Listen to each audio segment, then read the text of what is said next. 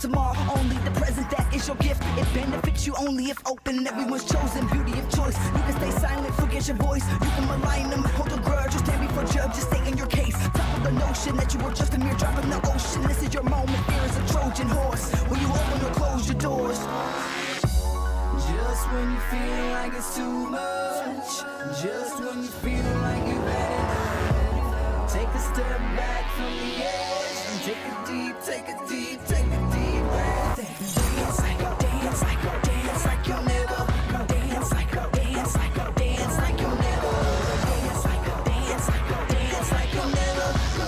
like you'll never. Ever gonna live again. Sometimes you don't like where you live. Sometimes you don't really like your kids. Sometimes you grow out of your friends. Sometimes it's your fault, just admit it. Finger point in the mirror, 3-point back, that's the tearjerker. You can wallow in sorrows, depressed of the past, afraid of the unknown tomorrow. Or you can just live in the now. We all trying to figure it out. The rhythm inside of your chest that's keeping you moving, that's the solution. The ball on the floor is hard to ignore. Endorphin rush will flush your brains while you dance your pain away. Just when you feel like it's too much, just when you feel like you've had enough, take a step back from the edge and take a deep breath. Dance like you'll never. Dance like you'll never. Dance like you'll never. Dance like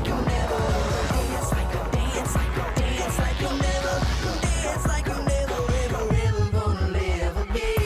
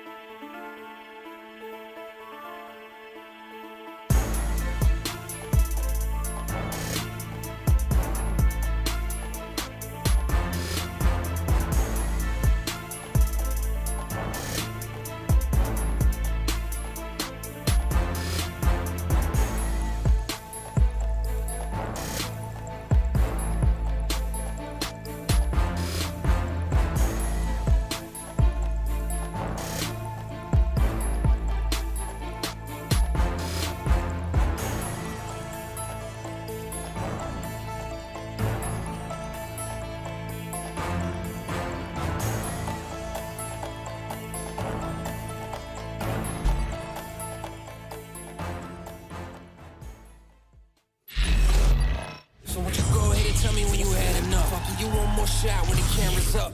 But this one you gon' have to duck. Tell me about your lifestyle, really. We've been on the road to the tank go empty. I'ma keep going to the Lord, come give me. If you wanted me to stop, then you can't come with me. Thinking you the best, silly. We about to put it in your chest, really. And I don't think you really want problems. Think you know the outcome when you come around, dog. You thinking you getting me? Is you kidding me? Ripping everything that you get in the vicinity.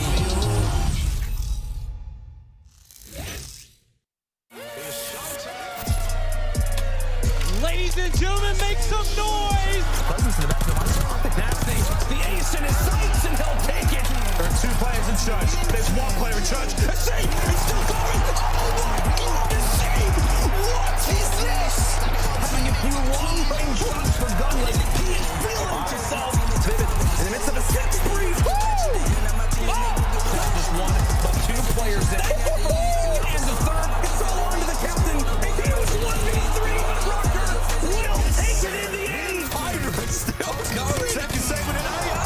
Finds a fifth. Even on Money Hill like River, FaZe find a way to pull themselves to get inside. Plan of FaZe, dominant.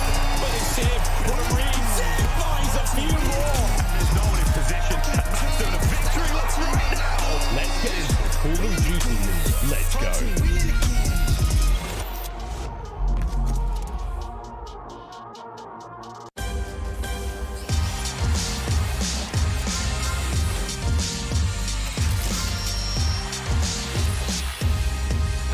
Hello, welcome to the Call of Duty League, and if you need a little boost of serotonin, you came to the right place. From big plays to storylines, we have it all. And me, I'm going to be your desk host, Velly, breaking things down with my best friends here. We got aLLeY and Nameless. I see that smile, man. How you feeling today? I'm feeling absolutely amazing, dude. Call of Duty is awesome. It's been great so far in the Vanguard season. We got some big matches today. I think we're going to have some Game 5s today, dude. It's going to be lit. I hope so. Yesterday was hot. Today is going to be even more hotter. Okay, let's go ahead and take a look at the schedule. To kick things off with the first matchup of the day is going to be good. The Minnesota Røkkr, they're going to take on the London Royal Ravens, but the Game Field marquee match of the day is going to be Atlanta FaZe versus Boston Breach. And aLLeY, I don't know about you, but I feel like this is going to be a really close game, despite the fact that Atlanta FaZe is playing. And you it's know not going what? to be an easy 3-0. You know what? We were chopping it up before we went live, right? Yeah. We were thinking like, oh, Atlanta, well, you know what? Boston Breach might just be able to do it, especially the way Cap's been shooting. Yes, I love Boston, the way they've been playing, but let's talk about the matchups today. First things first, Paris Legion, they're going to be facing off against OpTic Texas, and speaking of which, when it comes to OpTic Texas, Nameless, they can't win, man. Like, what's going on with this team? I don't know. It's been a bunch of green stuff in a blender, dude. I'm not gonna lie. I heard it makes a good smoothie though. But when it comes to OpTic Texas, they're 1-3 in Search and Destroy. They're 0-2 in Game 5. They have to figure it out there. One player, if I'm gonna call it an individual, it's got to be iLLeY. I'm expecting him to step up tremendously for the squad, being that flex player. We've been talking about it. The best teams in the game right now, the FaZes, the Ultras, and the Seattles. Their flex player is popping off, whether it be Cell, whether it be Sib. So I'm looking at iLLeY as well to start going off. And then in the Search and Destroy, we have Dashy, who has a .69, and Scump with a .76. This is a team that I expect to be great at Search and Destroy. Last year we saw it on Scump was he was one of the best Search and Destroy players in the world. So who is the in-game leader for this team when they're having these blunders at the very end, right? So expect them to have a resurgence today versus a Paris team that's been getting beat up on. OpTic should be able to take the respawns, and their Search and Destroy has to be better. Yeah, you saw the frustration on Scump's face right there, aLLeY. I mean, take a look at the stats for the team as a whole. Map win percentage, 36%.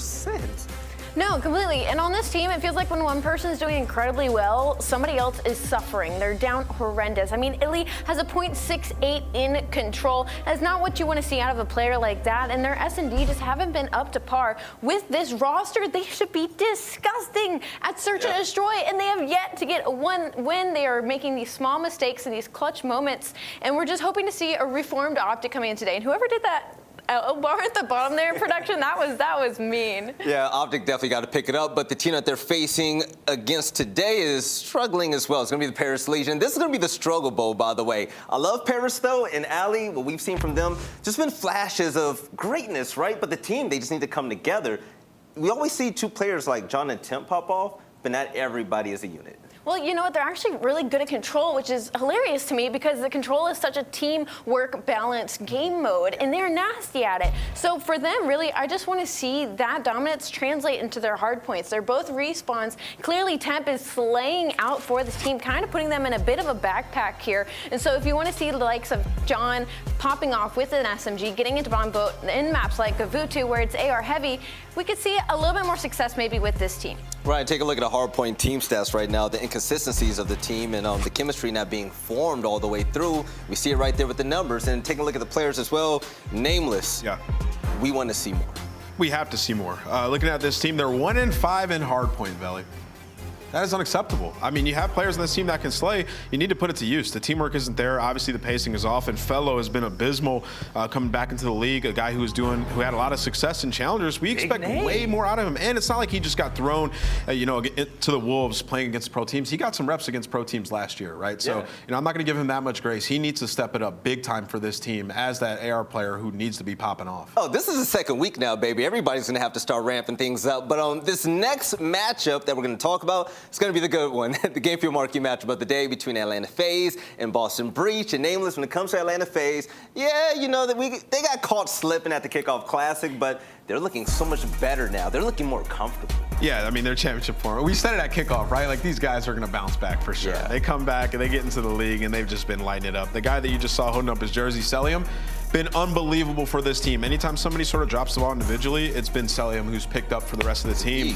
And I really like what I'm seeing. In the Search and Destroy, we saw some different looks. They were in bad situations many times on this map that you're seeing right here in Desert Siege, where they were down 3 versus 4 man, and they were still able to win the round. So I think when it comes to FaZe, they're still the top dog. If they're still one of the top dogs, if not the top dog in the league, and people are going to be trying to take them down. Yeah, and aLLeY, look at this duel right here with the ARs. We always talk about the SMG play, but Cellium and Arcitys have been holding it down. I think Nameless said it perfectly earlier this year, saying that it's really been the flex players that have been stepping it up in Vanguard. And a stat that I think is funny is that aBeZy and Simp are actually negative overall in KD when it comes to the squad, and they've been dominating thus far. So now I'm curious to see, should they start going positive, how much more elevated these 3-0s might start looking. Right, speaking of SMG play, you guys are going to love this one. The Boston Breach have been looking great so far this year. One of the newest additions to the CDL, right? But there's one player that we really didn't expect to really pop off the way he did.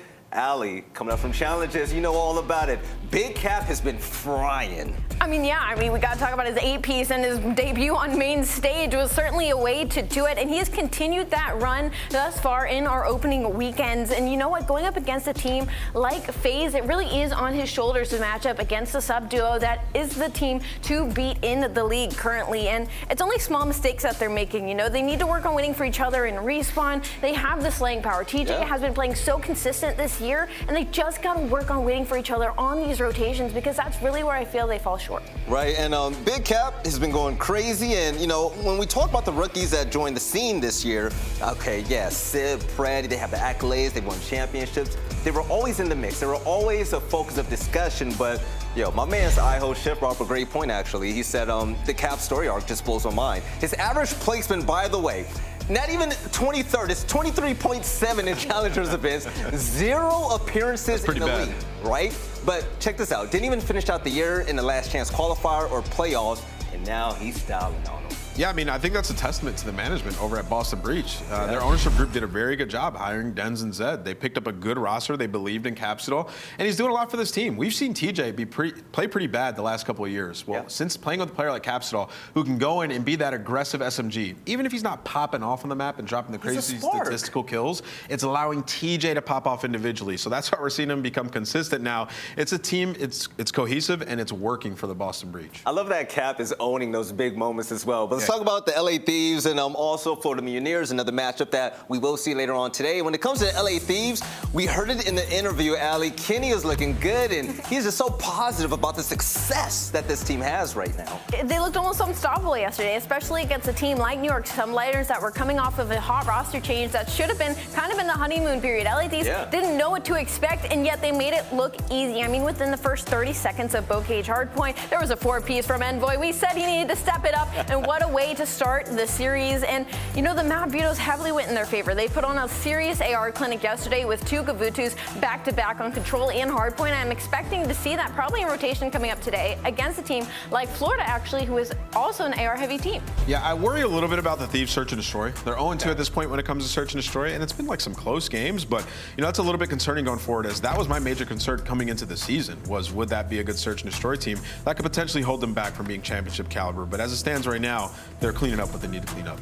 Right, and Florida Mutineers are riding high after the win over Paris that they had last time around. And this team, yeah, they've been struggling, but aLLeY, we're hoping that we see them progress even more. And I think this win can be kind of a momentum boost for them.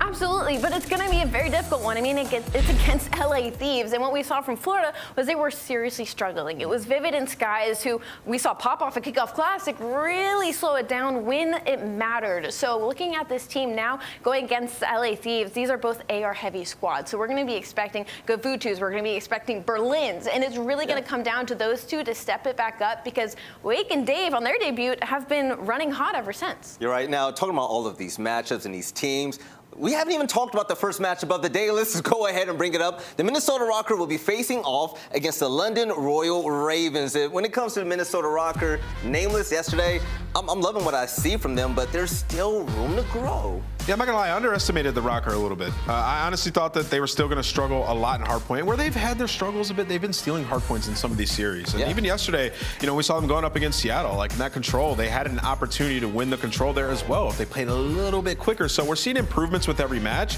And every time in this team gets to search and destroy, I expect them to win because they're just so polished there. But for the game fuel keys to victory for the Minnesota Røkkr, hardpoint setups need to be on point. London is breaking 45% of hills. They're #1 in the league. So when it comes to Røkkr rotating and setting up, you got to get that first blood to alleviate that pressure on the side of London. Search and destroy success is key versus strong respawn team. They're 3rd in round win percentage. We saw the different looks that Attach was giving us with that sniper, the different strategies that they had. They're very poised and they have composure in those final moments. So maybe just play the buddy system when it's in the very last round and you'll be able to clutch up in game 5s. And then get Priestahh going. He's a flex player for this team. He's a player who we've seen in past pop off in respawn. He has a .87 right now. There's another level that he can get to. Once he gets there, I think that they can get back to championship caliber that we saw last year. Yes, my first ever Call of Duty event was CDL Fort Worth. That was when Priestahh went crazy before he got sick, right? We all remember that. For those of you at home, you know what I'm talking about, right? If Priestahh can get back to his dominating status, it's going to be hard to stop this Minnesota Røkkr team. But aLLeY, the team that's going to have to stop them. Okay, London Royal Ravens, last time they were on the screen, Gismo said it. He said, you know, us EU boys, we're here to stay. We're going to pop off. And this is going to be a good match for them to really prove that. London has seriously been the dark horses of the league with the hot 3-0 to start this season. It's all been about Gismo, right? 1.13 in hardpoint KD, 1.28 in S&D, 1.31 in control. Like every game mode, it just keeps going higher and higher. Afro has been dominating in respawns as well. And if he starts translating that to S&D, which they're already so good at, this team is definitely looking to be top 4 caliber. And then when it comes to them winning in these game fuel keys to victory, it's going to be that they can't rely on just breaking hills. They're first in break percentage. They have the aggression, but they're last in rotation win percentage, which is really important against a team like Minnesota Røkkr, who their team making decisions when it comes to those early rotations, they're going to be there at 20 seconds left on Old Hill. So London needs to be on top of that, as well as converting first bloods in S&D. They're 2nd in first blood win percentage and 6th in round win percentage. So they're getting a lot of first bloods, but they're just not capitalizing on them. And more fundamentals in control. They're 1st in KD, but 4th in overall round win percentage. So you might be outslaying guys, but you got to make sure to protect or get on that point. You got that right. Now, the one thing about this roster that I think is going to just, you know, it's going to help them go up even further is that Afro hasn't even looked his most comfortable yet. And watching scrims before the season even started, Afro was the standout to me, nameless, man. I think that kid has a lot of potential. Yeah, I think he does too. I think he's been playing pretty good so far in their matches. I think Gizmo's just been popping off so hard he's taking a little bit. You know, he could be better Afro. too. Yeah, running an SMG at times, just stats just aren't going to be the craziest. Maybe he's still sitting at a 1.14 overall. Good. So he's been frying. I like what I've seen out of Afro. He's developing as a player. Last year we saw him going off on that London Royal Ravens team, but there's a difference. He didn't have a Trey Zero to teach him the game. Somebody who had a championship championship. And that's what we're seeing with these guys. They're learning from zero. So we have to give credit to Trey as well, as he's teaching these guys the in-game leader, and he's also been consistent. No, since you want to act like you know it all on the desk, Mr. OG, I'm going to see if you know what the outcome is going to be with this matchup. Minnesota or London, when it comes to predictions, who you got? This is a tough one, honestly, because we don't know how good London is just yet. But I'm going to go London 3-1. I feel like London are going to take this one. They're super confident. They're gelling in and out of game. And Minnesota's coming off a loss. So. All right. aLLeY, you going to rock with Nameless on this one, or are you rocking with Minnesota? I'm rocking with London. Their confidence, Nero's confidence in the squad has seriously convinced me that they're going to be a top 4 team by the end of the year. All right, listen, Minnesota Røkkr fans out there, I got your back. I think Minnesota's going to take this. From what we've seen so far, I love it, right? Even when we see attached with the scope and search and destroy, and the way that some of these players just take over in games, they haven't reached their peak yet, and that's something that I'm really looking forward to seeing. I think Minnesota takes this 3-2. I think we're going to a game 5. But the people that will be calling this shot, for those of you at home, if you are European, you're definitely going to love this as well. Let's go ahead and get Bryson 10 on the screen. Welcome, gentlemen. Fellas, welcome to the CDL for your first fantastic. official cast. Bryce, 10, how you feeling? I'm good. I'm excited to be here. I'm excited to see London play. It's almost like the fates align and everything. Obviously, Veli, your prediction is wrong, but we'll get to that later. I don't like you. 10, say something nice to me, man. Veli, your hair looks great today, man. Thank you. I hope your beans and toast was good this morning, all right? But fellas, go ahead. You guys have a great matchup. Have some fun, all right? Awesome. Thank you so much. Yes, getting into this game, Tan. First of all, welcome to CDL. I'm glad to be here. How are you? Oh, man, I'm just excited to get into it. Not too sure about you going for the host straight away with the predictions. Not too sure on that one, but it's our first go in the CDL, of course, for the year. But for me, looking at the London roster, it almost feels like we're watching Challengers again because of the roster that is in here. We talked about it last year, how many of these players in Europe that look so good on the Challenger level. How many times have we said it, that they are the best in the business? A couple of them get brought up to this London roster. They've had a very nice start because of that as well. But going up against a very, very strong team in the Røkkr is tantalizing first game, Brycey. It certainly is, and we're going to take a look at how this one is going to play out between these two teams. Great benchmarking game, actually, for them. A lot of people very hyped to see London come into this one and see if they can take down the Røkkr. But Berlin hardpoint, then Berlin search and destroy, Tuscan control, Tuscan hardpoint, and Bacard search and destroy if we get that far ton. We were talking about this earlier, actually. We think the maps slightly favour one team over the other. Yeah, we're slightly leaning London, whether you want to buy into any sort of bias in that as well. Well, I'll let you at home decide on that one. But at the same time, I think, we've looked through it. We kind of feel that London are the stronger overall respawn team. But when it does come down to search and destroy, we're definitely leaning towards the Røkkr. So, it's all going to tell in the series. It has to be said. I think if we go map 5, I think Røkkr take it. But I'm going to lean towards what Nameless said. I'm going 3-1 London. Well, let's see if that is exactly what is going to happen here. Of course, we will be expecting a pretty strong start out of London on this Berlin hardpoint. Their KDs are some of the best in the league for this ton.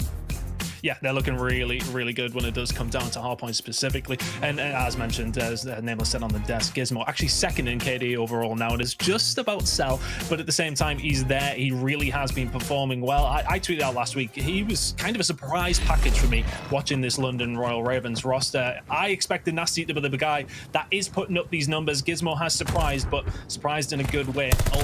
Pretty much culminated with Trey Zero Morris, the one leading the line for these guys. But here we go to Berlin, and it's a good start already for Gismo. Around the back, there's 3. We're in the hill, not quite going to find the 4th. It's a good start for the Royal Ravens.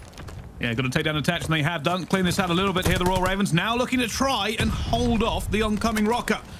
Nasty just trying to hold the back stairs here. Unfortunately, he has let 2 slip through. Fortunately, Trey is equal to it, and there we go. Should be Nasty to clean up the last one here. Few bullets going a little bit awry, but has managed to get the time now. Yeah, they do manage to get in, but Røkkr do pick up a decent amount of time to kick things off. But looking towards the spawns of P2, of course, this is something we're going to discuss a little bit more than just a few points they're getting so far. 10 seconds remaining. They will pick up that scrap. This rotation over towards the second hill. Where these kills on the offset going to go? It's going to be Priestahh picking up 2 top mid. Attach follows up. This should be a Røkkr hill to lock on down. And Priestah's a huge guy in this series, isn't he? We've already said time and time again, he hasn't been performing throughout the season so far. If he can step it up, this Røkkr team become very, very tasty indeed. But if he doesn't, they're going to still stay in and around that mid-pack. But as mentioned, look, this is a really good barometer for us and everybody at home to get an idea of where these teams are at. Right now, though, in terms of where they're at on that side of the hardpoint, the London Royal Ravens are trying their hardest to get in. Standy just about defending. Yeah, at the moment, it does look like Røkkr have control. And this is something we've seen before, actually. London, not great at rotations, but much better at breaking. Already, players now starting to get in here. This is going to be the scrap time as teams are going to start thinking about this rotation as well. Nasty should be able to clean that last one up. And while the stun does go in front of him, MajorManiak's going to go for the challenge. And Nasty will take it down, says thank you very much for this scrap. And now we're off to the races on the rotation. Yeah, massive for Gismo to try and find a couple of kills here. He's probably going to get shot in the back here from Priestahh. There you go. It's going to open things up for the Røkkr as we do move over towards P3. Clean wipe for them as well. And again, it's the same old story when it does come down to London. Yes, okay, fantastic. You are able to break so well. Wouldn't mind a couple of good rotations out of them at the same time, though. Make your job a little bit easier. They found a couple of kills here, looking at the spawns over towards P1. Coming in for the Royal Ravens. Priestahh needs to go big, but Zero's going to clean house. It's only Attach left in any sort of position to do something about it imminently. We'll find one, will fall, trade out. So which way are they going to go? Royal Ravens still in control. Standy will find one of his own. But again, that breaking potential from the Royal Ravens is the reason why they have control right now. And they still have control. You can see the pressure coming in from Røkkr just a little bit. The whole hard point is just exploding with stuns every single place. But Nasty stays alive, tries to turn on Standy. Not going to work out for them. Trey is actually going to have to get in the hill. He's picked the wrong corner. He's firing at a post. It's not good enough. And more of the Røkkr rock in. And MajorManiak getting 3 there to just take this little bit of time away from the Ravens.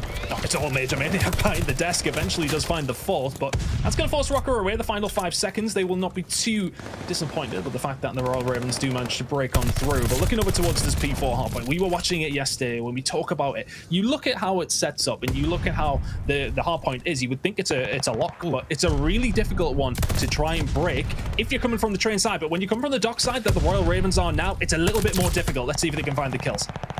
Oh, at the moment, the Ravens do have bodies in this area that try and defuse it, but you can see Røkkr. I've got a bit of control. Standy's going to get gunned there by Afro. And that has allowed them to completely clean this up. There's a big spawn out now from Røkkr, and I've got to say, it does seem the same old story, Ton. Not seeing the Ravens rotate as much as they should do, but somehow they just keep punching through anybody's defense. And one of the reasons they were able to punch through that defense is Attach finds a ridiculous kill in the middle. Gismo spawned up towards trains, and I mean, it's all completely fallen apart for the Ravens nonetheless. It's only Zero inside the hill. They're still spawning towards the back dock, but they had a split spawn there, and I think that caught Røkkr off by guard. It was Gismo who pushed in from train's side. Ultimately, though, it's not really going to result in too many points for either team as we do loop P4 and back towards the middle once more. See what Zero can find here down the outside as we move over towards AS and D. Not going to be able to find much in the Royal Ravens. Really struggling on these rotations once again. Afro not struggling, though, with the MP40. Finds 2. Really well played, and now the push is going to come in from mid-map. Yeah, and you can see the Ravens at the moment. Very, very tight game between these two, and you're going to ask yourself exactly when is that difference actually going to come in, because either of these two teams could take it from here. It's a big wipe from the Ravens, though. They try to get a little bit of time here, and you're never going to get an awful lot on this one. No, it's a difficult one. It's kind of that P1-centric kind of hill, isn't it? It's one that can't be contested. It's very hard to lock down for a certain amount of time, especially if your SMG players ain't cleaning those kills up. But Gismo's here to the rescue, finds 2. He's going to get caught out by MajorManiak. Yes, he is, but nonetheless, the damage has already been done. Royal Ravens picking up a decent amount of time there.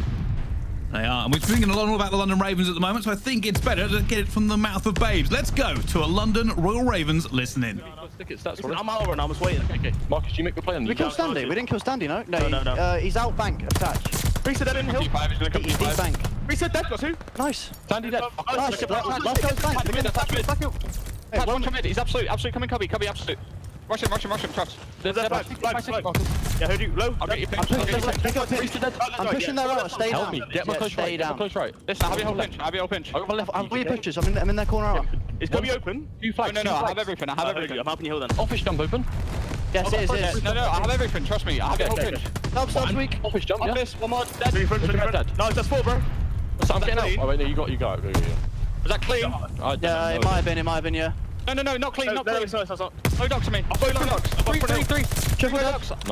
Wow, London Royal Ravens sound calm and collected, but again, I would be if I pretty much dominated the kill feed for the last 60 seconds. I mean, Trey's just been popping off even on P1 there. That was really well played. You heard in the comms, trust me, I've got everything. And well, a couple of kills lit up in the bottom left corner, didn't they? With 0 on the left-hand side.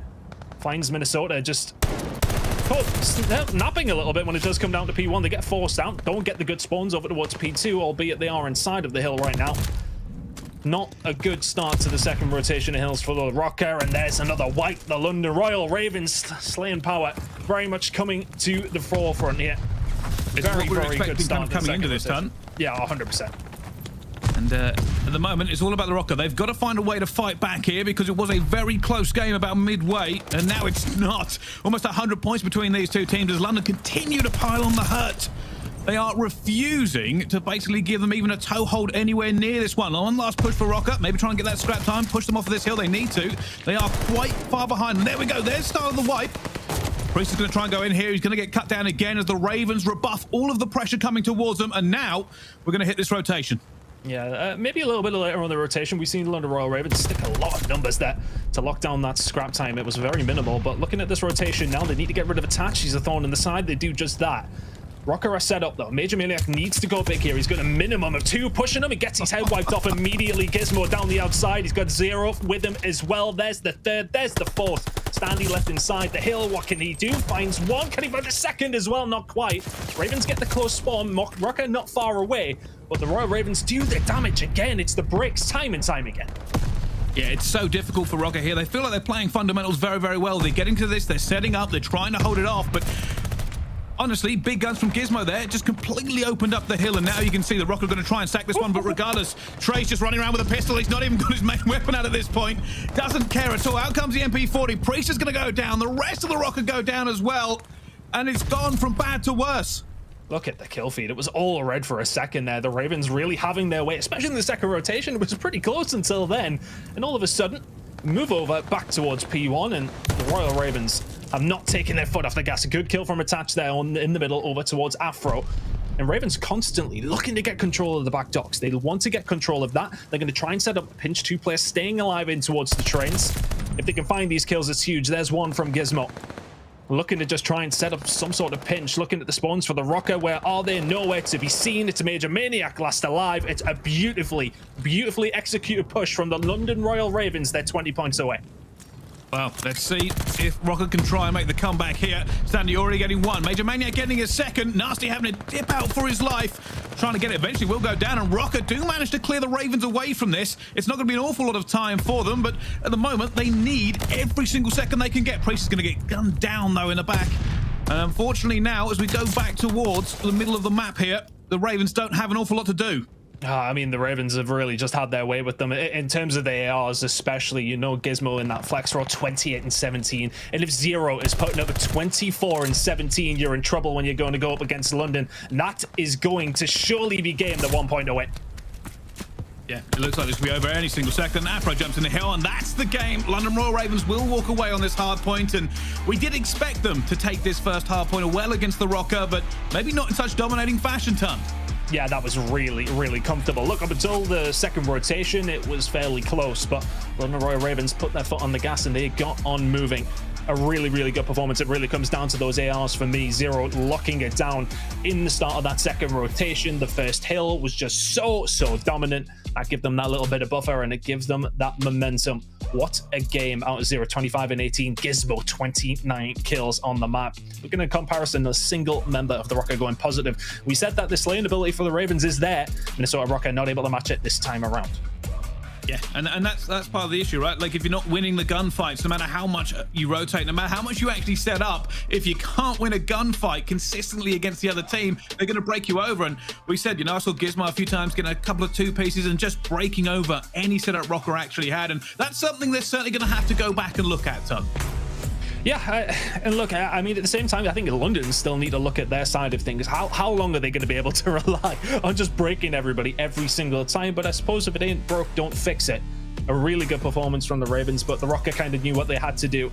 The ARs need to be there at the party, and you would think when it comes down to breaks, it's mostly about those SMGs getting inside the hill, causing the chaos. They were able to do that from the Ravens, but mostly it's the ARs finding the kills on some of these rotations, buttering them up, so to speak, before they get in there, and that's what's causing the issues for teams like Røkkr at the moment, who, as far as ARs go, aren't necessarily at their strongest at this early stage in the game, but it really was down to Zero. It was that P1 rotation over towards P2. This is where they started lighting Røkkr up. Yeah, he certainly turned up. And obviously, you know, when you got all of your team playing as well as you do, he's just got to pick up the scraps, and he was doing it fantastically, dictating the pace of play. I will say this, though, for everything we do expect London Royal Ravens to win this one ton, S&D could be Røkkr's. Yeah, Røkkr is definitely the team we're going to be looking towards for the Search and Destroys, and with good reason. They have looked fantastic so far. They would have wanted to go into map number 1, though, with a win. The Royal Ravens, though, would have felt it essential. I feel as if this game, if it is going to go towards the Ravens, they need to win those respawns. We do expect them as a duo from England at the same time. Expect them to do so, but at the same time, look, the Røkkr need to try and steal one. I thought out of any, it could have potentially been Berlin. They didn't look convincing there, to be honest with you. So we need to see something potentially in the control. I definitely feel as if the S&D is something that they can take away. Maybe that's the momentum that is going to maybe drag them back into this series. But yeah, if you're the Royal Ravens, you're hellishly confident now. Yeah, here's the thing, right? Going into this in the S&D, we kind of looked at the statistics before the game, and if we're being perfectly honest, we do kind of have a little bit of benchmark between these two teams because they both played Texas recently, right? And they played very similar maps here, and you can kind of say, hey, look, London were better against Texas on this map, and then Røkkr were better against Texas on that map. It's not the most scientific method in the world, but considering it's early season, it does give us some idea of how to benchmark these teams. Now, with everything we've actually seen from Røkkr, yes, basically, we do kind of feel that they might be the better S&D team. Whether or not it completely plays out, because even their S&Ds have been pretty close, and so have London's, it's a little bit of a toss-up, but yeah, I would lean Røkkr on this one. Yeah, 100%. But I think, you know, just touching on what you said there and what we said at the beginning of the series, it's still very difficult to predict some of these games, isn't it? You know, when it comes down to these matchups, nobody is quite sure where everybody is landing at this moment in time. How good are the Ravens? How good are Røkkr? That's a question we're going to get answered at the end of this series. So that's the beautiful thing. We can make all of these predictions and it could be wrong, and it's fine. It's fine. We weren't to know anyway, so it makes us look great. But nonetheless, yes, it's very much that sort of season where, well, it's still getting to grips with everybody, finding out how good everybody is, and I'm sure we'll have a better idea for these two teams specifically where they lie after this one. Yeah, and I've got to say, you know, obviously some people probably think we're a little bit biased, both being UK casters as well, but let's face it, right? London hasn't had the best couple of years coming into the CDL, but now they seem to have finally found a team that works, and this is the Team KDs for the season as well. You can tell Gismo has come into the CDL like a machine on a mission. A 1.21 so far in this season. If he can keep even close to that for the rest of it, ton, we're looking at a potential MVP. Oh, yeah, I mean, the guy's been absolutely insane. I'll say what I said at the beginning of the series again. I really thought the standout in these new boys for the London Royal Ravens was going to be Nasty. How long have we commentated over him, and how often have we seen him looking so good on the challenger side of things? Gismo still has been fantastic. Comes into this game, though, and looks unbelievable at the highest level. And he's really proven as to why the London Royal Ravens picked him up. But heading into Search and Destroy, heading over to Berlin once more, we are expecting Røkkr to come out and look good on this one. When it does come down to the London Royal Ravens, they're finding plenty of first bloods, but can they convert it into anything? That is the question. Up against OpTic, they did a good job at that, but couldn't convert the win. Let's see if they can do a little bit better here. Well, Trey almost gets taken down straight away there. Has the sniper out, and unfortunately it has not gone well for him. That bomb is going down fast. Nasty will get that first blood. Can London convert this in any meaningful way with that bomb down, though? Yeah, Trey's in support mode. Needs the SMGs to get going. Afro will find one at the Priestahh. And they've just completely taken over the bomb site here. One inside from the side of Minnesota Røkkr, and there's the other one. Just needed those comms. Nasty guns, MajorManiak. Standy left all alone. Ooh. It's a very, very clean wipe from the London Royal Ravens. That will be 1-0. Very convincing. I think what's really good there is the fact that Zero stays alive. He doesn't do a great deal from back there, apart from be a pain, to be honest with you. The fact that he could then watch that, stop the push coming on through, the Ravens know exactly where Røkkr are setting up. They're flying through, win their gunfights, and that's the round. Yeah, you are right there, actually. Trey staying alive is a big thing. And yeah, we said Mr. Snipe almost went down, but here's the benefit. They know he has a sniper. They know he's down there. That doesn't really allow them to peek or get control of that street in any meaningful way. The rest of the team starts to swoop in. They get the first blood from Nasty, and then Røkkr just basically fell to bits. They had nowhere to move. They had bunkered in, and unfortunately, they just couldn't win the gunfights. However, they have a chance here now on defense to try and do the exact same thing. We are on board this time, though, with Afro. Here we go, this big aggressive push. We've seen it against OpTic. This time around, though, it is Røkkr who come off better. Standy will catch two of the players with their pants down, and this is a very quick round by the looks of things, unless Nasty can pull a rabbit out of the hat. Not going to happen this time around, and it's a very quick round over towards B on Berlin, as we do often see. And we've seen the Ravens do that time and time again against OpTic, right? Hit that mid street, try and find those picks. This time around, though, Standy comes off better. Yeah, this is what we're expecting from Røkkr as well.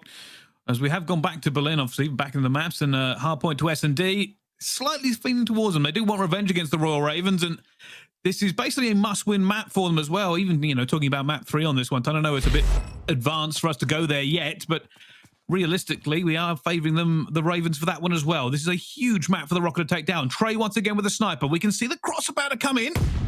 It's in Standy as well. Can he get anything for this? Yeah, just M4 for Trey, though. And once again, look at the rest of them making the move through the middle of the map. We do actually have somebody closer up towards the bomb. That is Nasty. Are they going to expect him back there with Trey? That's the question. But the bomb is down at B. Has Nasty been spotted? I think so. Standy has to be careful, though. Oh, Attach is in a great position. He knows where the players are. He's going to be calling this out. They're going to try and lock down Afro. Oh no, Zero and Afro, both brothers make Oh my word! Oh, Trey gets 2 snipes, and now Attach has to try and get all the way into this one. They're not going to let him near. Gismo takes him down, and what I thought was a good setup for Røkkr falls apart. Oh, yeah, like that setup from Attach is wonderful. He knows they're going to try and do the exact same thing with the break through the middle. But the thing is, if you're Attached, you need the rest of your team to stay alive, bro. I mean, that's the problem. You're there for the cuts on the flank, and if they all died, there's absolutely nothing you can do about it, to be honest with you. So there you go. Royal Ravens, off the back of 2 great snipes from Zero, will find the round. 2-0, or 2-1, I should say. Really, really good start for London. I think Attach had a great position there. I think he saw Afro go in and was calling him out to the teammate. Somehow Afro wins that gunfight, and then obviously we jump to Trey, and Trey's doing work with the sniper. And you can see him after the round, right? Smirking. He knows what he did was influential on that one. But a little bit of a different here now. Push London, trying to get into this A bomb site. Nasty's already gone through. Going to go for the plant, and the setup's coming in. Keep an eye on number 6. That's going to be Attach. He's right below Zero. Standy going to have some support here as well. Not going to expect Zero in the corner. 2 kills straight off the rip, make it a 3rd from Gismo. Snaps in there, and Attach is left all on his lonesome once again. He's shouting around, looking around. Guys, where are you gone? You left me on my own once again. The Ravens. Again, it's kind of that same structure, isn't it? When we see from the hotpicks, they find those breaks. It's these flurry of kills they're able to find. 3-1. This needed to be a Røkkr map, to be honest with you. If we're leading into our prediction and how things are going to work out. Not looking good so far. Ravens 3-1 to the good. They are feeling confident though, but still an awful lot of S&D to be played here. The Røkkr can return to form. They just have to try and slow down a little bit of this London pressure. They're winning too many 50-50 gunfights across the map, and basically it's just put them in a bad position. They're just losing numbers way too fast to get anything really going on these pinches. But we will see how they do this time on the attack. Attach with the sniper rifle this time. Sees 2 cross. That's just information. He's going to call that out to his teammates. Yeah, and that's why Standy's just slowed things down that little bit. Information is king when it does come down to search and destroy. And, well, Standy's going to try and play off that one. He's playing this one slowly, but as are the Royal Ravens. You can see, though, Nasty is making his way up towards that B side. We're getting a little bit more info of where things are going. MajorManiak gets peppered up a little bit by Zero. Not too sure if they know that Nasty is all the way back docks. Yeah, Røkkr don't have an awful lot of map control here. And it might make going for a bomb site a little bit dangerous. They're going to have to make this decision pretty soon, though. Yeah. Wondering Nasty's the if big player. Priestahh will eventually start heading over to B. Yeah, that's the thing, though. Do they know Nasty got so far? It's going to be a difficult engagement when they do get so far, but Afro is going to be stunned up. He's not going to be pushed. And look at this rotation now. Is it potentially going to be the bomb going over towards B? It doesn't seem to matter because Tan should be dead. Nasty, a little bit of a scary situation. Now, if you're Minnesota Røkkr here, you're now like, right, okay, well, Nasty's all the way around behind. Zero's won that gunfight. How the hell do we win this round?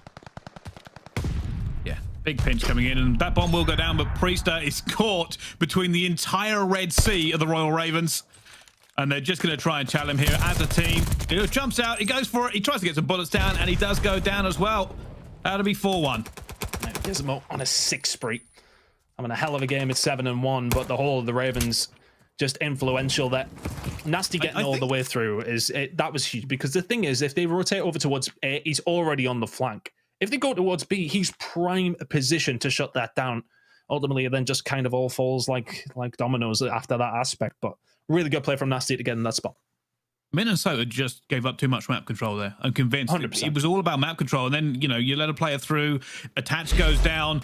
It was always going to be difficult with 45 seconds left to get to a bomb site. But when you don't know where the players on London Royal Ravens are and try to execute, well, it went about as bad as you saw.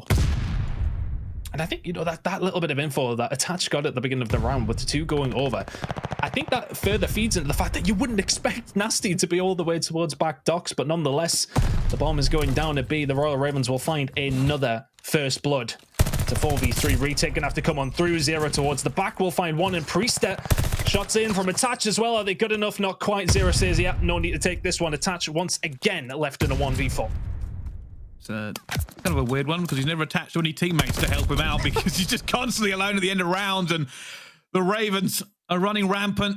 It's basically ridiculous at this point. How on earth do you quantify this one? We did say coming into it, we felt like the Røkkr may be the stronger S&D team, and right now London is making us look silly.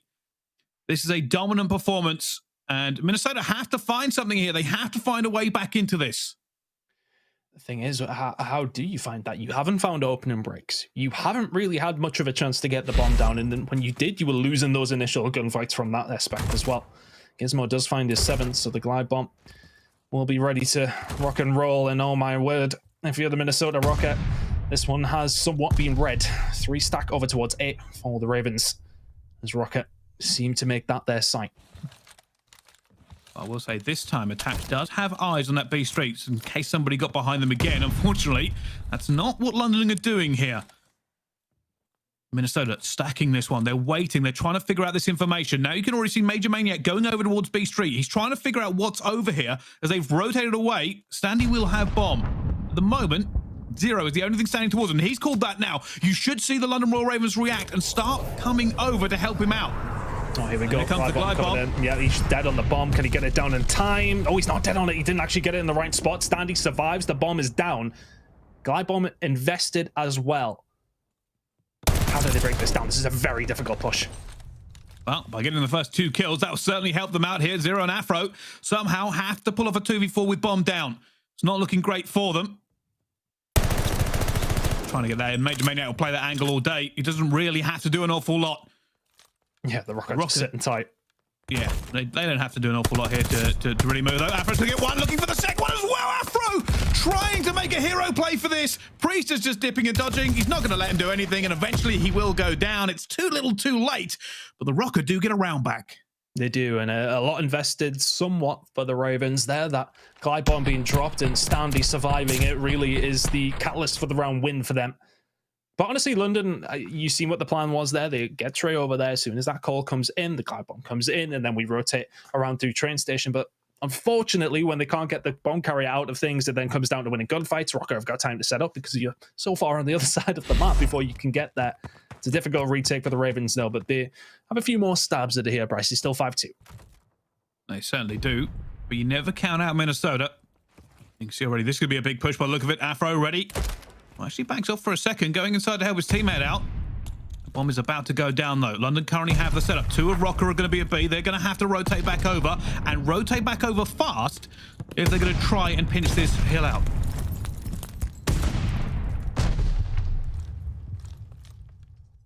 Not much of a push coming in yet. Just taking their time. 30 seconds remaining on that timer. I think the Røkkr are just very well aware they need to find this first kill. They need to get over there fast. Here comes the stack. This is all going to explode in a few seconds here. Attached about to push at the same time. He sees one. Trey coming through, but it's going to be a double jump. Oh, somehow Zero gets it. Gismo gets another one. Nasty gets one as well. And it's a push from Røkkr, but it does nothing. And the Ravens celebrate from what was a pretty easy setup for them. I think Minnesota left that too long, Ton. And the bait and switch kind of comes in from Attach, but Standy's not close enough. The communication clearly not there. And the Royal Ravens walk away with that one pretty much just at a stride. That was fairly comfortable for them all the way through. The rounds they won were not really close. A couple of moments of magic, yes, but for the most part, domination from the Royal Ravens, and they are comfortably 2-0 up in this series now against the Minnesota Røkkr. And well, I mean, that's really not the search and destroy I expected. The Royal Ravens were just clinical in every single moment. Where they needed to find the kills, they found them. When they needed to find those rotations to put themselves in the right place, they did it. The Røkkr just felt somewhat hesitant at times, and they paid for it. It has to be said. Very, very convincing from the Ravens. 6-2 there. Convincing hard point heading into map number 3. We're going to go over towards Tuscan Control, and they will be feeling nice. Well, obviously, they're on a roll here, the Ravens, and Røkkr are not feeling great going into this one. But with Control coming up next, and the previous history of the London Royal Ravens, Ton, This could be over in a 3-0. It's not what I was expecting, but we'll have to see. Obviously, when we come back after the break, more Royal Ravens versus Røkkr here on the CDL.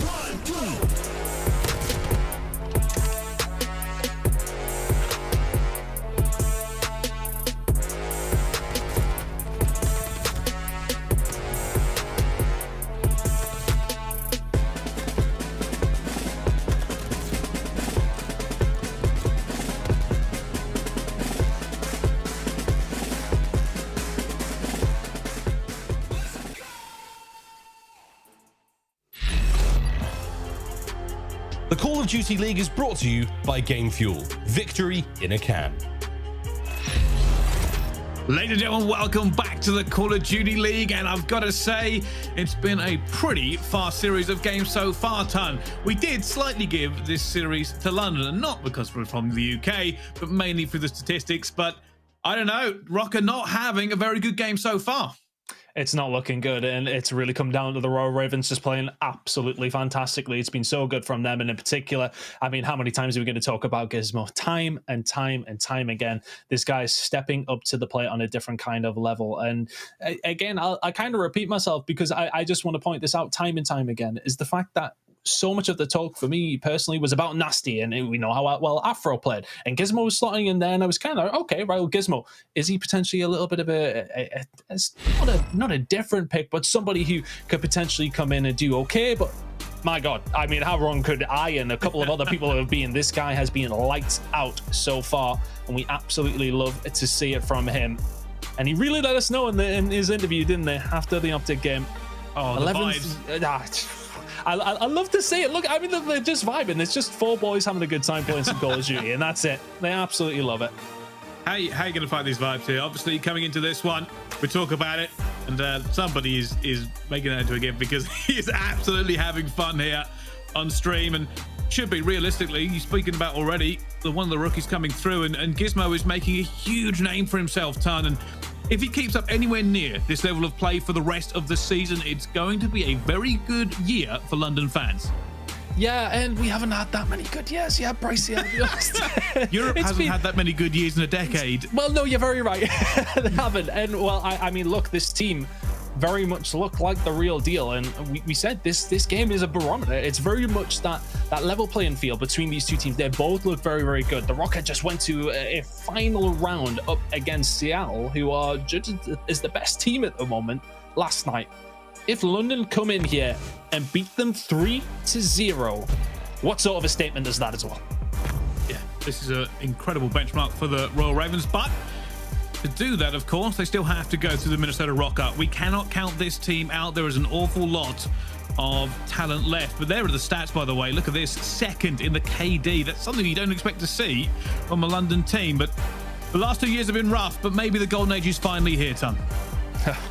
I think Trey and some of his former teammates would argue that golden age was a little while ago, but who knows? You know, like how long have we talked about the challenger side of things when it does come down to Europe? It's looked so good, but for comparison, heading into this control, offensive wins are not much to talk about for either one of those teams, but 5th and 6th respectively. Defensive wins though, big positive for London here heading into the Tuscan. They won the majority of theirs, 3rd at this moment in time. The Røkkr leaky when it comes to defense, and well, let's see if the London Royal Ravens can make the most of that. Well, straight on with the man of the moment, Gismo. We're going to see Priestahh straight down low, and he gets deleted. You can see already a bit of a push coming in for the Ravens, but nothing too concrete. Time starting to creep up here on A for them, but Attach trying to make some moves. Should be able to get a pinch on. A good win for Zero. Can he find a 2nd as well? That would be ludicrous. Priestahh, the only one there to contest, will find a kill, and not quite the 2nd. Not too sure if A will be locked in, but look at already over towards B. You've got Afro. The offense is there on 2 different sides. We're going to just try and get some control. I like this from Afro. Just gets out of the point, knows himself, not really collecting a lot here. Let's get a little bit more control. Over towards A, though. The Minnesota Røkkr will clear it. Nonetheless, a bit of a weird map position for both teams here. Yeah, this is all about the first few gunfights, and we'll dictate the pace for it. Trey gets one as well, and that's a gun to the back from Afro. And now Minnesota are going to have to figure out their next moves for it as well. Eventually, Standy will come in and get nasty. Trey will take him back down, though. MajorManiak coming to back them up. You can see them trying to make this play around here at the moment, but it is going to be Gismo around the back. Eventually, all that pressure is going to be rebuffed. The Ravens are going to have to go and try and get some time with the A to slow this down. But in come Minnesota, refusing to really give them a toehold back into this one. Ooh, Nasty was playing his life in the middle of the map as well, and Standy's just deleted him.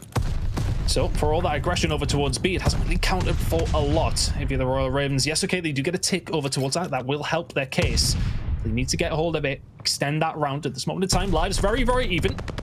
That's the push going to come in here from the Røkkr. Zero will find 1, can't quite find the 2nd. Afro will trade that out on the mid, though, and that will be A going over to the Ravens. But look at this setup immediately for Røkkr. Priestahh all the way up, causing issue. Oh, no issue at all. I mean, look, he has himself set up. We only kind of seen it on the minimap, but on that transition over towards B, you've got to be catching them out on that rotation, and Priestahh kind of gets just caught with his pants down by the looks of it. Keep an eye on Nasty, by the way. Keep an eye on Nasty, because he's got to wait for his teammates to get somewhere near him before he makes a move. They are now looking for them. They know this pressure is going to come in. He's going to try and make a move. They're already going to be taken down. Afro is in the area to try and do something. Gismo's going to go down as well. This is great from Minnesota.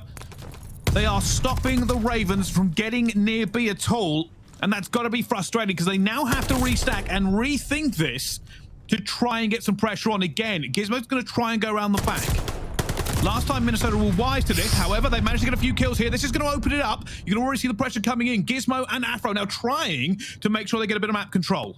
The Røkkr are very aware of what London are trying to do. They're trying to extend out past that B site to force the spawns back over towards the left-hand side of the map on occasion, but now it's really going to come down to one final attack, you would say. Maybe an extra one if Ravens don't make it clean. Let's see, this push towards the back, it needs to be big.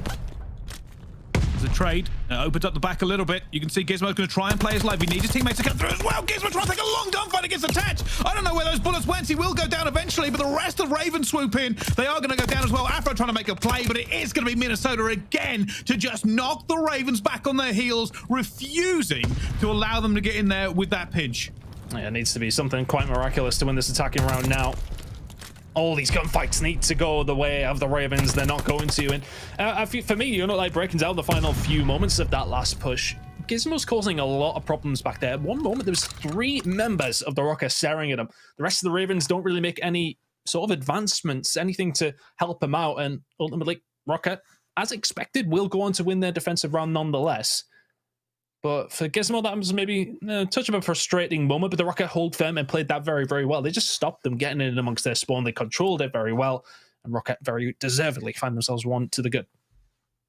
Yeah, unbelievable. Obviously, Minnesota, the pressure was on them there. We knew that pinch was going to be crucial, and they managed to just stand up as well. And I've got to say, obviously, Attach staying alive there, and Gismo not able to get it. They closed down the back, and in the front, the players tried to get through. London had 2 players there. I know one of them was Afro.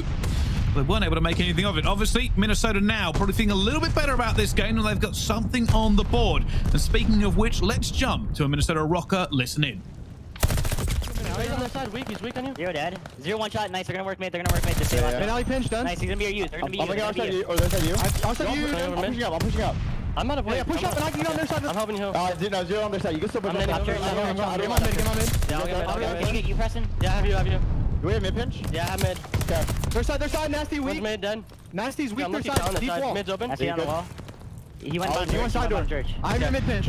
Nice, good shit. 26 for 25. I can look over you mid. Wait for me. Top right church, Nasty. One's mid. I'm named back 10. Nasty with the church. I'm gonna slide in. Let's go you to pinch Afro. Nero dead. Nice 3. Let's go. Oh, Nasty was top church. I'm with you. I'm gonna go mid. I'm following you. I can go Pete. Actually, I'm not gonna pick out. I'll go top church. Okay. Every guy's P5. I'm on side up, Pat. Yo, hold. I'm holding radio. Keep holding this. Keep on this. I'll hold it for you, Mike. I heard it. I'm on shot. I'm chowing the back. I'm gonna chop flat, okay? Back truck. One shot back truck. Hold on, Levi, wait. I'm hitting flat. Give me a shot. Yeah, one's back truck. Keep holding green control, guys. Yeah, I'm throwing I'll come fill. I spawn He's close. on the shot. I'm on I want pitching. Okay, one's on the truck. Alright, I'm nading it. Flat dead. He's still on Back truck. truck. He's naded on truck. Naded on truck. Oh, he's not. No, he's not. He's going low in there. And one's top green. He's inner on you, Bill. Inner alley. Game up, church. Nice. One more on point. Nasty. All right. 2018, we got a minute 30. I'm gonna help left right here. Yeah, I'm gonna go around the back with someone. And the difference there for me when looking at these attacking rounds is Røkkr have really had a little bit more of a success of it. They really took their time. Ravens felt a little bit despondent, a little bit too quick. They will find kills there, albeit Bryce, but at the same time, the Røkkr, they've really locked it in. They've been nice and slow, but it hasn't worked for anything there as Afro finds 3 on the defense. Ravens will clean them out, but Røkkr just seem a little bit more methodical in their attacking rounds. I was going to say they sounded a bit fired up. Realistically, there's a bit of passion coming in it. They knew they had the advantage there on A, and they were feeling themselves. Unfortunately, that has been shut down. Afro still alive here now on a 4-streak, looking for that last player, spinning, burning, and down they go. And the London Royal Ravens are managing to hold off Minnesota this time. Feels like that last defensive round, Minnesota held off London. Shoes on the other foot. I mean, I got completely baited with my point, really, didn't I? I was talking about how good Røkkr looked on the attack and wallop. 4 men dead. Crazy. I've spoken it into existence, but here we go. Can they continue this attack and can they find anything out of it? Currently 6 lives down. Gismo on a 4-spree. Big reason as to why the Ravens have been able to push them back. He will be the one flanking, but the rest of the team need to hold on strong. Afro. This man's MP40 has got something different, and I swear to God, it was the 7 streak that I was just trying to iterate in my words once more, but I mean, make that aBeZy surely will find Attach. The round is over. The round is over. There is no need to keep flying around in church and gunning people, but keeps doing it. And I was going to say, Minnesota seemed like they were really on a roll there for a little bit, and it kind of petered out towards it as the Ravens started to take full map control away and gun them all over the place. But still lots to play for in this control, obviously. We will go back onto London being the attacking team. Can Minnesota hold them off once again?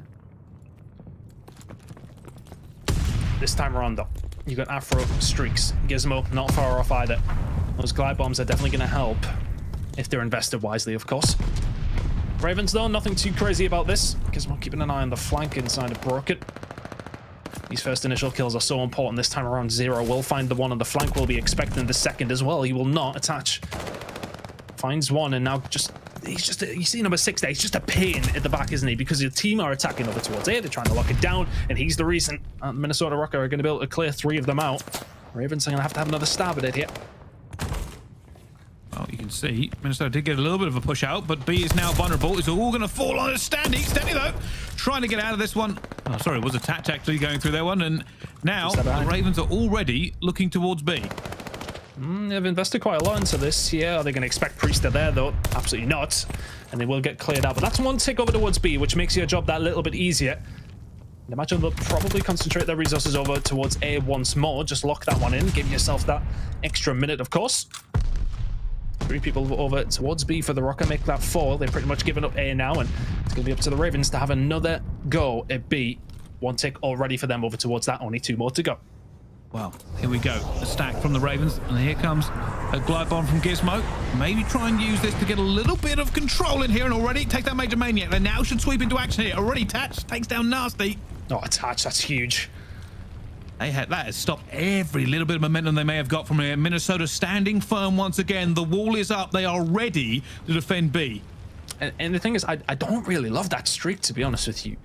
You've got no information. You're not really that far up the map. You call it in, yeah, okay, you get the information, but nobody's quick enough to find their feet and get moving and use that information. But here we go. Afro from up the stairs. The opposite side finds one. Can't find the second. Where's your pinch from the other side? Well, it's already dead as Standy finds one. This defense from the Røkkr is so solid every single time, and they're making it very difficult for the London Royal Ravens. But just keep an eye on Zero all the way towards the back of the map there. He could be the catalyst. Still 1 minute and 15 seconds to go here for the Ravens. Yeah, Minnesota know he's here. They know they haven't killed him in that last push as well. However, the kills are coming through. They've now got to be more careful.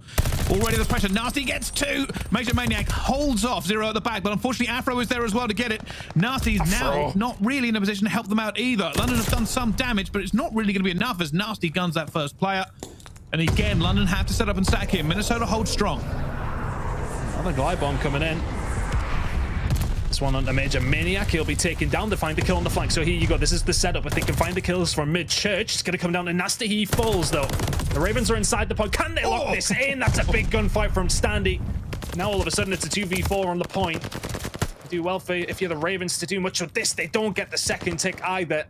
Their job becomes a little bit more difficult. Lives very even, but this round is not over either way. Shots towards the back from Gismo. Surely not the third. Standy will come back, but there is Nasty for the trade. Currently 2 members of Røkkr left inside the hill, Bryce.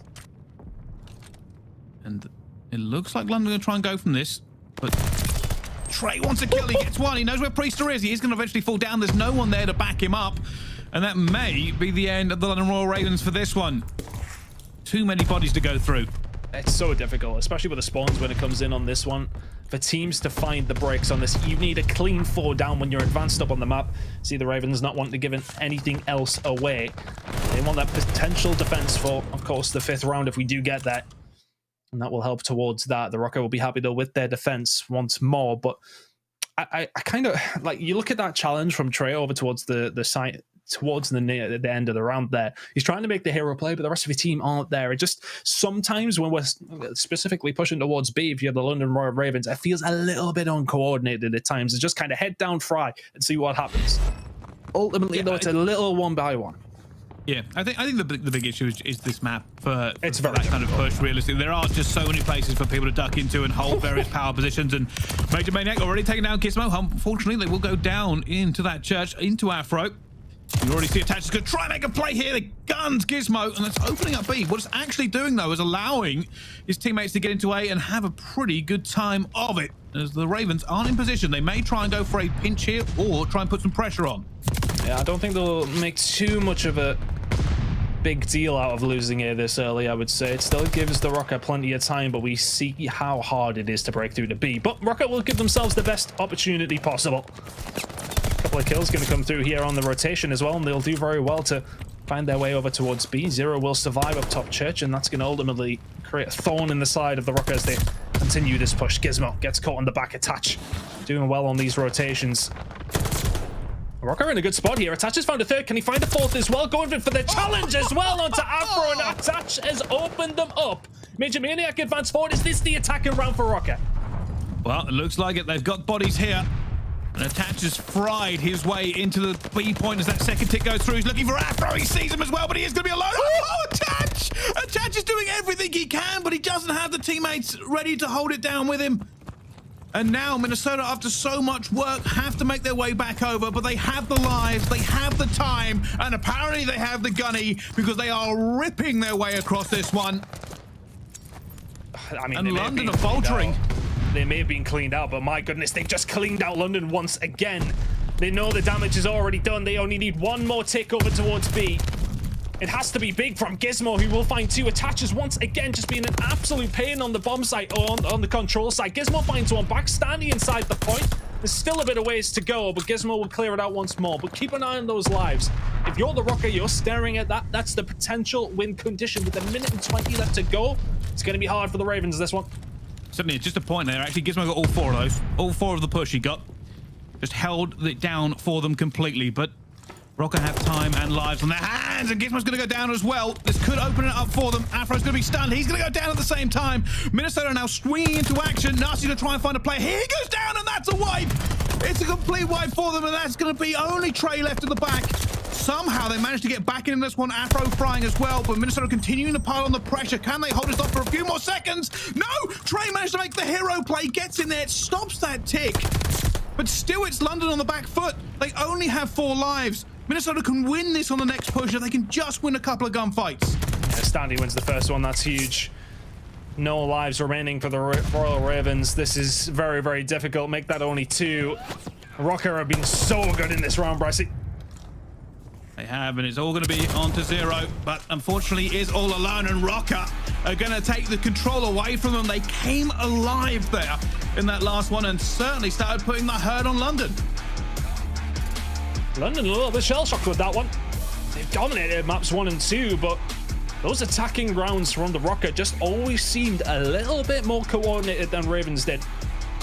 And time and time again, they just found a couple of kills on the flank. They were waiting for them coming, and then they push as a unit. The Ravens felt a little 1-by-1 over and over again.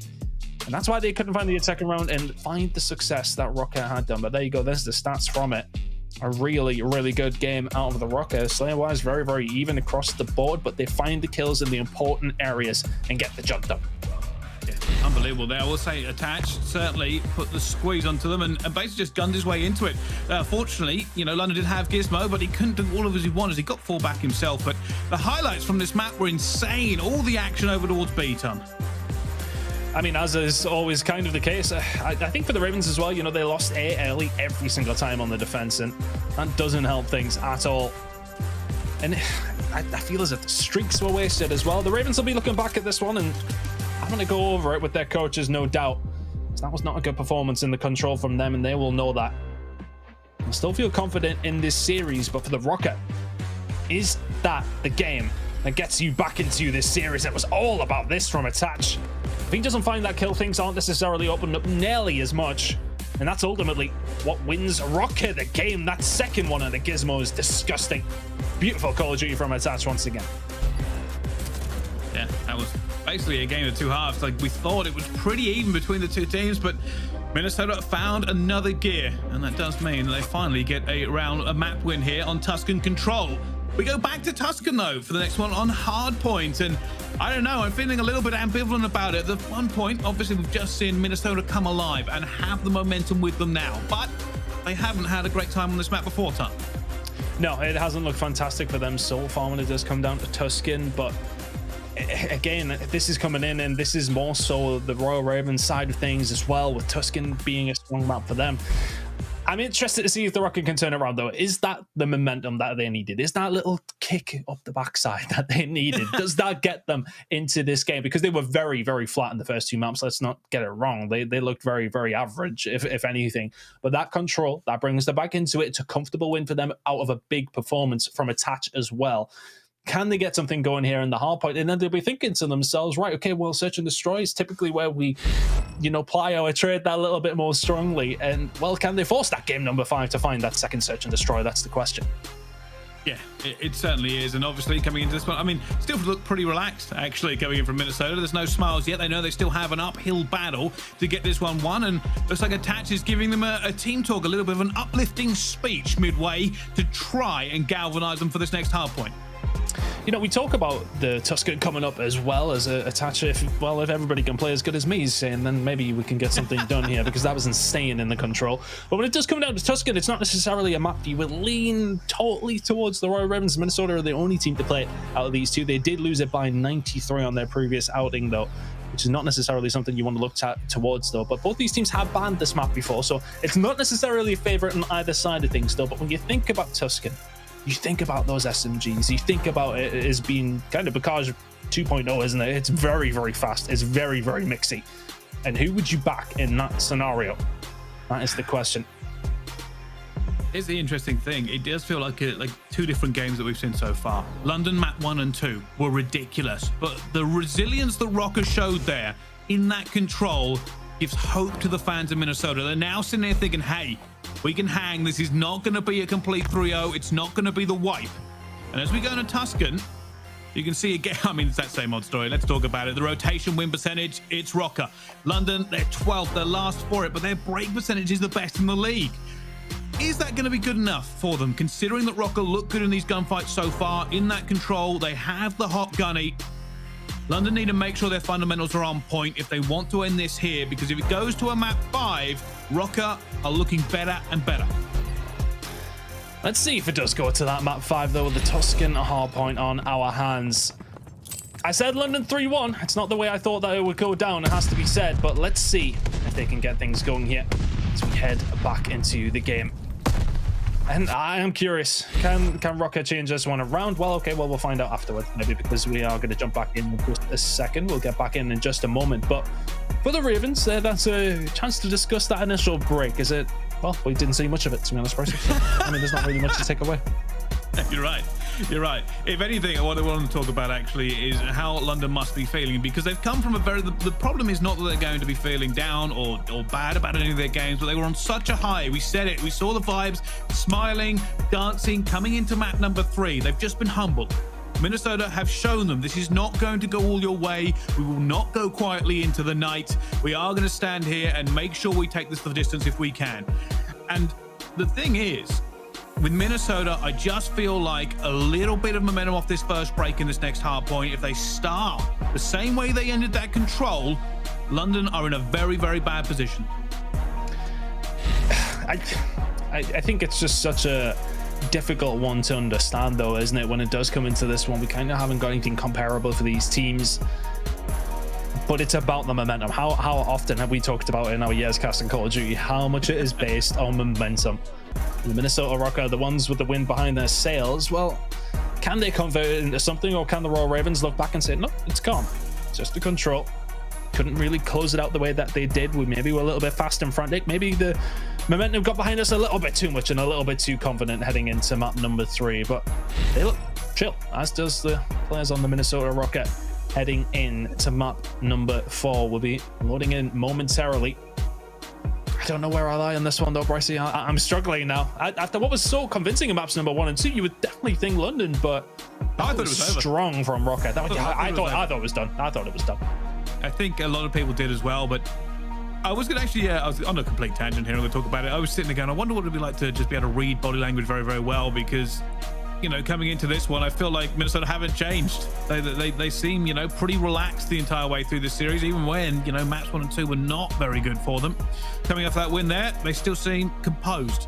And I suppose that will play out for them as they go into this next one. As, again, I keep coming back to this. I feel like whoever comes into this map 4 hardpoint, whoever starts off hot, should continue hot between these two teams, because realistically, London's slaying has been the talk of the CDL so far. It has been outstanding. But, you know, I'm looking at players like Standy, you know, or even Priestahh. Let's talk about that. Not had a great CDL so far. He steps it up. It's a very different game ton. Right? It is. I mean, come into this one, you become suddenly much more even. Those statistics go out the window, and we get a game on our hands.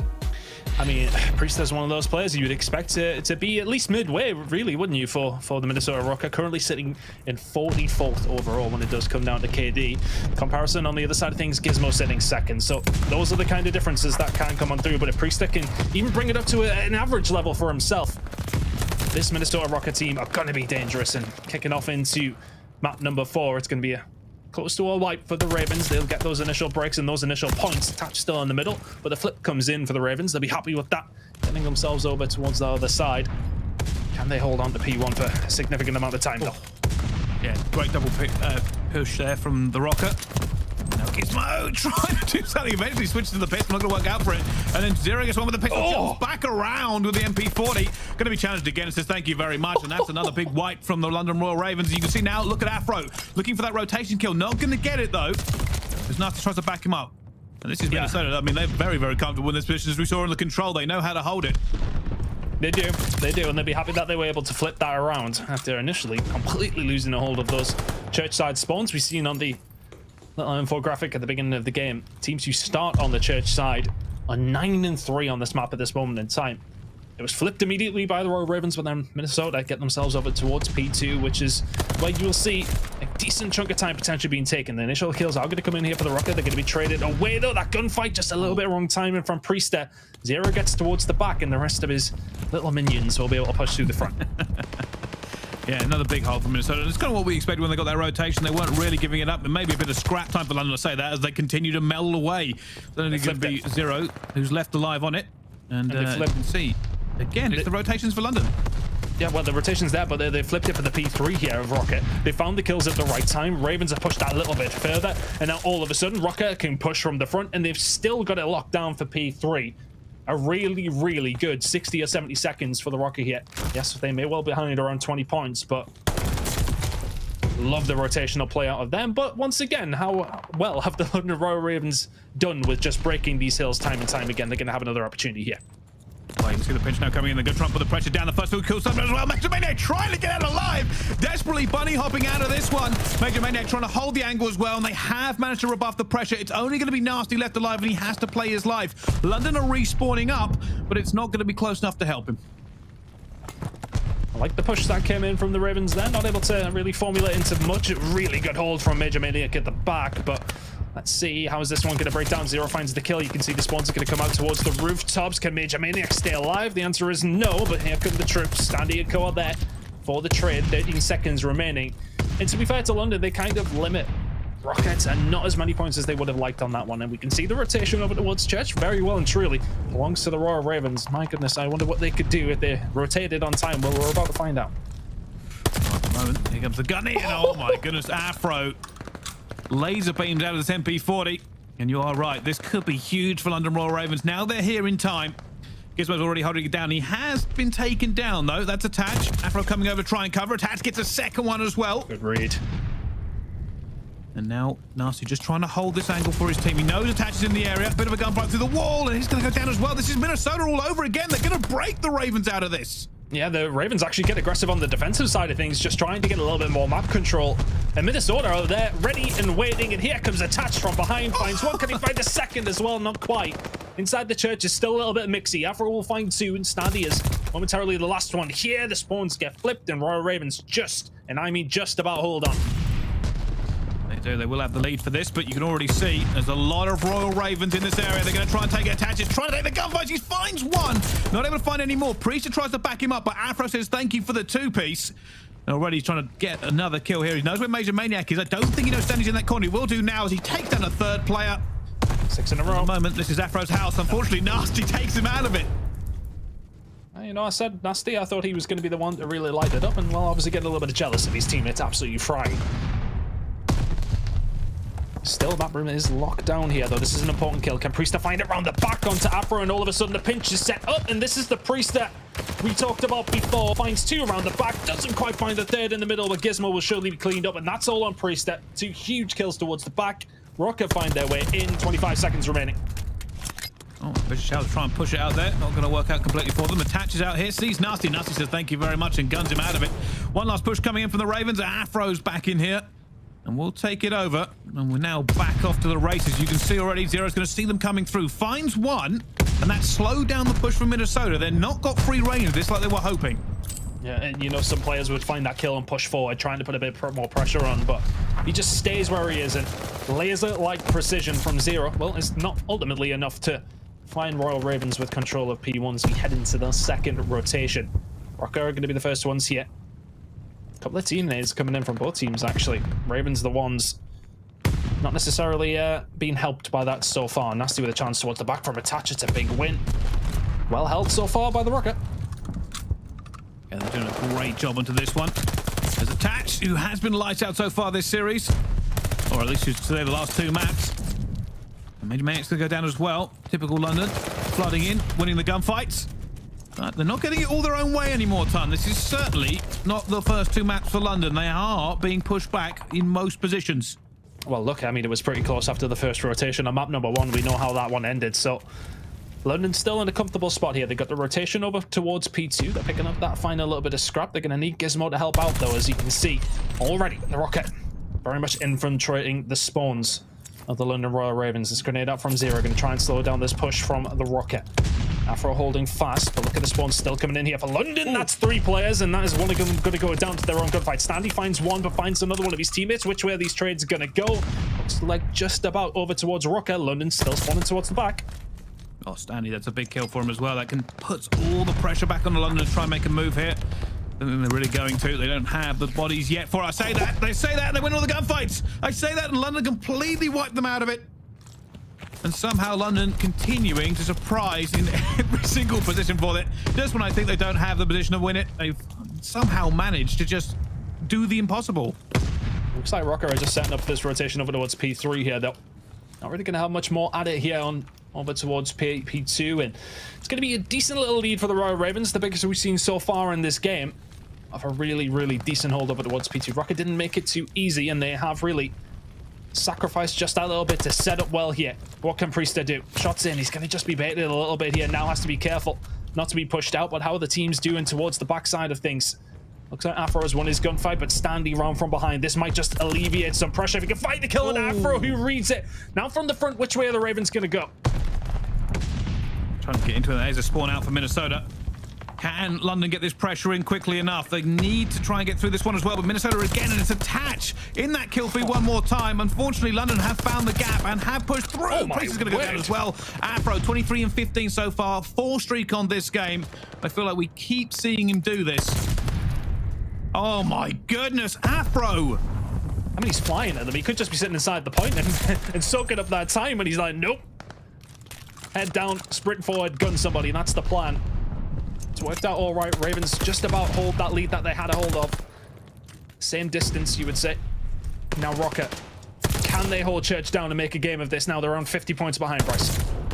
Now Afro is just absolutely tearing through them, just not even stopping. He's teaching them the meaning of side cancel as Gismo a nasty combine as well.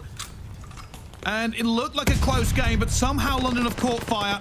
Afro now sitting in a church, waiting for this next wave of pressure. Gismo's actually just killing him outside as well. Doesn't even matter for them. Look at the streaks top left. They can't get close. They can't. It's been all Ravens on this rotation. That breaking power we talked about. They managed to find a way through, but ultimately, Røkkr are just about going to steady that tide of kills that were coming on through for the London Royal Ravens. They've got the spawns towards the back. Now, can they find the break-in again? Well, this is more Minnesota now. They need to hold this at the same time. MajorManiak doing a very good job of it. And so Standy inside, but he is going to be surrounded by red players. Fortunately, Attach backs him up. And now they hold this as we go for this next rotation. You can see the London Royal Ravens not in the best position for it either. Now they're going to pick up a little bit of scrap towards the end because they know they've lost that rotation. You might as well pick up what you can. They'll clean out Attach. They won't clean out Standy. In an advanced position here, he is really going to be a thorn in their side. Look at the ramp all the way around. That is a hell of a flank. Yeah, they know they've got no position here. That's the problem. Minnesota have the position for this. Attach didn't see him. Back here. Can he see? Oh, Attach locks it down, and now the push coming through the Ravens. Priestahh gets 2, dips out. There is no more players there for the Ravens apart from Afro. Can he do it by himself? I very much doubt it. There is too much Minnesota here. Priestahh takes him in the end. And the Røkkr have held this. The Ravens didn't rotate, and it has cost them a significant amount of time. They were really just banking on that rotation all the way around the back from Nasty. Study, he's not even commentating today, never mind bloody playing. Standy now. is going to fall on down as the Ravens get in. 20 points away. They have managed to break it, but they can't win it here. It's back over towards P1. Can Zero find this opening gunfight on the MajorManiak? Nasty's behind him. This rotation this time around does belong to the Royal Ravens. It's a 10-point game. Well, Nasty now needs to play his life. He knows attaches through the middle here, but the Ravens are here first. It's 15 seconds to win here for London. And Minnesota are trying to go for this pinch. This is everything, Tunt. Yeah, he's got to go huge. They both have to defend from both sides. Gismo finds the first stone to attach. Priestahh, MajorManiak from the back, though, are going to be able to find these kills. Can the Ravens stay alive inside the middle? Afro finds 2. That's huge from him. Zero still surviving inside of the hill. Finds 1. Can't find the second. Here come the rest of the Ravens, though. 1 point away. The Royal Ravens get it done in 3. Fantastic game out of them. It's close. Every single player there was diving for the hill in the end. The Ravens thought they just had enough, and every single time they thought they had cleaned Minnesota off, they just kept popping back into the hill, and it could have gone either way. Unbelievable. You've got to say on that one, you know, it's a 3-1 here. Final match score. London Royal Ravens take down Minnesota Røkkr. But the Røkkr are alive and well. That was not a bad hard point for them. They had some great times for it. They just fall at the last hurdle. And Afro has a hell of a game there, it has to be said. Yes, he does, yes. He has a very, very good game. 24 non-traded kills on a 6 spree towards the end of the game. And ultimately, it comes down to him and Trade just locking it in. They find 3 kills inside the hard point towards the end on that final rotation. It's a massive, massive play from them. It certainly is. I'm not going to lie to you. Highlight of that was probably watching Afro just catch fire about 3/4 of the way into the game. It's like he was trying to teach Minnesota Røkkr how to slide cancel, because he was doing it everywhere and gunning them. But ridiculous. London, though, that is a big win for them here in the CDL. There's been a lot of questions about where do we benchmark this team, and every time we watch them, we're putting them a peg higher. Big statement win. Huge statement win, to be honest with you. As mentioned, you've seen how close Minnesota went up against Seattle last night. They arguably should have won the 2v1 round 11 map number 5. Of course, it is up against accuracy, but those 2 kills there for Afro, that makes a huge difference. If Røkkr find the easy wipe there, they can lock that in. But all of a sudden, the Royal Ravens recruits and reinforcements are here to help out. They get the dub. They do it in 4, not 3, as I wrongly called, but what a game from the Royal Ravens, and as said, statement win at that as well. It certainly is, and this is kind of the scoreline we predicted. We thought maybe the control and the search and destroy would be the other way round, but the Ravens still get it done. 3-1 to them against the Minnesota Røkkr, and I gotta say, right, it's going to be a highlight of the year to watch how these players develop and perform. But it's been an interesting first cast for us, Ton. Obviously, I'm sure people are excited to see the fact that the European casters just cast the London win. It hasn't happened in a while. It doesn't happen very often either. We need to kind of just take it whilst we can. As Royal Ravens fans, absolutely. But yeah, a really good performance from them. And I think Europe have a team to be proud of this year once more, alongside Ultra, kind of. Yeah, it is kind of. They are European, I'm sorry. But realistically, very, very good win for the Ravens. Excited to see how it goes. It certainly is. Well, I suppose we better throw it back over to our wonderful desk then and see what they made of this match. How you doing? I'm doing all right. I'm laughing at the simple fact that you guys gave London Royal Ravens like home court advantage with your commentary, but nonetheless, it was good seeing you two back on the screen, man. Can't wait to hear some more. But here on the desk, we saw London Royal Ravens just tear Minnesota Røkkr a new one. Yeah, the hard points, I mean, they were breaking hills left and right. These guys are absolutely on point. We were sitting in the back there like, dude, Afro is so good. I'm like, Yes. Did you see the play that he made when he went around on P3? He got the 2-3 kills. Like, that is the reason they won that map. Like, the influential plays that we're seeing on the map from everyone on London, it's beautiful, man. Now, actually speaking about hardpoint, you put up an insane fact about hardpoint in the Minnesota Røkkr. Well, aLLeY just told me about this. Right. Yeah, I'm going to let her take this one away because it blew my mind. aLLeY, talk to us. So the Minnesota Røkkr actually had 9 out of 9 early rotations on the Berlin hardpoint and only held 2 of them, meaning they had a 22% hold rate versus a 77% break rate on the London Royal Ravens. Man, Minnesota Røkkr, you gotta shoot back. When you are early on rotations, you are set up, dude.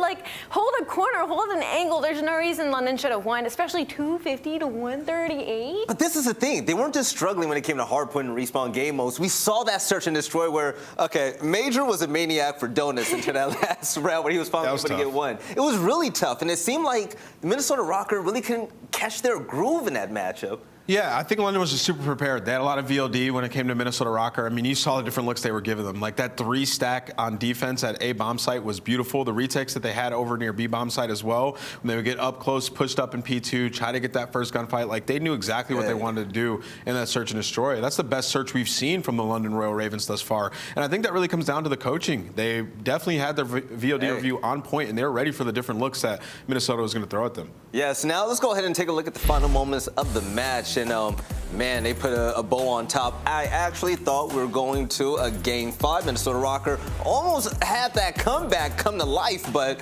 Ravens just took it from them.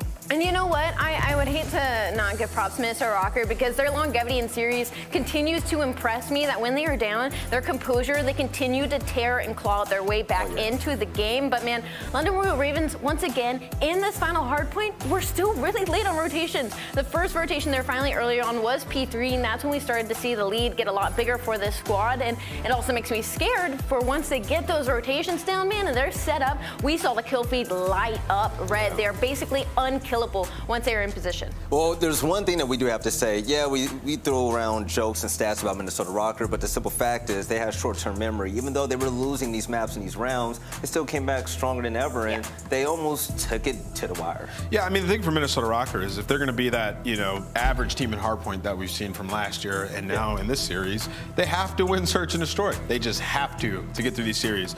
They stole the respawn that they needed to steal in the control. They just had to win that search and destroy and push to a Game 5. They've been a Game 5 team for a very long time. Yeah. And, you know, it doesn't seem like that's going to change anytime going forward. So well, I mean, it comes down to it. When you go against the London Royal Ravens, I mean, something bad is going to happen either way. But, you know, we have a game-fuel post-victory spotlight interview with none other than my man's Gismo. Gismo, good to see you. Gismo, last time we saw you, you made a statement saying top 11, top 12. Like, you guys are, you know, smoked. You guys had a big win today, making a statement against the Minnesota Røkkr. You guys seem to continuously get better, but I have to ask you about a teammate of yours, Afro. Afro has been consistently great so far, and today he put on a clinic. What is it like to watch one of your teammates really go crazy like that? Everyone knows how good Marcus is. Like, he's been my duo for like 3 years. Bro, that guy is a beast, bro. Like, he's got one of the, in my opinion, the best movement in the game. His game sense is really good. Like, he does everything like 10 out of 10. He's perfect to play with, and yeah, I'm happy for him, and hopefully it can continue for us. He's a big factor in us winning 3 games. Well, first of all, congratulations on a huge win against Minnesota Røkkr. I think you've seriously solidified how really good this team actually is. Hi, Afro. And I do have to ask, though, hardpoint, you guys dominated in the first one, but an insane stat is that you're still being late on rotations. Is it because you have so much confidence in your breaking skills that you don't worry about rotation as much, or is that something y'all are still struggling to work on? Well, it's a good thing that we're doing that. We're still winning while making all those mistakes that you just said, 9 out of 9, whatever it was. As the year progresses, everyone learns how to play a respawn to like the same like level. Some like expedite that level like and get way better at it. We just got to like focus up on like, I've been preaching it to the boys for ages, like back-to-back setups and when shit goes to the fan, basically. Oh, my bad. When stuff goes to the fan, you'll get there. And basically, when you're doing that, it minimalizes for mistakes you can make as a team. Like at the moment, we're not rotating well. We throw our lives quite a bit. Like even in control, like our part to blame probably lost us for control because I kept throwing my life. That's what we do as a team quite a lot. We just keep throwing our life on rotations. If we fix that, then honestly, our hardpoint will be unreal. Because once again, we're winning all our hardpoints, but we're making little mistakes like that. Well, Gismo, it seems like when stuff hits the fan, you guys are still playing pretty good. But I got to ask you, when it comes to VOD review, how much VOD are you guys watching? Because it seems like you guys are countering Minnesota so well today in that search and destroy. And do you attribute that to said VOD review? I mean, that's part of the reason why Marcus played well. He's a FOD watcher to like through extreme. I watch loads of individual FOD of other teams. As a team, we watch every obviously we see the schedule who we're going to play. We study the fuck out, but once again, my bad. Like I said, for you'll get there. Take a shot. Yeah, we study all the FOD, all the other teams, and it's one of the reasons why we got so much success at the start of this year. And yeah, Makes a lot of watching sense, FOD, man. you're trolling. Yeah, exactly. All that preparation comes up to success. But it was great watching you guys went on screen. By the way, you and Afro going on, what, a 15-kill streak combined together in that control game was absolutely nuts. I want to see you guys continue to tear it up out there. All right, man? You have a great day. Yeah, thank you. I appreciate it. Have a nice day.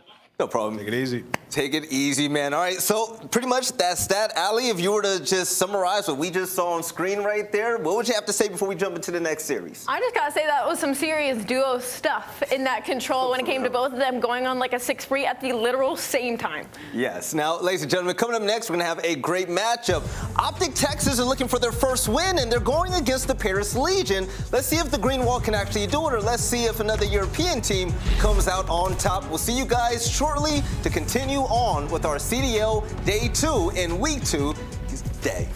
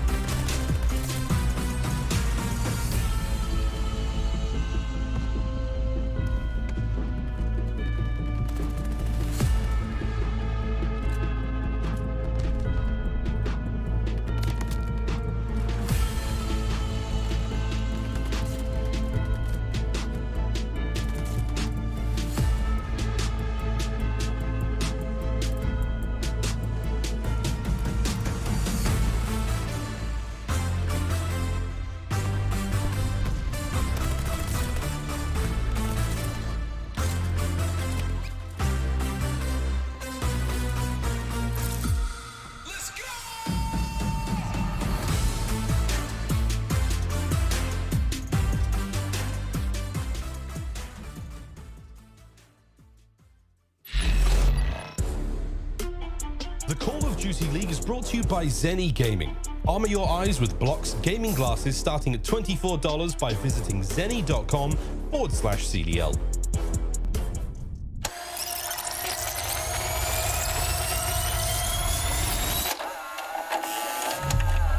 Our first map we go, and it's Tuscan. 14-9 now for Sib on a 4 spree. Again, streaks are certainly on the menu. I don't care in the pressure. Some of y'all leaving here in the stretcher. Dante's the Tuscan criminal. Yeah, you are. He's been absolutely running so far. Hit me with your best shot. I got time today. Feeling like a matador with that Red Bull. Oh, no, you can't stop me. I'm running my own play. For the game win, I can't pin anything that gets in my way. Sib had an absolute feast that map. Sib tweeted something today. He said, I think I'll just turn it up a notch today. And my man was not lying. Sib, big win up close and personal there with the automaton. 1v1, and this is going to be a spicy one indeed. Sib on the hunt. Oh my word, it's a slow and steady angle. Oh, what a shot from Sib. Sib has put in work on this map. The guy is staying cool, ice cold. He's basically a tank himself right now as he keeps on finding these kills. Give it to him, he will take it. Sib, he's in. Oh no, Sib's all well done. Yeah, he gets two. How does he do it? Sib leading the kills and the charge. They're just walking straight into his automaton. Get my shot from long range, going over here's a good two-day. Treat every day like payday. Y'all been living so mundane. My work week is Sunday to oh wait, that's every day. Putting in overtime, punching the clock, I'ma get what's mine. Sib always wins his ones. That's 5 in a row now. This is spree continue. Whoa, hello, over the top! Catches the kill. That's going to be 6. Oh, the 7th as well. Full streaks now for Sib. That 1v1 video. Who's the The Iceman! The Iceman jumps on the bomb! Oh my god! It's all about the little things. They're simple fundamentals. Our success really comes from us just wanting it. So we're all here wanting to prove something and just to be where we want to be, and that's to be the best.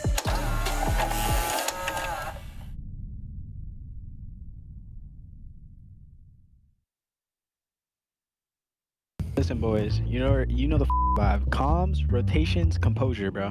Game is started? Oh my god. Let's go, guys. Yo, wait, Mike, closer. What? There you go. Could one of the players clap right now? We all clapping. We all clapped. Clap 2 seconds, clap 2 seconds. Hello. Hello. We're doing it. I'm still going for you. Yo. Top barn. He's 1-y, honey, 1-y. Oh, come on. Oh, yeah, I'm twisted right now. I'm ready to play. Come on. I'm not getting ready right now. Everyone go up to the give it. You guys ready? Get it, Paco. Let's go, baby. Let's get it, Paco. What the f? Try the f again, bro. What? Try slap the out. There we go. Air Come five. on now. I was looking forward to that chicken parm all day. Well, they don't even have chicken parm. No way. I would got something fire then. Some sort of pasta. There is no pasta. There was pasta you told me about. Oh, what? Where? You ate pasta. You ate lasagna. No, that's pasta. That's pasta? Yeah. I'm thinking pasta like chicken Alfredo. That's just a type of pasta. That's a type of pasta. Spaghetti is also pasta, huh? Yeah. This food thought chicken Alfredo is the only type of pasta in the world. I call spaghetti. Yeah, that's actually smart. That's for sure going on the CDL YouTube. Yeah, it's chalk. Yeah, it's chalk. Yeah, make sure we're nading together on the yeah, together but not each other. Yeah, together, not at each other. Nice. Hey, who you are? What? Who? I'm not saying Mike. I just muted you guys to be honest. No. We should just mute each other. You shouldn't mute me. Well, the thing is, I got f***ing shark eyes, dude. Oh, mate, this is the longest minute in the history of minutes. Play the way we've been playing this map, man. We're superb. And we're in full form. Don't f***ing touching me, you weird man. Don't touch me, man. I can make it weirder, though. Go on. The half of slices is the play. I already took one. I'm down for it. I didn't even see it happen. I'm down for a half. The half is key because, like, when it respawns, it's not too much, like, floating around in your mouth. It's only weird if you make it weird. It's only weird if you make it weird. Yo, let's go. Boys, let's go, man. Let's have to come on. Just do whatever the coaches told us not to do, okay? Great comms, bro. Great comms. Oh, God. Beautiful comms. The most calmest. Happy Black History Month and welcome back to the CDL world. Sib doesn't know what pasta is, but my name is Velli. I'm running the ship as a desk host here with aLLeY and Nameless. And aLLeY, that content right there is gold. We're all sitting here laughing, dude. I love the content CDL's been putting out with these teams this year. Yes, now let's talk about the next matchup of the day. Series number 2, by the way, OpTic versus Paris Legion. Two teams are looking for a big win today, especially when it comes to OpTic Texas. But let's talk about Paris Legion for just a moment, because aLLeY, they have to really learn to take advantage of what's going on with OpTic right now. Well, we heard about it earlier, you know, they're nasty at control. You know, they need to translate that to hardpoint as well. To me, it just doesn't make sense for them to be so good at control when this is just such a random team put together. You know, I'm wondering who the IGL is, who's the leading person in game when it comes to this squad. But you heard Temp in the comm talk. Yep. They have clean comms. Clearly, they're all very calm, collected players when it comes to end game. So now it just kind of comes down to their S&D. You know, they got to take advantage of OpTic's struggles with endurance. Both losses last week have been Game 5, Round 11. So if they can continue to push the series to the edge, they could get endurance on top of OpTic Gaming. Need someone else to slay besides Temp. He's the only player positive on this squad. The rest of the team has gone under negative, which you see players like Dash, you see a player like John. You don't expect that from those high aggressive SMG players. And then extend the series with control. Paris 3rd in control win percentage, and they haven't even won yet, so that is crazy coming from this squad. So control, you can basically write that off as a win for Paris Legion. So if they can get that hard point early in the series, make OpTic lose full, we could see Paris's first dub. Right, and see even Paris earlier in the year, right? Like, okay, we saw Temp and John like pop off, just, you know, they were phenomenal, and they still have these great close games. When this team comes together, I think they're gonna be something special.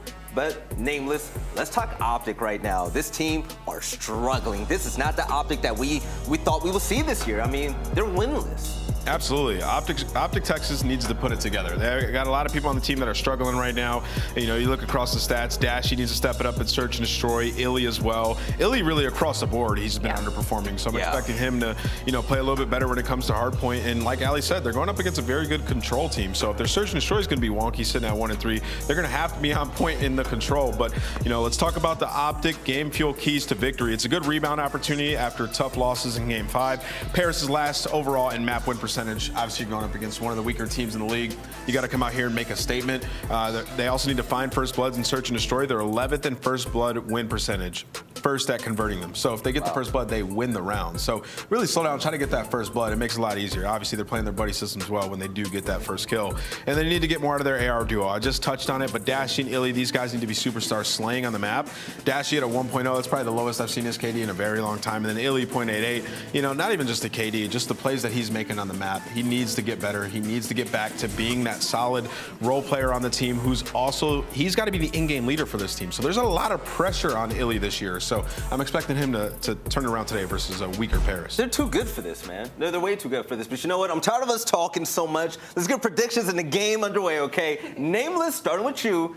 Does OpTic finally win today? I mean, I feel like they should, but, you know, something in my gut's telling me Paris is going to win. So I'm going to go Paris 3-2. Oh, okay. Paris 3-2 for Nameless. aLLeY, are you giving me something spicy with this? No, I'm going to keep betting on OpTic. I've bet on them, and they've been losing. But now listen. They are a good squad, okay? It's just about closing it out. They have good names, but not a good squad right now because they're winless. Okay. We just keeping it real for a second. Me, if I had to give a prediction, you know what? Yeah, I just talked about them. Yeah, they're winless, but at the end of the day, OpTic is OpTic, you know?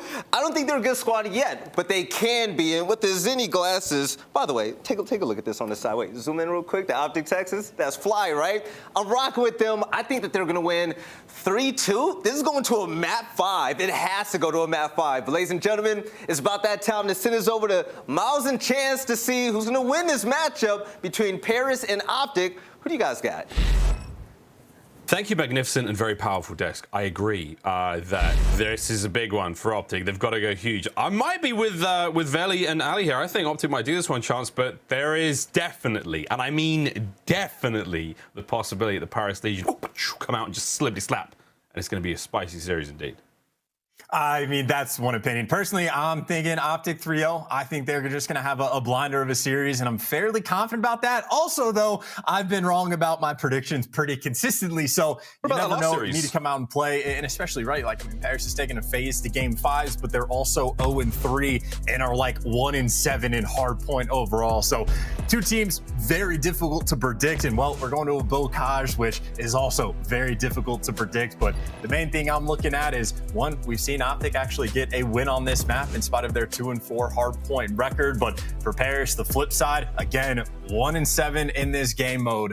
I don't even know what like the struggle bus needs to be called at that point, but 1-7, 12th in the league in hardpoint. The trouble train. We'll come up with another name for that one because the struggle bus is quite full at the moment. I think it's standing room only, and that's not safe. So we pump those brakes. Someone's going through the front window. Here we go, though, friends. OpTic Texas, Paris Legion starting things off here on Bookage. Now again, a wise man, a Jeremy Stud, tweeted earlier today, I think the exact words were, OpTic cannot and will not lose this series. Let's see if he's a wise man indeed. Already off to the races we go. Paris with a mighty 1 second in the hardpoint. OpTic trying to fight for that map control as no one seems man enough to dive in that hardpoint jump. Well, maybe not man enough. Very difficult to stay alive. This is the hill with the most dead time in the game, but that's a nice little feed right there for OpTic. They're able to flip those spawns as well, or at least get iLLeY towards the back. He's got pressure on him, and the pressure won't pay off, but Temp is there, and you see Paris able to secure the left side spawn. So in spite of that team wipe that OpTic briefly had, able to capitalize, basically get nothing off of it. As is typical for P1, nearly tied up game, and it's really just a vibe for that map control. Yep, map control being top side of the map. Here comes the play though from Shotzzy up close and personal. Up there to take care of John. Here comes Paris Legion, still well and truly alive and kicking in this point. And dude, this is one of the best hard points in time or in the game for time on this map. So far, no one really able to make much of it. Paris now with the open grabs. Hello brought down a great range there by iLLeY. Good stuff now as OpTic on the rebound. Forward into the hard point they go. Eyes on Temp, looking to try to make the play through the side. Finds one more.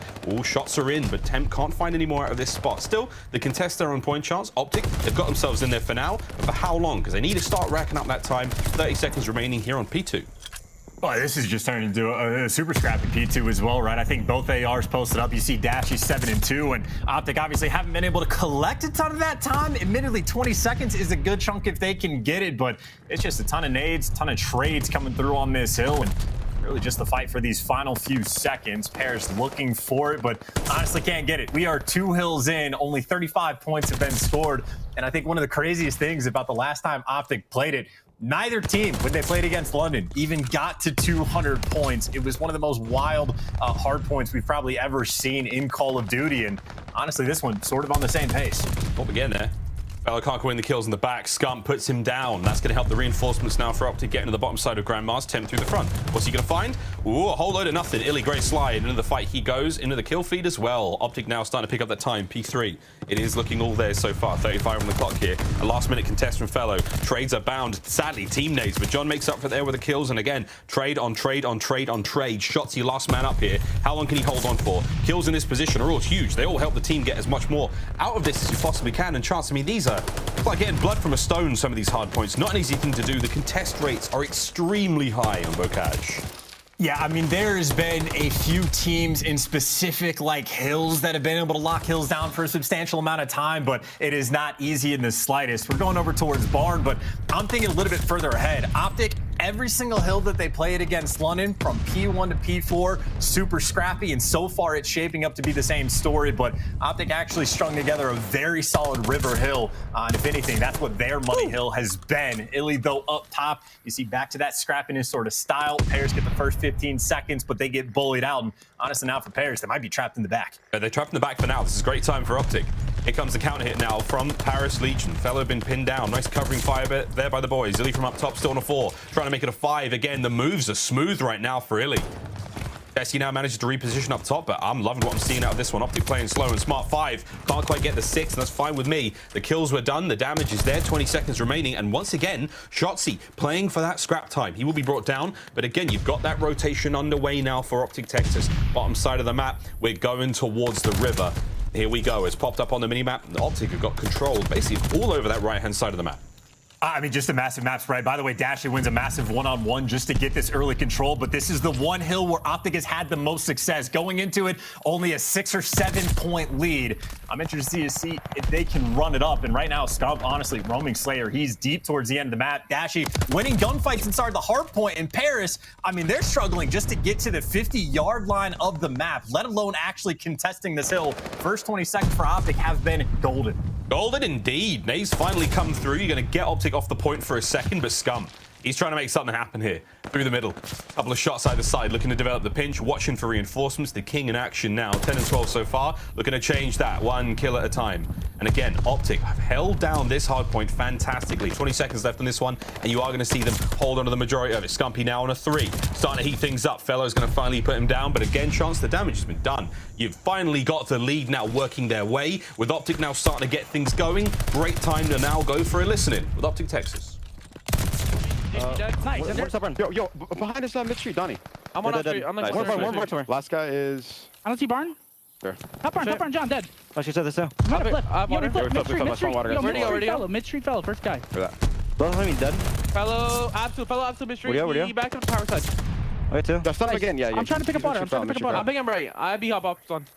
You want just one kitchen. Mid-street dead. I keep front there, Drazah dead. I'm right side. I time. We top house, I guess. I'm stopping right. They're just on top of us. I'm playing my life for a sec. Yo, top house the time. Where's time? I'm hunting Gate. I got you. Nice. Could be kitchen. Yo, both in house. Yeah, they're both on top. Both on top. I'm literally pitching it. Yeah, I'm be hop. Which one mid-street, actually? Tyler up the street. Dead. Gate. Nice, shoot up. They might flip, bro. They might flip. They could have flipped off that. No cap. Every top us. I'm trying to pick him up. One just went top. Yo, one shot time, John. One shot time. He went under nerd. I don't see anything. I'm holding top barn.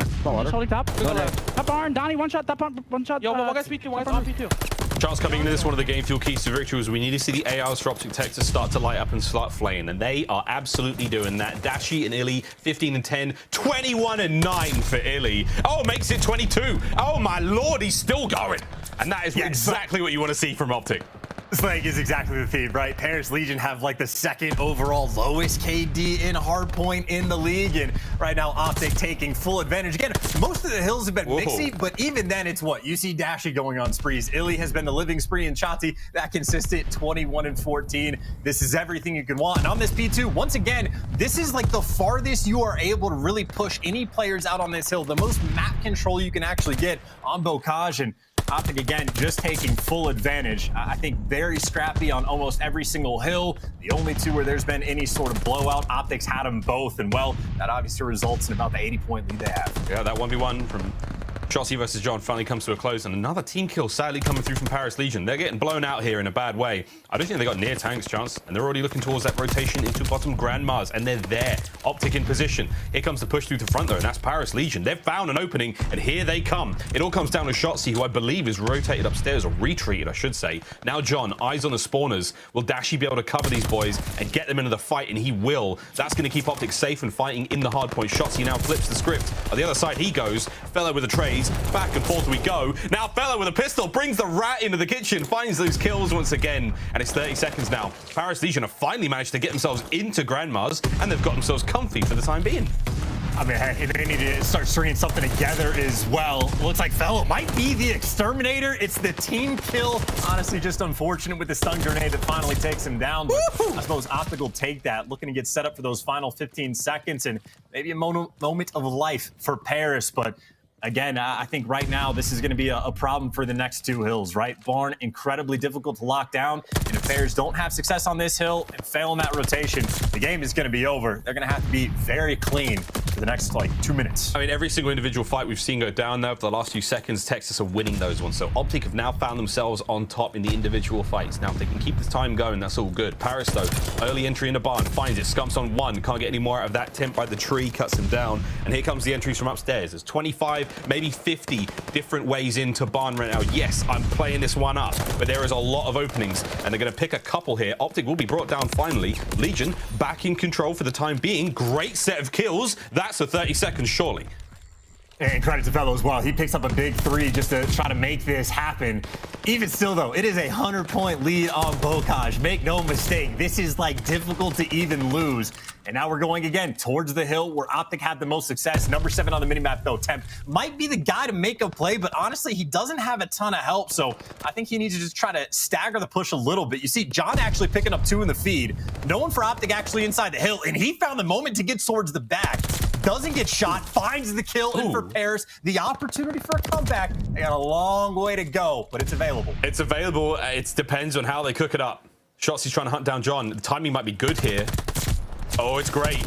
There's one. Shotzzy can't get any more. Still trying to keep the backline safe. The teammates pick up the kills in the front. You've still got Paris spawning on the right-hand side. That's what Scump knows. Eyes are on. Tags in a Dashy. Information's good. The damage is also great. But can they capitalize on the kills? Time still ticking for OpTic now. Over the 200-point mark safely. There's 30 seconds remaining here. And iLLeY trying to hold it down. No. Dashy flies through. Scumpy now from upstairs. Trying to get back on the point. As things are getting a little bit hotter and hotter. You've still got Paris controlling this one, Chance. It is not over yet.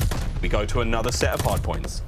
I mean, you know, it's still about a 90-point game, though, to be fair. And I think OpTic is very much in the situation where you don't even have to run ARs anymore. You could just have 4 players pull out an SMG and every life sprint straight towards the hill. And honestly, you could just overwhelm for the final 29 points that they need. But it's just a slaying, just like massive gap. Only player that's negative on OpTic, and it was Scump. Now he's even. Everyone else massively positive. You're out slaying by what, 20, 25, 30 kills, something like that. It has just been a clinical effort on Bocage from OpTic. Shotzzy's proven to be more than a ghost in the attic now inside Grandmasters. He is spooking these players. 34 and 24 for him, still sliding around. Timing's great. Awareness even better. Man alive. Shotzzy starting to really find things. 24.4 seconds on the game clock, so this could come down to it. And I think OpTic are trying to keep him off the point. They're going to let this one go down to the clock, make it that bit harder for Paris Legion to mount the comeback. Nearly impossible now. They are going to actively avoid getting in the hard point chance. It ain't a dirty trick. It is exactly what it is. I mean, the game has been in OpTic's hand basically since the first set of rotations, right? They build a lead, you can play it however you want. Honestly, just rack up some kills, have a good time, build some confidence. Whatever you need to do, but even still, I mean, a rotation over towards P2 doesn't make a difference. 5 seconds on the game clock, keep him out or contest. That's all OpTic has to do is we're just waiting for the final few seconds to tick by. Truly playing this game 1 to a T. Nice kills either way from Paris Legion. Still holding this one down. It ain't over yet. Shotzzy finally gets John. That's the opening now inside through Barn. Here comes Dashy to pick him up. Temp on the flank. You're going to get these kills. It's all going good. We haven't seen Paris pulled off of P2 thus far. Dashy slowed things down. We're still keeping this game going for Paris Legion. It does seem to be a bit of a dream, and now Shotzzy's turned it into a nightmare. That's going to be the kills. Oh, they're on it again. The trade's once there, and Scump gets it. And it was possible for a moment, and you got to tip the cap to Paris, man. They kept it together. But Texas, they're going to take map 1, and they do it in a very, very commanding way. Miles, I would say you're very kind. There will be no tipping for me on that one. Unless we're tipping OpTic's performance, I think it's what, maybe plus 26, plus 27 just in the kills column. Everybody turning up. And I think the P5 is the hill I tried to zone in on early on. The first go around, they locked it down, maybe picked up 50, 55 seconds, did a fantastic job. This second go around, Temp started causing problems. Paris able to get the back spawns, but even when they didn't have the good spawns, OpTic from the bad side, still bullying out towards the hill and turning it into a successful one for them. So I think that's just good looks the whole way around. And Shotzzy, 41 and 28, one of the better Bocages we've seen this year. Yeah, 4K damage for both he and for Fellow for Legion. So again, everyone putting in a lot of work here. And aside from Scump, like -2, he's putting in a ton of work with the damage there. Like everything's worked out. We've got a huge amount of hardpoint time there for Dashy. Almost 2 minutes accrued at 27 kills, 22 as well. You love to see it. There's an unbelievable turn of events here, as we're now going to take a quick look at some highlights. And OpTic Texas start the series off in a very strong way indeed, Chance. And again, just a rigmarole of being able to sort of do whatever you want, right? I think Dashy at a couple different points is going on a 5 or 6 spree. It was popping off. I mean, he was like 21, 22, and 9 or something absurd like that. And I think for both of these teams, we're looking at a few individual players to kick out up in the slang. Fellow on the flip side for Paris has not been that guy. Still had a phenomenal performance in map 1, even without the win. iLLeY, the guy we were looking up to step it up in the respawns, and well, he absolutely delivers in map number 1. But again, when I was talking about it at the start, Miles, I was saying I think OpTic 3-0. I'm very confident in the team, and as far as setting the tone goes in map number 1, they delivered. Oh yeah, indeed. And again, he's playing against the Paris Legion, who are definitely a little bit off balance right now. They've been punished a few times by the teams. They haven't quite found the same success as they had against Atlanta FaZe, you know what, at week 1. Like that it's just the same case. They are not necessarily as strong as you'd hope them to be. They've still got a lot of growing pains to go through. Map 1 done though. Berlin Search and Destroy up next. Tuscan Control for map number 3, and then we go back to Berlin and then back to Tuscan for our maps 4 and 5, should we have to go there. Chance thinks it's going to be a 3-0, and I know there's a lot of OpTic fans that think exactly the same thing. This guy's pick'ems, though, need it to be a 3-1. Whichever way that's going, we'll let you decide. Actually, Breaking Point, GG probably tweeted it out, haven't they? That's spoilers absolutely ruined there, mate. But Chance, going into the search, where we sort of leaning? Which way are we dressing here, my friend? We've got a little bit of goods from OpTic here and now and then. They lose those round 11s. I'll Paris the guys to push them here. Well, both teams 1-4. Neither have had a good go of it in search and destroy. I will say OpTic has looked stronger. Like, their issue has literally just been the clutches in the round 11s. And I'd say Paris, especially last time they played Berlin, pretty much just got bullied out. Even that comparison, right? Shotzzy doing his thing. John, a bit more of a struggle. I do think, and we talked about this in the keys to victory, or at least the desk did, very interesting stat from OpTic Gaming. They are towards the bottom of the league when it comes to getting first bloods in search and destroy. They're 11th, but when they actually get the first bloods, they have been the best team in the game at converting those rounds. So there is at least a pretty simple answer in my mind of like, all right, just get the first bloods. And I think Dashy needs to be that guy, right? He currently is the 3rd worst overall search and destroy KD. His sniper has not really flourished as much as we have gotten used to seeing from him, whether it be through the snipes or whether he figures it out with the automaton. If they could just string together more first bloods, if Dashy could step it up, then I think they'll return to being an elite S&D team. I don't forget we'd be seeing iLLeY snipe as well, and I would expect at least one of the two to pull it out here on Berlin again. You have to go up against John. John, one of the more legendary snipers here in the Call of Duty world. He's done it for a very, very long time indeed, and we wouldn't be too surprised to see it come out here. Berlin coming up in just a moment. Long lines of sight, a nice cold rainy night there in Germany's capital, and it's going to be a lot of fun to watch Search and Destroy, as it actually has been pretty much all season long so far. Man, we're only, what, 2 weeks deep, including kickoff. It's going to be fun to see how this map, evolves and how strategies change. I was excited about what's earlier today. We saw Zero playing on that one. A lot of big snipes from him. I would expect a little bit more. The fans want a good show, you know? Yeah, you want your favorite teams to win, but you want to see them do it in a nice, exciting way. Some snippety snipes. We want to see some big old kills, some big old flanks, some naughty ninja diffusers. I want all of it, man. That's what I'm talking about. It's one thing to just have a good game. I want a great game. I want a spicy game. I want drama. I want excitement. I want when the curtains go up, the goosebumps are all down, we're ready to rock and roll. Chance, do you know what I'm saying? Are you picking up what I'm putting down? I think most people would probably be on the same page of that, of like wanting the close competitive games, though. I think OpTic fans might be in a different category. I think they won't be satisfied until you start getting dominant wins. Like, I feel like at this point, OpTic could win a Game 5, Round 11, and the fans would just be like, oh, thank God. Like, it wouldn't be a celebration. It would just be like, I'm glad it didn't go wrong this time. So I think they're looking for dominance. And then, of course, for the Paris fans, it's almost the same sort of thing. Like, you've been struggling. You are 0-3. You are very much in a situation where you might be starting in the loser's bracket come Major I. So, I mean, a win against OpTic, if Paris could pull that off and start making the comeback in the series, would be massive for confidence. But to Berlin we go. Again, both of these teams 1-4 in Search and Destroy. I did mention that OpTic, 11th in First Bloods? Paris is 12th. So very comparable in that regard. And then even for clutching the 3v4s, if you don't get the first blood, OpTic is 10th overall, Paris is 9th. So it is very much the case where these S&D between these two teams is honestly pretty comparable. So it'll be fun to see exactly how this Berlin plays out. See how it goes. OpTic fans, again, it's a tough one for them when it comes to clutching up. Disappointed massively throughout those Game 5s when it came to the Cold War season, hoping to not make that the trend. With this lineup now in Vanguard, and there's your S&D comparisons on screen, and as you said, Chance, it's quite close. I mean, aside from those defensive wins, there's not too much between the teams.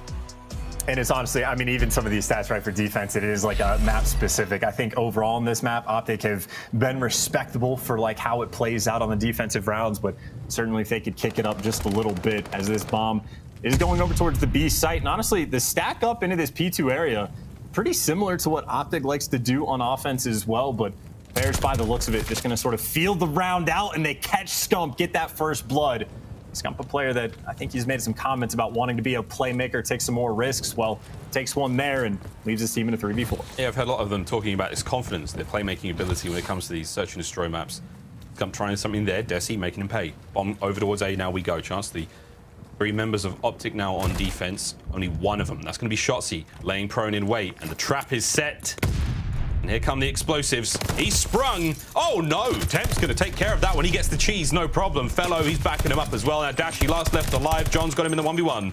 And this could be done. Bomb planted now as well. 1v4 for Dashy. That's just some snappy looking gunfights from a couple of the Paris players, right? Because Fellow had the beamer as well. Nearly impossible situation in the 1v4, and if you get spotted, well, that's pretty much over. John, the guy there to take him down, and again, almost typical. If you get the first bloods, neither of these teams have been phenomenal when it comes to clutching the 3v4s, and you get that first blood, win the round. Nothing complicated about that. Dashy hoping to catch one of the members of Paris Legion sprinting there. And with that high rate of fire from the automaton, rip him down. But that's not going to be the case. John, with that final kill there, all he needed was one bullet, got the job done. Good opener there from Paris Legion. First blood, clean kills across the board. Nobody drops. And we'll see what they've got on defense. Here we go. Shotzzy with bomb in hand now for OpTic Texas. And forward they go. Looks like a B hit again, Chance. And again, OpTic, well, they just saw 3 cross, so this might actually turn into just a straight-up rush play. And you see Shotzzy with the bomb. He moves straight over there. But this is the gunfight to win the round, potentially. And Temp is the guy that clutches up. He's got help from his teammates as well. John Storm from top team P2. And even Dashy is around. And this is so fast how it can collapse. Scump gets dropped as well. I love the idea. I love the play call. But how quick was Paris to get back over towards B for the retake? I mean, they just played that round like lightning. Oh, you saw 3 in the cross. This didn't change a damn thing. Big kills across the board. The 1v1 wins as well. And that final play on a Scump there, no problem, man. He kind of threw himself at him. It's averaged in the end, and that's going to be another good round from Legion. Hey, man, they're feeling good. Desi shaking it off, getting the next round. This is an exciting look for them. 2 rounds now, strong ones at that. 3 donuts there for OpTic and the breadstick. The boys ain't at Olive Garden. They need to get themselves really into the game. And this is Paris. Obviously, they leaned towards B last time, but then committed towards A. So it might be the preferred bomb site. Get the first blood. John is there, and all of a sudden you see Scump. I mean, he's by himself with the entire Paris team nearby. He picks up one, and he gets out with his life. That is a massive moment. And keep in mind, iLLeY number 2 on the minimap. He's on the flank. Stuns, nades, you name it. It's all going in. iLLeY on the flank. Eyes on the first. Fella goes down. This is good work. 2v3 now. You've got 2 members of Paris Legion on the A-bomb site. They are soon to be surrounded. Where they go, it's up to them. They've got to make a play call here soon. OpTic now making their way forward. Scump and iLLeY working the stairs. Still a frag grenade to work with now for iLLeY, and this is it. Dashy on the corners. Scump, check it. Should get the kill here. Here's the slide, and it's a bit of a hip fire action from Dashy. Finds one. The trade's on point, though, and the number's all good. John's out. He's gone, baby. We'll see what he does with 30 seconds on the clock. And you actually see number 1 and number 2, Dashy and iLLeY have cleared this out. I mean, these are 2 guys that have played thousands of rounds of S&D together. You expect the teamwork to be on point, but instead of continuing the hunt, they're maybe reading a rat back over towards A. So John will get this bomb down for free. I think the issue for him, I think he only has the MP40, so he might have to play somewhat of a tight setup or try to catch one of these players. I play tight side inside of P2. He's not going to see or hear anything for now. This is huge. John's on a 3 spree as well. 30 seconds. I have to check that bomb soon, and he is rat back. Oh my god, he's behind them. Sees Dashy. Oh my god, he's behind them. Are they checking every corner possible? iLLeY may have seen him. Here comes the play. Eyes are on Dashy, and he wins it with the automaton at range. Beautiful stuff. Unfortunate timing from John, but he did everything right. The one thing he couldn't account for was the beamer of Bruce himself. Great clutch. OpTic are on the board. And, you know, a good try from John, but just very difficult in a situation where all of the clutch spots on this map to watch from B from, well, you have the MP40, not the ideal gun for the job. And, again, just efficient work from the duo right there of Dashy and iLLeY, clearing out the map, sticking together, checking all their bases. If I had to guess, their expectation was probably going to be that John was just playing in the sight in a corner. So as long as they're sticking together, they will be good to go. Nice bounce back round for OpTic. Is honestly, OpTic might need to try to string something together for offense. They have a fairly standard strat. They do over towards B. They're pretty consistent with it, and they got played the first round. And you see Dashy making the adjustments, playing top third. He's trying to catch these players on the rat back. iLLeY got a lot of information when that's done there. This is for the barrel. By the way, Miles, Dashy, I was going to say, Dashy just saw every single player cross back, and he even catches one. That is the instant adjustment that OpTic needed to have on offense. Now the bomb's going to A. That's huge. That's a massive play out of Bruce. He's not going to keep this one going. Watch out for number 6, though. It's going to be John. Uh-oh. It's just like the last round, John. He's got the MP40 out. This is not the fight he wants to have against Dashy, who's shooting lasers right now. Should be able to get the bomb down. iLLeY's going to be there with the pickup. Desi stun is going to do a whole lot here in this 4v2. OpTic have got the A-bomb site. This retake is going to be tough for Paris. And they're not even planting yet. They're honestly just playing for the kills, waiting for their opponent to make a stake, because Paris is almost forced to, but Desi, he finds one and gets out, and now the fact he even planted might be a little bit costly, because you're effectively in a pinch, and Desi, he's got room to work with. Oh my god, he's flying. He could get timing here on Scump, at the very least. Oh my god, Desi, wait a minute! Oh, he gets the kill, okay. Desi still keep the play going. Here comes Temp now on the 1v2. Temp makes it a 1v1. There's plenty of time now. He and Shotzzy. Shotzzy is on the other side of the bomb, and all of a sudden this 4v2 looks manageable. Shotzzy with a fast wrap. Here comes the play. Temp's going to read it. Temp can't read the gunny, though. Oh, baby. That was almost a tremendous collapse. Shotzzy keeps it together. Yeah, that's nerve-wracking. And credit to Shotzzy for the gunfight, because that is the savior moment. I don't mind not planning when you're in the 4 versus 2 and taking your time and like waiting for the kills to come to you sort of thing, or like waiting out nades, whatever the case may be. But then you just sort of run out the back and just hand away a free kill. So I don't know, OpTic trying to get a little spicy with it. But either way, a round win is a round win. 2 in a row for OpTic. As Paris now back on the attack. They've been leaning towards A, at least later in the rounds. So I think it might be a similar case where they're trying to play and just find these early picks. And maybe make rotations after the fact. But this time it's John that gets first blooded. Fellow there to respond. It's chaos around the point. All of a sudden, 2v2. 2v2. B-bomb site in the hands of OpTic Texas for now, but the bomb's going towards A. Is iLLeY going to be able to make it there in time to really get anything going here?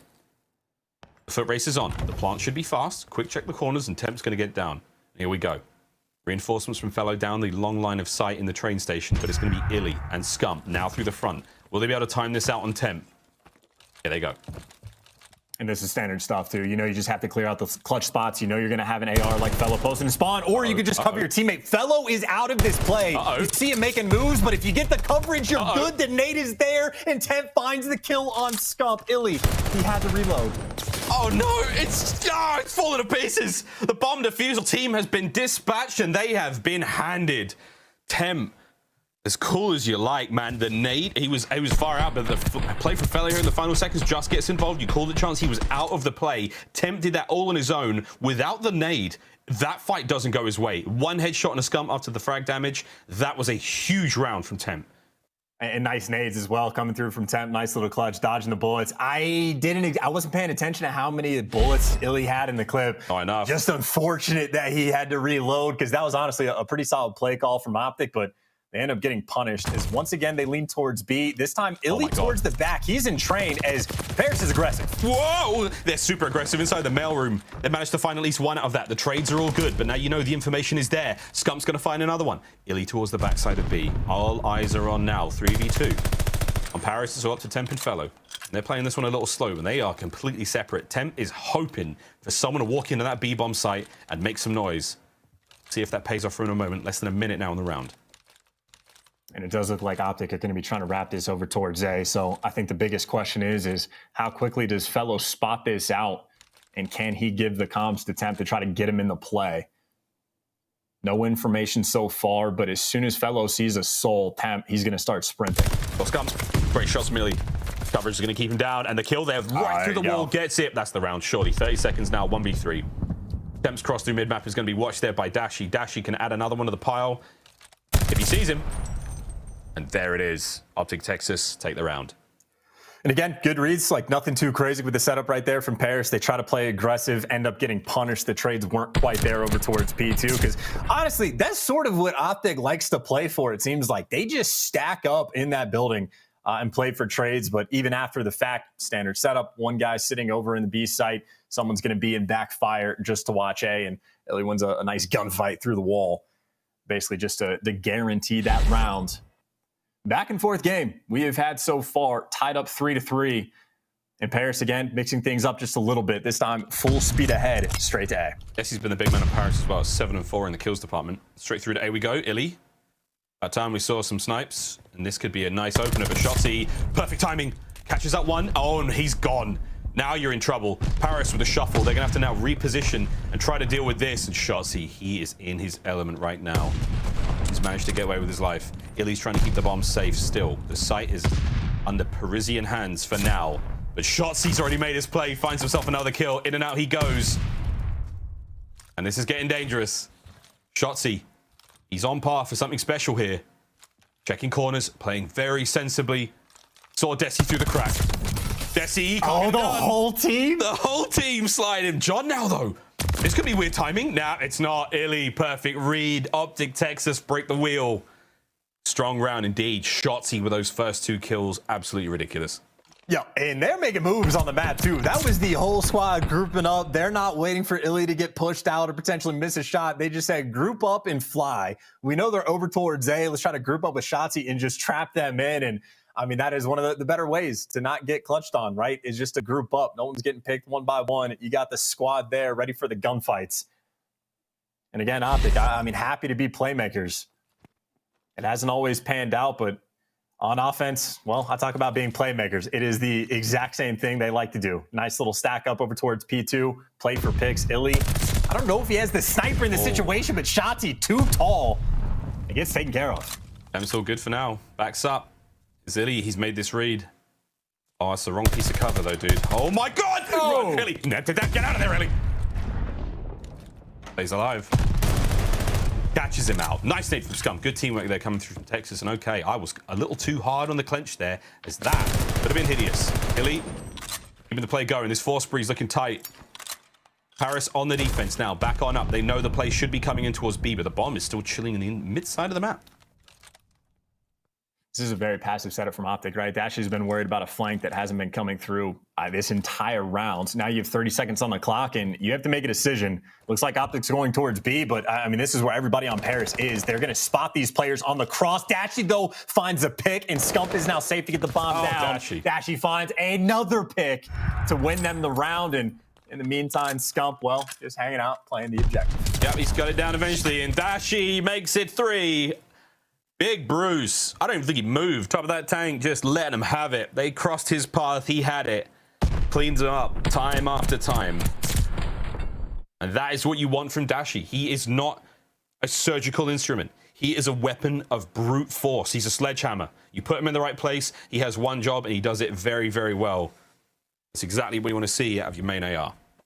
He's probably just bored as well, right? Sitting out of the play for the first minute, finally gets in the mix and picks up a 3-piece first thing. So again, Dashy's a player, bottom 3 in the league when it comes to S&D KD, but clearly adjustments have been made. 7-4 for the moment on a 4 spree, as everyone from Paris, again, it is just a P2 dogfight on this search and destroy. We'll see who's arcs worse than their bite here. But watch out for the sprees on OpTic as well. 2 of them on 4. It could get real nasty if we can get a glide bomb or 2 here, but this is map point for OpTic Texas. Here we go, Paris. They're playing patient. Here comes the slow and steady entry. It's quiet, but it's going to make a lot of noise in a moment. Shotzzy's in. There's the trades through. First blood may have gone to Paris. Oh my word, he lives. He lives. The teamwork is there. Dashy at range again. Desi lost player up. 1v2. He's got to go big here. And Dashy is a player capable of clutching, but iLLeY just spot him with the sniper, missed the shot. You at least get the intel, but issue is bomb is down. Shotzzy over challenges for sure. And I can't tell if iLLeY picked up an automaton or not. If he's only got the sniper, that's a problem, but I think he does have a weapon. He's got Dashies. It's Desi versus iLLeY. It's iLLeY with the shots, the headshot for the finish. Texas, they're cleaning out. As OpTic, the search and destroy woes come to a close, and that is a wonderful rebound from what has been a tough run for them.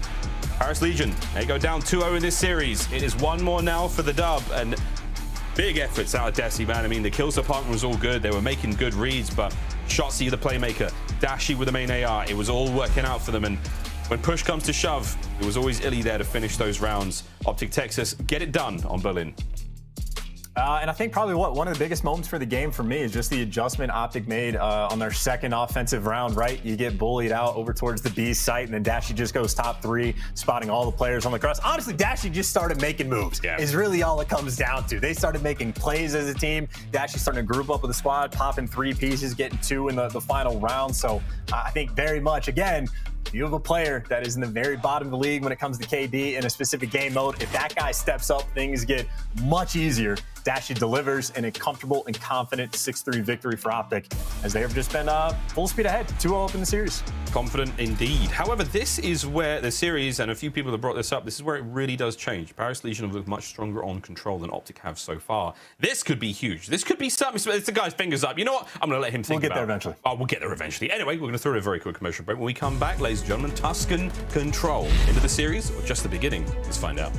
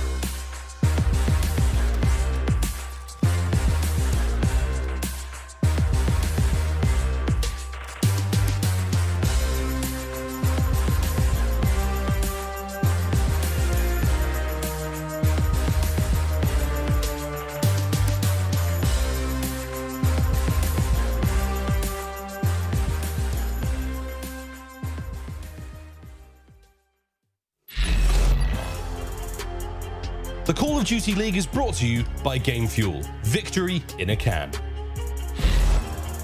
Here we go, ladies and gentlemen, we're back at it. Map 3's on its way. Chance, I was getting all excited about the upcoming control. There might be a massive turnaround, but we're playing on Tuscan. What is the significance of the fact that we're playing on Tuscan in this series right now? Well, if you remember the keys of victory, we were talking about how, like, great might be too kind of a word, but very strong, like, control that Paris has had, literally only on Gavutu. And then OpTic have only played Tuscan control, so they won the coin flip. We get Tuscan control for the game 3, so I'd say for Paris, it is just a completely unknown quantity of what we need to expect from them in the series. On the flip side for OpTic, we know they're strong. I think the one player I'm looking at, though, is iLLeY. I think right now he's sitting at the worst control KD in the league, which is not ideal. And even still, they have a decent record on the map. But if he can pick things up, and he was certainly frying in game number 1, I mean, OpTic will just steamroll this game. We will see. We will see. Tuscan's on its way. We have a look at some stats again of the players on either side who have really put up the goods here in control. And it's Scump for OpTic Texas, and of course Temp there for Paris Legion, and their non-traded kills chance relatively even, you know, of course, when it comes to the plus minus per 10 minutes, not bad either. The KD's all G. Let's see if these two can bring the goods here on Tuscan. And I would say of the two, I think Scump is probably much more impressive in that regard, right? Just doing it with an SMG. Temp's going to be rocking the automaton when he plays on Gavutu. And Scump has absolutely been the standout player in control for OpTic Texas. So maybe a player like Temp, who definitely had that clutch factor a little bit in the search and destroy, well, he's a necessity. He has to perform for this team or they're not going to have a good time.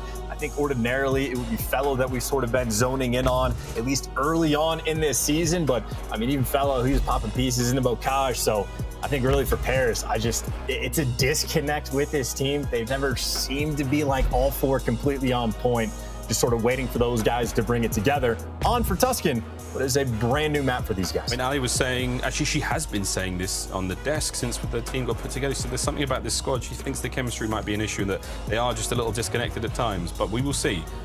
Here we go, the control comparison between both teams. A little bit of a difference between the two, it has to be said. But here we go, everyone's dressed to impress. OpTic Texas in their nice skins. Same with Paris Legion. Can't wait for those to hit the store. You got my money. This is different. This is very different. Let's get it. Oh, baby. Oh, baby. Yeah. Okay, we're going to be. Dude, no shot. You're confused. You had 3 players hit you bottom church at the start of the round of control. That's very rare that we see teams do anything like that. I think OpTic are the only one. And that's turned into a fast speed push. Already a tick and a half is through. As soon as the pressure is in, you see those 3 players swarm off the point, try to play for a couple kills. They're collecting a few of them for the moment. Still and they're back here. 2 ticks through on B. Oh that my God. is the perfect opening break. OpTic. Perfect. Look at the stack. I think there may have been 4 players on that bad boy at the same time. B's gone. Paris Legion. This is a big swing now. You've got to hit the defense in a big way. Shotzzy's still alive and kicking to the back lines. Through the church he goes. Dashy gives him the smack, but that's going to be enough for now. Over towards A. The easier point to capture by all accounts. Nearly, you can't get much more done here. Dashy through mid. John's the last player up now on point. He's cleaned up. OpTic are on A. I mean, look, I think B gets captured like 34% of the rounds that are played. OpTic do it first thing, and Scump and Shotzzy literally did not need to get a kill to make that happen. Oh. It cannot be understated how perfect of a break that was. Admittedly, though, you still have to capture A. They do have a tick progression that has come through, so you made a little bit of progress, but can't afford to drop the ball. Don't want to get stuck in your spawn, and John right now trying to be that cutoff man. And he is. He delivers for 1, gets the second, but honestly, there's more work for him to do. He's doing a great job so far. Keeping mid-map safe. It's going to be a war of attrition by A. As they're going to throw bodies at this one. And Paris Legion, they're holding it down. At 15 lives for a while now, and it's still good, baby. Oh, Who does Dashy think he is? Standy throwing shots like that? Get out of here, son. That's a clean 4 down. Paris Legion back into the swing of things. It's 15 lives apiece. And I would say that they have the map control, but they don't. They left Church like wide out in the open. Fellow, I think he's ready for just like the massive flank. And well, he's falling through there. John, though, on a 6 spree, getting streaks, and his teammate Fellow actually goes big and picks up 2 on the full flank. If he can get this glide bomb, that would be huge. And well, there it is. Connects with at least that before getting dropped. And honestly, OpTic down to 10 lives. You got to glide. I thought this was going to be over as soon as the opening break came through. Paris can do this. Paris can definitely do this. They have the life lead now, and I mean, they were close to losing this one, and now they're pulling things back. OpTic on A, though. 41 seconds remaining in this Temp with the cleanup kills. Tick, now it's not grabbed yet. They've got players around it. Glide bomb in. See you later, Scump. Paris Legion back over towards A. They're going to drain the segment. iLLeY, blessed. What a kill that was. Straight on to the next. iLLeY finds another one. You have got to throw bodies at the point. Scump's here to get it done. No lives left now for Paris Legion. 6 remaining for OpTic Texas. This has to be clean from here on out. Shotzzy's finding the kills. This first round is insane. And it finally comes to a close on OpTic Texas. They capture both zones. What the hell? Let's rewind and go back to the start of that one and see what they did to get B. What the hell, Chance? I mean, honestly, well, you have that, by the way, again, almost perfect opening break. Everything you'd want for control. Scump and Shotzzy did not get a kill, and they capped the more difficult point. Even after that, though, did you see John's face after that round in the cams? It was almost just like a sigh of, like, confusion of, like, what do I got to do to, like, try to pull off a win there? But in spite of that, Paris, one of the most unique openings where they spread the map and don't make a commitment to either point. We'll see how that plays out for him. Shotzzy's about to kill John. Okay, I got it wrong. Shotzzy's about to kill Fellow. John's going to kill Shotzzy. Now that we're all good there, you've got somewhat of an opening towards B. Scump. His feet barely had got off the ladder before he was in the air, finding the kills. Dashy's got mid-map all locked up, safe and sound. Paris with an unorthodox opening. Desi's trying to find something here. Get the boys in over towards A. Yeah, I'll be honest, I don't even know what I'm watching, right? We see OpTic on offense. They just cut through the middle of the map and make like a hard, aggressive push. And then on the flip side, Paris spreads the map like it's a round of S&D. Instead of going to either objective, they're down 3 lives. They've finally gotten towards A to stop the clock. But, I mean, that's a lot of time just burned. Like, even if they capture A, there's not going to be a ton of time left on the clock, but maybe a bit of an opening. 2 players around A, and OpTic maybe thinking about the flank, but they're just purely looking for kills. Yeah, strong kills as well. Second segment at A, almost done. There it is, gone. John, once again, trying to find the success he had in the first round, 10 and 8 thus far. John should be here for the cleanup kill. There it is. Pressure through mid. John gets 2. Okay, Johnny Boy's on something today. Tuscan's treating him very well. Stop the clock. Big kill once again. Nice bit of help from his teammates. That's going to be, okay, nice nade from Scump. That might have been a dead nade, actually. Good stuff out of him. It's going to be the kills coming through. Temp's going to try to find a few more here, but the clock is ticking. Less than 20 to go now. I mean, that's the big issue, right? The time is actually going to be a factor. It is a double, maybe just 1 stack on the point, and unless these nades connect, yeah, the point is going to go, but even still, 1:20 on the clock. I mean, that's good for maybe 2 really solid team pushes, maybe a third if you're quick about it for Paris, and try to capitalize on offense, but for the moment, down on 3 lives. They don't have a ton of map control. Yeah, back to B we go now for OpTic. Paris looking to find something on the church side of the map. Then that kills enough. Keep him at bay, try to draw the defenders away. John, here we go. He's on a mission.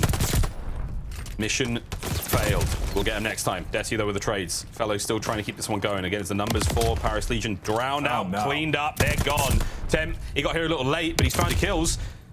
Church not going to be kind to him though. Again, 40 seconds now remaining. 13 now. Make it 12 lives for Texas to the 8 of Legion. Chance they have not got close to B. Yeah, I mean, Shotzzy's been the island player this entire time, and he just sorts to have free reign. He can do whatever he wants, and he's going on the flank, which might eventually come through. But Paris, again, you have to be quick. 25 seconds on the clock. 3 players coming through P5, and they're getting hunted by a Shotzzy.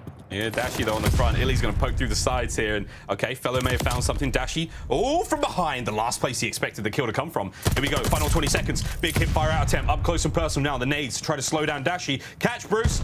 Good work though to back on up. You've got 17 seconds on the clock. We're holding this one down through the back lines. 10, trying to slow him down. You've still got players on point. John's got to stay alive. He cannot die. He cannot get off the point either. Shotzzy's on a 5 now. John drops. 5 players now remaining for Paris. Shotzzy, oh my God, Temp's still going. Over to Scump now. He's going to try to keep this going as well. 4 players now left for Paris Legion. The clock is ticking. You have to get on the point, boys. And here comes the reinforcements. Fellow saves the day. Push him back. Find the kills. Temp's on one as he keeps going. But you have to keep the point safe. Coverage from Temp. He's trying to do everything right now. He can't get it done. OpTic. Oh, baby, it was close. They were a Miles' ass hair away from victory there, but they couldn't get it done. Texas, once again, another good round.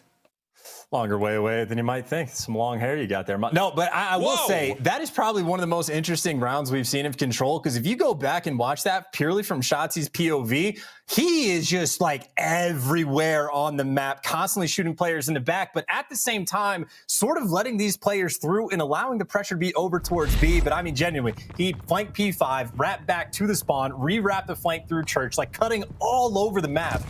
and playing in absurd fashion, and it's certainly great for the kills column, but it was definitely a dicey round. But either way, maybe just Shotzzy with doing what he does best, looking for John through a wall. He's gonna find it, but he is the lone player over towards B.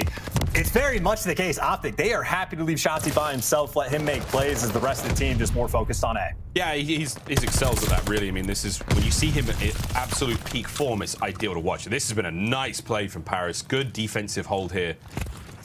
Seb's getting aggro. Mid-map, though, is going to be the play. Fellow, got to keep an eye on this one. He might see iLLeY cross. Yeah, he did. That means it. B. Here comes a reinforcement from Paris, trying to cut those players out. Scump brought down with ease through mid. Fellow and John finding their kills. Now back over to Temp, trying to get involved in the mix, and he is flying right now. Flies straight into the guns of iLLeY. John on the revenge tour. Can't catch a single thing here. Does manage to get himself at least one kill out of this, and that's good enough for now, but you still have a player in your spawn.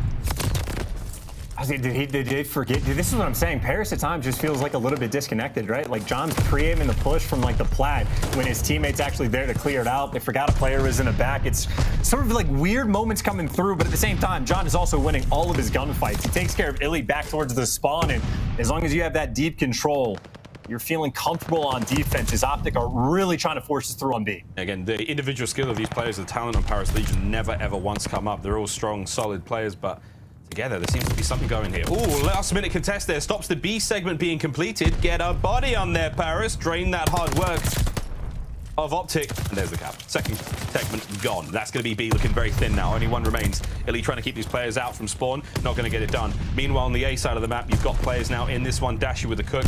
Here comes the second segment A gone. 3 members of OpTic here on A. This is basically done. And I think we saw that they're like the 3rd best team overall on offense when it comes to control rounds. I think they're showing off quite a few reasons why, whether it's the opening break from round 1 or just the fact that they're able to consistently pour on the pressure towards B. Before they capture A, get 2 ticks, now you got 1 minute and 15. I mean, this is very much the case. You just get 1, not even 4 down, like 2 or 3, stack the point and you're good to go. As long as they group up together and try to have a little bit of teamwork, because they are very disconnected. OpTic are still in a strong spot. Good cleanups now from Paris Legion. 14 lives to 10 of OpTic Texas. John's trying to get in spawn. It's going to be 3 players come through mid. Fellow, you're about to peek that top window. Oh my god, they're going to back up for John. John, here we go. 1 for John. Remaining attack now coming through. Can't quite get the second. Dashy should be there for the pickups, and he is. That's a nice clean 2 from Dashy. 6 lives now remaining from OpTic Texas, and Paris there holding the line. Just getting picked apart as well. I like Dashy being polite, closing the door, but Dashy being rude, trying to break in, throwing a couple stuns. But again, it is just like players from OpTic are all over the map. You have Shotzzy basically sitting in the spawn, but he's hanging out, waiting for his teammates to make a play, and they get picked apart over towards P5. And I think that might be the story of that round for OpTic, at least in the second half of it. They were never really able to get grouped up as a team, and at this point, very much just playing for kills. You're outslayed that hard. I think they want that defense for the round 5 should we get there. Or maybe not, as they throw away an extra life. It's a lot of lives. They're trying to find something here, and they've been caught out. Paris Legion bounce back. And difficult round indeed at the start. I mean, they lost a lot of segments. B was looking shaky. Then A got absolutely obliterated. Really pulls the defenders all over the place, but in the end, they managed to find that special something. We go again. It really is a big round to get on defense as well, again, just for the spot that they were put in. I think it was, honestly, it felt more on OpTic for never like grouping up properly for an actual team push. But again, sometimes that can be their style. Again, allowing Shotzzy to just roam and make plays. But now Paris, the problem they need to solve, need an offensive win. This time they're doing it together. At least all 4 players more so geared up towards this A site. They don't get the first blood, but you at least get someone to the god heady, so the pressure is certainly here. But Scump, though, on the flank. Well, there's free kill number 1. Waiting for Decimate to actually challenge, but Decimate does it to Scump. Tries to take it to him. And even though Scump is going to fall, OpTic just have plenty of pressure over towards that. Yeah, Dash close enough to stun his teammates. That's one thing, but here comes the flank. Good coverage from... Oh, whoa, Temp guns him. iLLeY with the trades. Trying at least. Paris are back in this. 2 players on the stack. iLLeY's going to find 2 more before being brought down, and OpTic will hold A for now. That segment being drained. Yeah, iLLeY just had the beamer in that moment, right? Ripped off fellow from the god heady, and again, iLLeY is the player for control. that needed to step up for OpTic. So far, he's had a very solid performance, and this is OpTic. I mean, they want to just dominate this round on defense. The nades, though, able to take down Dashy, iLLeY, the next one up. That's the entire team. He's going to fall. And this assuredly should be good enough for Pairs to make moves, or maybe not. Shotzzy able to cut down 2. Can't get the 3rd, but he buys his teammates time. Not a single ticket progression has been given up. OpTic, I mean, they have just been taking it to Pairs so far in this round. Yeah, incredible pace from OpTic now on the defense. Paris back at it again, though, in towards A once more. 2-man stack, 1-man stack. It's all on John now, trying to finish the capture there. That first segment should be done, but oh, Shotzzy's in the spawn now. Behind you, Shotzzy with 1, Shotzzy 2. That's the cleanup. Paris Legion, they all fall down. Massive work out of Shotzzy there on the flank. That's a 2 spree for him, all even at 24-24. Scump now on the immediate oscillation over towards B. This could be huge for him as well. Timing might be great. Check the corners. Make sure you've got someone to work with now. Dashy on the front. He's going to sort that one out. Scump comes in, swoops through. The defense holds. 1 player left now down by the bottom side of B. And OpTic, they will surely... Oh, maybe. They're strangling him out. 10 seconds almost remaining here from Scumpy with a kill. That's the clock wide open again. Dashy on the defense towards A. Chance. This is it. Surely this is it. All bases covered. OpTic Texas, they finally get themselves a W on the board, and that must feel fantastic. As predicted, Miles, dominant 3-0. No ifs, ands, or buts. A clinical game for OpTic just to get some CDL points in their favor.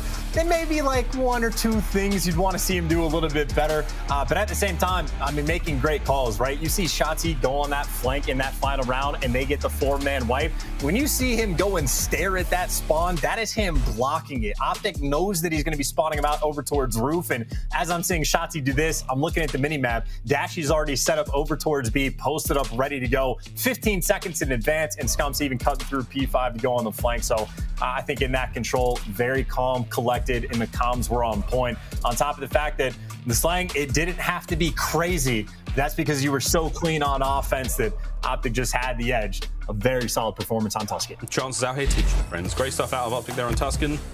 A wonderful effort on the defense from Paris Legion to get the round, but in the end, just too much out of OpTic. So many looks, very, very strong looks. And I forgot about that spree from John, man. He went wild in mid-map. Special stuff, got himself that glide bomb as well to play with. But in the end, just too much as OpTic Texas really coming together there. And again, impressive looks out of them on the search and destroy. The hard point on Bocage was an absolute blowout at times, and that is no easy feat on a map like that, Chance. So you got to be saying it, Texas, a good look for them finally to get themselves a win on the board. They do get themselves a little sort of a better standing now when it comes to not finishing in the bottom 4. I actually don't even know if it's possible for them to finish in the top 4 at this point in time going into the upcoming OpTic Texas Major. We will find out about that, mate. But hey, man, better late than never for OpTic to really get things going. Well, they got something going right, but now they got Toronto and Boston are the next 2 matches they have. So maybe a nice win to get under their belts, but it does get more difficult from here. Well, we'll see if they can keep it going. Lovely looks from the highlights, though, as OpTic Texas, the 3-0 now comes to a close. 3-1 there in the final control map as Tuscan does get blown out. And there we have it, the series score. Good looks all around from OpTic Texas. They've got to be feeling good with that chance. But, mate, when we come to Paris now, mate, I mean, is there any strong feelings there as far as like how this team's looked? Is it so up and down? Is it that inconsistent? I would say strong feelings I have for them, yes, but not in a positive way. It's just, they don't look good, just straight up, right? Like 0-4 right now at the start of like the major one, like sort of season.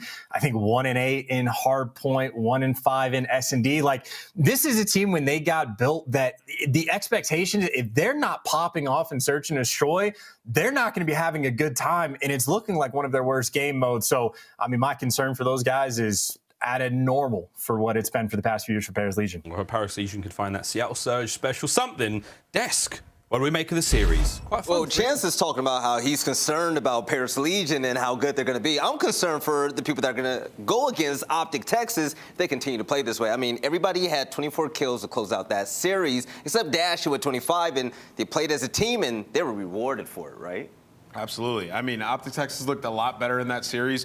I think the biggest difference for me was iLLeY was popping off. He got to use an SMG on maps 1 and 3, and he was playing well. So excited to see him when he gets to pull that automaton back out, how he performs there going forward. But they just looked way more confident, way more poised, especially in that hard point. That bow cage was clinical. And even in the search and destroy, I mean, they fixed a lot of their mistakes. There's still a few times they threw their life away after they got a first blood. But the good thing about it was they were getting first bloods towards the latter half of that map. So a lot of improvements on the OpTic Texas side of things. Yes, and speaking about improvements, aLLeY, okay, there were players that were popping off that map. There's 2 of them in general that you were really happy to talk about. Who were they on the side of OpTic? Well, Nameless already touched on one. It was definitely iLLeY when we were going into the series. He definitely needed to step it up. But for me, actually, it was Shotzzy. He went 41 and 28 in that opening hard point. And then you move on to the S&D. You head into round 7, and it was actually Shotzzy that hit the huge flank on the back of the Paris players. He found 3 players in the back, and that's what kind of shifted the momentum in the search and destroy. When it seemed like Paris kind of started taking the rhythm, they started to fall into momentum against OpTic. He shuts that down round 7, and then they just started smoking them out. You're right. Now, Nameless, when you're a player of big name and whatnot, and you're supposed to win all the time, and you don't. Now that they got this big victory, they have momentum behind them now. Do you think that looking forward, we're going to see a better OpTic, or do you still think that there might be little bumps in the road before they get to where they need to be? Yeah, I mean, I think confidence will definitely help. You know, getting that first win can sort of propel you forward sometimes as a player. And now they're able to beat Paris. You know, maybe they'll be more confident in their search and destroy and things like of that nature. But it really just comes down to fixing your mistakes. And they fixed a lot of mistakes heading into today's match. And they played against a team that's been very strong in that control game mode. And what did we see? We saw OpTic making some pretty strong plays. I mean, early on, pushing over towards B and getting that point right off the rip is huge. Almost got trapped by John in the spawn, still bounced back, got through Church, and regained control and secured that round despite the glide bomb. That's communication. That's them being calm in game. So that's definite improvement on the side of OpTic. Despite Paris not being the best team, there's no free wins in the CDL, right? OpTic had to work for that, so they got a lot better. Exactly. Now, aLLeY, speaking about control, right? There was actually a very interesting thing about the points, most specifically B. Well, so the first offense round, OpTic was on the offensive, and when they pushed into B initially, what was crazy about that is they pushed in, they got the kills, and then they 4-stacked the point, boom, B gone. And that is only the 3rd time that has ever happened on Tuscan Control out of 54 rounds of people. Only the 3rd time they were able to get B before A, and that was just momentum in their hands. Paris Legion, Control was the only game mode they were good at. It was the only one they seemed pretty dominant in, and it was in offensive rounds. And OpTic Gaming just threw it right back in their face with 2 offensive rounds, taking not only B first time around, but 2 ticks on B the second time around. Right, I'm just gonna say it just outright. It's just, damn, it feels good to see OpTic win. But ladies and gentlemen, we actually have an interview. You guys already know it's gonna be for the Game Field post-victory spotlight interview. Let's go ahead and get Scump on screen. Scump, last time I saw you was at the Esports Awards. Who would have thought that you and I would be doing this, right? But first things first. Look at us. Exactly. First things first. About time you guys won, man. What's been going on with you and your team? And I mean, I'm feeling good about you guys in the future now. What were the struggles leading up to this point? Yeah, I mean, I think a lot of people will already know this, but we just had issues closing maps. I mean, I didn't even have a good series, as you can see there, but we played a lot more fundamentally sound whenever the pressure was on us. I mean, that stack on Tuscan was absolutely beautiful, but yeah, just closing maps was our biggest thing. I mean, we lost 2 round 11 game 5s and probably shouldn't have even been in a game 5 in either series if we tightened things up. So, you know, we're just working on things every day, and hopefully, you know, people saw some improvements today. Okay. All right, and I have to say this because I never got to officially say it to you kind of face-to-face. Congratulations on that solo win. I knew you could do it, as well as this win in this series. And, you know, it looks like Control happens to be your strongest game mode right now, and I was wondering what makes you so good at it? I mean, Control is just always more methodical type of slaying game mode. Hardpoint in this game is just so fast-paced sometimes. It's really easy to get caught up in a cycle or in a mix, whereas Control, it's really easy to dig yourself out of those kinds of holes. So, you know, it's just a methodical game, and I've always been that kind of slow slayer type role. So it just fits my playstyle really well, honestly. Seth, congrats on the win. And I want to ask you, a leadership question about the team. Who is the in-game leader for this roster? I know a lot of people, look at it and they think like iLLeY would be sort of the guy who's calling the plays in game. Who is it, and how's that been for you guys so far in this game?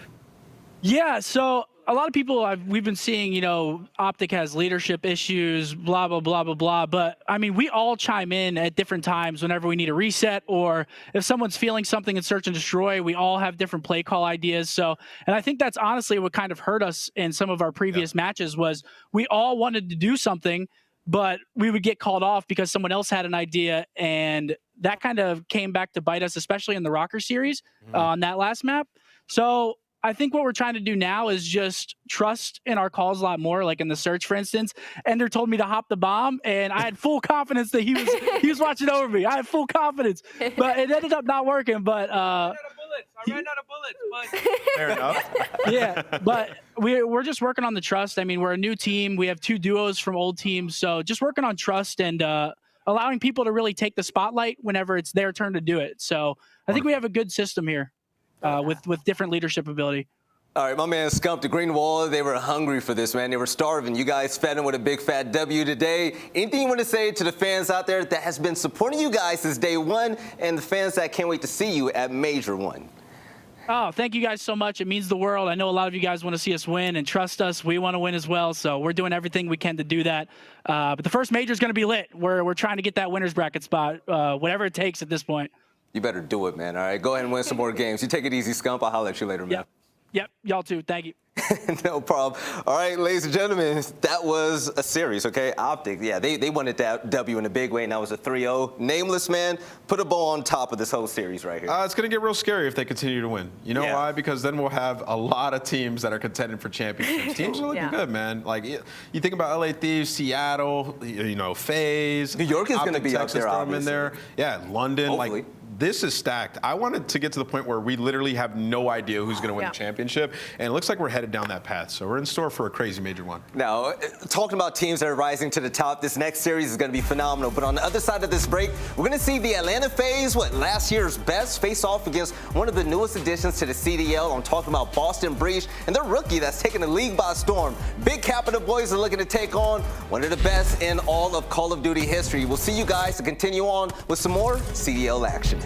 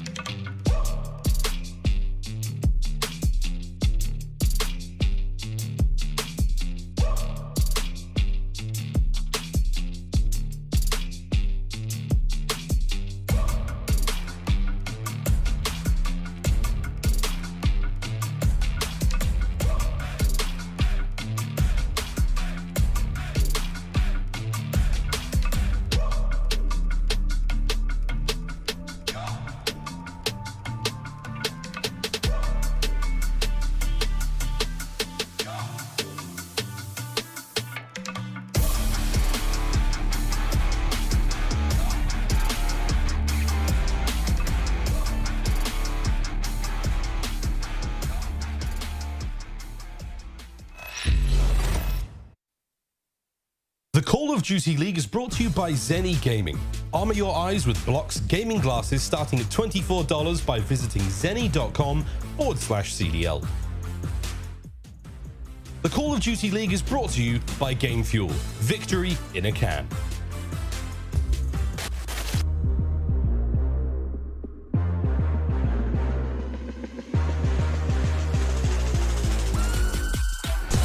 And he'll have some words for Prince 6.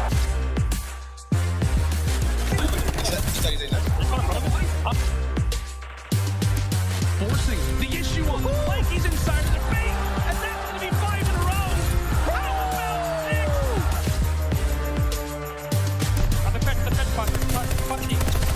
There's 2, there's 3.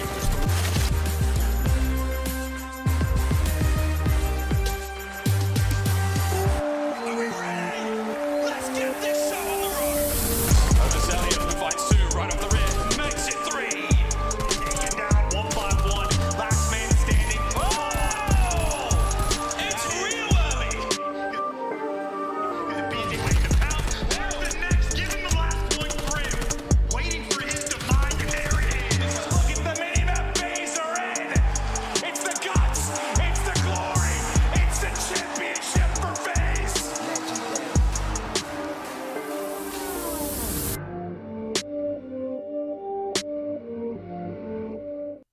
Hello, and welcome back to the CDL Week 2, Day 2, and the matches are getting hotter than ever. But for the third series of the day, this is going to be our game field marquee matchup. The Atlanta FaZe, the team that dominated last year, they're facing off against a new look team, one of the CDL's newest teams, the Boston Breach, and I can't wait to see what goes down. I don't think that this one is going to go the way people think it's going to be on paper. And Nameless, I'm hoping that this goes down to the wire. I'm hoping it goes down to the wire, but I fear that FaZe, the beast, has been awoken, and we haven't seen Boston play any of like the top teams so far in the league. At kickoff, they look pretty good, but in the league, you know, they're 2-0, haven't played the best of competition. They're going up against the world champions, a team that's been together for a long time, so it's a tall task for the Boston Breach. But when you look at the stats on paper, aLLeY, we noticed that they have the exact same record in all 3 game modes. So at least by stats right now, they are evenly matched, as weird as it is to say that. But let's get into the Atlanta keys to victory. So Simp and aBeZy are going to need to get going. They're at a 0.91 and 0.96 respectively.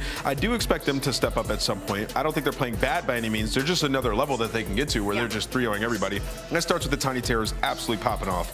Get back to control dominance. They're 11th in round win percentage. Last year, this team was absurd at control. They were #1 in the league, and I expect them to get back to that at some point. Right now, it hasn't been great, and I think a lot of that is due to Gavutu. They've been playing that at times when you have to put an AR in either aBeZy or Simp's hands. It hasn't been too great lately. Play together in 4v3 situations. First in first blood win percentage, last at converting first bloods to wins. And that has to do a lot with aBeZy flying out, getting first blood, and them not playing together as a team. So that's a crazy stat, man. It's a crazy stat. And typically, like, this is the team that takes a lot of risk early in the year, going out there, playing aggressive and search and destroy, and it doesn't work out for them sometimes, and then it clicks. And those routes start to work, and they know what they can get away with. And that's what we're seeing out of Atlanta FaZe. Test the waters until you perfect it. And that's why they have a great coaching staff that's winning world championships. I love this, and the simple fact that when talking about players like Simp, aBeZy, and them, like, they're veterans in the game now. You know, they're not just rookies that we've known. When Afro's got in the scene with you, right? They're killing it. But they're going against Boston Breach, and Boston Breach has been phenomenal. The thing about Boston Breach that really scares me is the simple fact that we don't know what their ceiling is at the moment. I completely agree with you, and that has a lot to do with Big Cap because he continuously, it seems to get better every single series. But a big standout for me, I guess, has been TJ because to me, he was a very inconsistent player coming into this year, and he has completely slammed me to the table when it comes to the fact of how consistent he has been with his slaying power being in that sub role. And now going up against Atlanta FaZe, both these teams are 3-0 in search and destroy. So I think that's where the real battle is going to come out. And when it comes to Boston Breach, should they be able to take that respawn early, I think that would be a huge momentum push into the series, knowing how good they are at S&D. Game fuel keys to victory. Continue executing S&D. It's what I just said. Their first in round win percentage. That is insane. You would expect FaZe to hold that record, but they've had a little bit of a slow start this year. Their retakes, though, have to be on point. Atlanta is planning the bomb 71% of the time, and you know that is going down within like the first 30 seconds of the round. That bomb is getting laid quick. So, and now Nero, he needs to be an X factor. Slaying may be the key to going the distance. He has a .92 KD. It isn't that bad. That's right around the likes of where where Simp and aBeZy are right now. But the difference is it's Atlanta FaZe. That's Simp and aBeZy. We know they're going to heat up, so Nero's going to have to be able to match that aggression. Yes, and take a look at the team right now. I'm excited to see where they're going to end up. We don't know what they're going to be like at their peak or anything like that, but so far they've been impressing in the most stylish way ever. And these players, I mean, they put on highlight clinics every single time they're on the screen.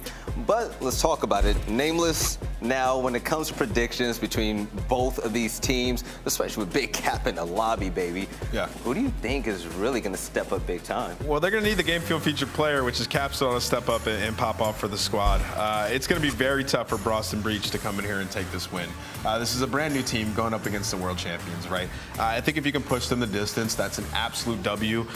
You know, have some close maps. We've seen, you know, Atlanta FaZe, we're learning about them. You probably don't want to play them on Bocage. It seems to be one of the better maps for Boston Breach is Bocage Hardpoint. So stylistically, I actually think that this is the most nightmarish matchup possibly for Breach, right? So if there's some close maps, I think that's a W for the squad. See, that's what I want to see, man. Big Cap smiling, the man is having fun, and he's ready to go against people that he's been looking up to for a few years now. But when it comes to predictions right now, Nameless, are you rocking with the obvious answer? I mean, what everybody's going to have down on paper, Atlanta FaZe are going to win. Yeah. Or do you think Boston have a legit shot at this? I mean, I don't think that they're going to win this series. I think FaZe is going to win 3-0. Okay. I'm going with those guys. 3-0? I've learned to not count them out. I'm not going against them. No, FaZe is going to win. They're gonna play well. All right, aLLeY, you and I were talking about this earlier, right? All right, aLLeY and I, like, we're kind of nutty, and we were thinking, okay, Boston has been looking really good so far, and in this series right here, do you think Atlanta's gonna take it, or do you think Boston might surprise us?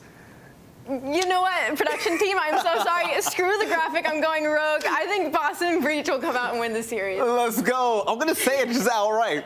I like Atlanta FaZe. Atlanta FaZe is dominant. I feel like they can Thanos snap any team out the lobby, right? But when it comes to Boston, okay, Boston has something special about them, and I really think that no one really knows what to expect from them. I want to see Methodz pop off. I want to see everybody do their thing. This team, if they win this, I'm going to go nuts. But you know what, ladies and gentlemen? It's about time to get this game started. Bryce and 10 fellas with those beautiful accents, be able to bless us on this game. How do you feel about this matchup? Well, thank you. I think it's an interesting one. The problem is it's Atlanta FaZe. That's the big issue. It's the big dogs in the CDL. They have been for years. We've been expecting to see these players. Boston Breach have looked good, but I don't know if they've looked good enough, Ton. Look, they've looked good against, without being harsh, like kind of mid-level teams, man. I can't base too much off it. They've had very close games with Guerrillas, of course, but this is FaZe. It's a different level. And look, I like the team. I think they'll grow, but I don't think they've grown quick enough to get to this stage yet of beating a team like Atlanta FaZe. So look, I would love to be proven wrong, and I'm kind of on the fence of this is either FaZe smoking them, or it's going to go all the way down to potential final map. It's one of those things that, again, today's all about barometers. We're kind of getting into the gist of where everybody's at. We'll get a true reflection of how good Boston Breach are in just a second. But until then, the jury is still very much out in my eyes. I think the big issue people are having is that Atlanta FaZe had a bit of a wobble, right? Kickoff Classic, they went to map 5 with Paris. People are a little bit worried about it, but let's talk about how we think this series is going to go. Of course, Gravudu Hardpoint, Berlin Search and Destroy, Gravudu Control, Bocage Hardpoint, and then Bocage Search and Destroy to round this one out. The analyst desk talked about it a little bit. They said this does feel like a good matchup for Atlanta, and I kind of agree, Ton. Yeah, 100%, especially if it does somewhat get towards that fourth map. I'm going to have to see 2 maps from Boston in those first 3, to be honest with you, because map number 4, I wouldn't like to be any team going up against FaZe and that Bocage map specifically, to be honest with you. I honestly, I wouldn't like to play against them in any map in particular, and when League Play does come out next week, I am actually quite fortunate to be on the other side of the continent to those boys, because they are nasty. But Gravudu, there's potential. Look, I would love to be proved wrong from Boston Breach right now. I just don't see it happening here, Brycey. I think FaZe have woken up. All right, well, let's see if Atlanta FaZe are every bit as good as everybody says they are, or Boston Breach looking for an upset. Of course, only time will tell us as we get into this best of 5, as we jump straight into this hardpoint and straight on board by the look of it with Cellium. Here we go, straight into the mixer, of course, up top gun, and Cellium has just been different gravy this year so far for this Atlanta FaZe team. We haven't really seen it from aBeZy and Simp. as things do get kicked off. And, well, we're going to see it from them on the SMG front. But when it comes to ARs, that's where Boston Breach have been particularly strong on at times. And, of course, you do have Capsidal in there as well, who has been kind of just making his name, if you like. But FaZe at the moment, good start from them. They will get a hold of the majority of the first few points. But a force spree from Methodz to kick things off. Streaks would never be a bad thing.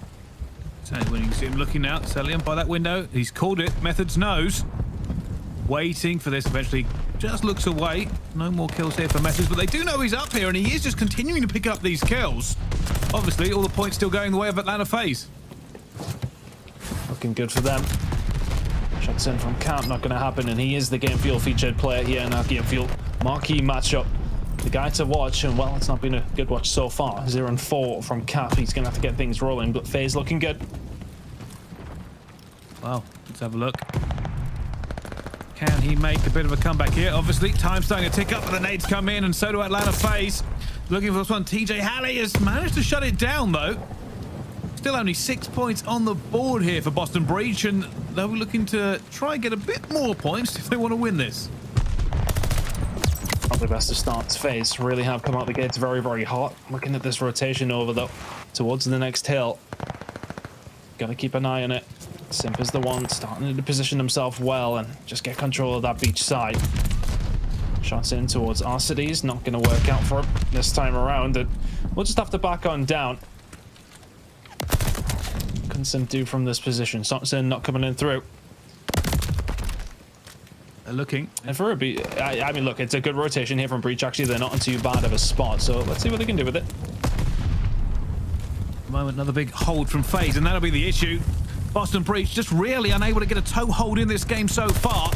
Nero trying to do some work here. Sprays over the top, but aBeZy says thank you very much. Capsidal coming in one after another. Capsidal trying to get that kill as well. Not doing so well. Atlanta FaZe opening up here against the Boston Breach, and all the stories, all the fairy tales that have been whispered about could Boston Breach be a real force this season, and are Atlanta FaZe not as good as we've previously seen them? At the moment, they're very, very quiet. Simp has 7 in a row, looking for number 8 here as well. Not often you see him with the AR in his hands, but he's getting the business done. Will eventually fall, but the streaks and damage it's already done. 89 to 22 already. Boston Breach will pick up a decent amount of scrap time there, but heading over towards this next hill, it is all FaZe and Methodz. It's a little bit of help from his teammates here. aBeZy, Cellium combining well. A 10 and 5 out of aBeZy. A fantastic start, considering how relatively AR heavy it is on this map, but you can see they're coming out from pretty much everybody. 12 and 5 out of aBeZy, auto in hand, and look at all the kills still coming their way. We also have Boston are maybe a little bit one by one here, but the kills are going to start coming through one by one for the Boston Breach. They find a few. Simp on his own, though. Can he find anything else? Can he look for the second? He can. Can't get away, but look at the spawn still coming in here from FaZe. Nero's trying his best to disrupt that. Oh, here they come. Boston Breach going to try and get some scrap time here, fortunately, but aBeZy is going to be in the hill. It does get taken down eventually, and Boston will get some much-needed scrap time. Can they come back into this game? At the moment, the biggest issue they are having is that they realistically just can't get enough kills on the board to make a difference. But let's find out how Atlanta FaZe are feeling. We're listening. Tap that. One shot on north. On cliff. On my boat. I've cross. Yeah, oh my god, oh my god. I think with the red. Alright, I've crossed. Yo, top out on me, top out on me. I'm trying to look around. I've been mid. They can go right. I'm re-pitching right, high key. No, there's nothing right. Propane, yes, nothing right. No, he's top near. Top near. I won. I'm pushed. Top out. We got this two top out. Nero's weak. I'm in. What do you mean, Nero? You're better. There's only one shot top boat. There's two. One front time. Cages one shot. Nice. Never need it.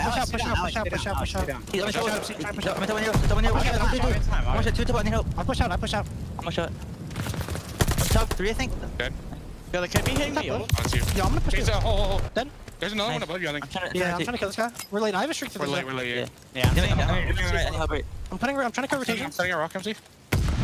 I missed it. I'm trying to cut rotos. I think he's tower. I think the guy's tower. I need he's already. Tower's any? No, close. Nero close on short. I hit Nero close on short. Nero's our short, Tyler. Yo, he's there. I'm one shot. I'm laying out her. TJ on time. Okay, wait, I can shoot. Oh, I flipped. Yeah, come on, you're by yourself. You're open. I'm leaning over you, bro. I'm trying to. Well, there we go. Comms from Atlanta FaZe sound solid and composed, and why wouldn't they be? Currently up by over 100 points in this one, continuing their reign of terror. I mean, it's just such an impossible task for the Boston Breach. Not quite being blown off the map completely, but it's not looking fantastic. FaZe very much their dominant selves, and I think, you know, if you look at these rosters prior to kickoff, etc., and prior to, I don't want to say FaZe's struggles, but they maybe haven't impressed as much as everyone would have expected. They still look solid, but this is kind of what everybody would have expected before the season kicked off. This is the Atlanta FaZe that everybody knows and, well, mostly loves. they do have their haters, it has to be said, but, well, that's for good reason, because they are lights out 99% of the time. These guys just do not miss, and guys like aBeZy, I mean, shots like that, it's absolutely disgusting. He's still rolling towards the back, and eventually does get shut down. Breach with the close spawns, but my goodness me, aBeZy. And that's exactly what everybody fears when they play this team, Ton, and you said it correctly. A little bit of a slow start maybe from Atlanta FaZe in terms of the CDL, but still something to be feared here. Can Boston Breach find a way back in this? And Capsidal, who we spoke about earlier, had a terrible start to this game, maybe finally heating up. Could this be the catalyst that Boston need to start taking the fight to FaZe? At the moment, nothing too much coming out of it. Still going to have about 100 points as we go into our next hard point. But, you know, one good solid hold here, and we could have a game on our hands. Yeah, I was just about to say, kind of took the words out of my mouth. It takes one really good hold to get back into a game of hard point. And could it be this on the beach? I mean, well, honestly, it could have been, but with Simp dropping this in, it's going to make things very difficult. Arcitys finding one kill on the Methodz, the spawns towards the back. Keep an eye on those spawns actually coming in for the Boston Breach towards the rear side, but it's already done. Atlanta FaZe are in. And we talked about it before the game. aBeZy, Simp haven't necessarily had the best start to their season here on Vanguard. But so far, so good here. It does come down to Kuavo, and look at the shots once again. aBeZy can do it with either weapon. Methodz gets the child coming on through. He finds the kill. Simp will wrap it up, though. The guys on this squad still doing the work for each other. Cellium on the force spree as well. It's just all danger signs for the side of Boston Breach. Yeah, the slang from the Little Lunatics is really putting the Boston Breach to the sword, and we could be on the cusp here of 100 points. But I say that, and instantly they managed to get the point in the hill. It's not going to be. Cellium jumps back in with a 6 streak. And realistically, Boston are now just playing for basically any points they can get, hopefully. And they force them out back towards the boat side, and it's going to have to be a hell of a break. 3 seconds to go. I honestly just don't think the Breach have the time to get their FaZe dominating. And map number 1, 250 to around 100 out of Boston Breach, and shell-shocked is the description on the faces of the Boston Breach, but FaZe dominant there in game number 1, and the kind of performance we've come to expect. Yeah, 100%. I mean, that was, if anything, it kind of answered a lot of questions, right? There has been this narrative floating about in the Twitter sphere, on social media, on Reddit, about are Atlanta FaZe as good at this game as they have been in previous? Well, if you look at this opener here, Boston Breach started very, very slowly. Capsidal had a very bad start, comes back to 17 and 17. It could be a case of Boston Breach maybe just being a bit slow, but Atlanta FaZe did not start slow. aBeZy went 24 and 11 on that map and basically just set fire to everything that was coming at him. And 20 of those kills just not tried it back either. It's just raw slaying power on the side of Atlanta FaZe, but they do absolutely everything right when it came down to rotations, those small little kills that you kind of just see on the mini-map, on those little transitional moments. They find them nearly every single time, but when you shoot as straight as these boys, it's quite easy to find. I mean, look, it's just a very AR dominant map. Of course, we see it coming out from Simp, aBeZy. They can all bring it out if they need to. Unfortunately, Boston Breach they just couldn't hang. They just couldn't keep up with them. But honestly, where I say positives are going to come from, I would imagine it's going to come in the S&D. That's what we said when we came into this. S&D is very much something that they have to get going. When they can get that going, they may have something in this series. And we know that control is potentially something that can obviously go the way, of course, of the Boston Breach as well. The hard point was always going to be difficult, and well, that just really did show in that first map. Yeah. It really did. I got to say right now, I imagine Nameless has a very smug look on his face. The only one of the analyst has to really just Doesn't say, he always? It's a hot 3-0 for Atlanta FaZe, and the smirk he's going to have is probably so big it probably aches at this point. But yeah, ridiculous start there from Atlanta FaZe, and you're right. You got to see something from Boston Breach here on this S&D, because if we don't see some sort of big performance from them, some proof that they can hang with the monsters that are Atlanta FaZe, then it could be a very quick series. I'm just curious of the conversation that kind of goes on after a map like that. It's a tough one to say. Look, I mean, they didn't get completely blown away, but it was very, very dominant, very comfortable. The Atlanta FaZe. If you're Boston in that scenario, do you put it to the back head? Do you discuss it there and then? And something that coaches like Zed and Dens will know very well. I've watched them get smoked a few times, Brycey. It's happened before. They will know in that situation what to do. And for me, it's you put that one to the back of your mind. You concentrate what's coming up next, which is search and destroy. Not so much your bread and butter, but it is very much your stronger game type. When you go in against a team like FaZe, this is where you look for your map wins. Yeah, your FaZe, you're feeling super confident after that map number 1.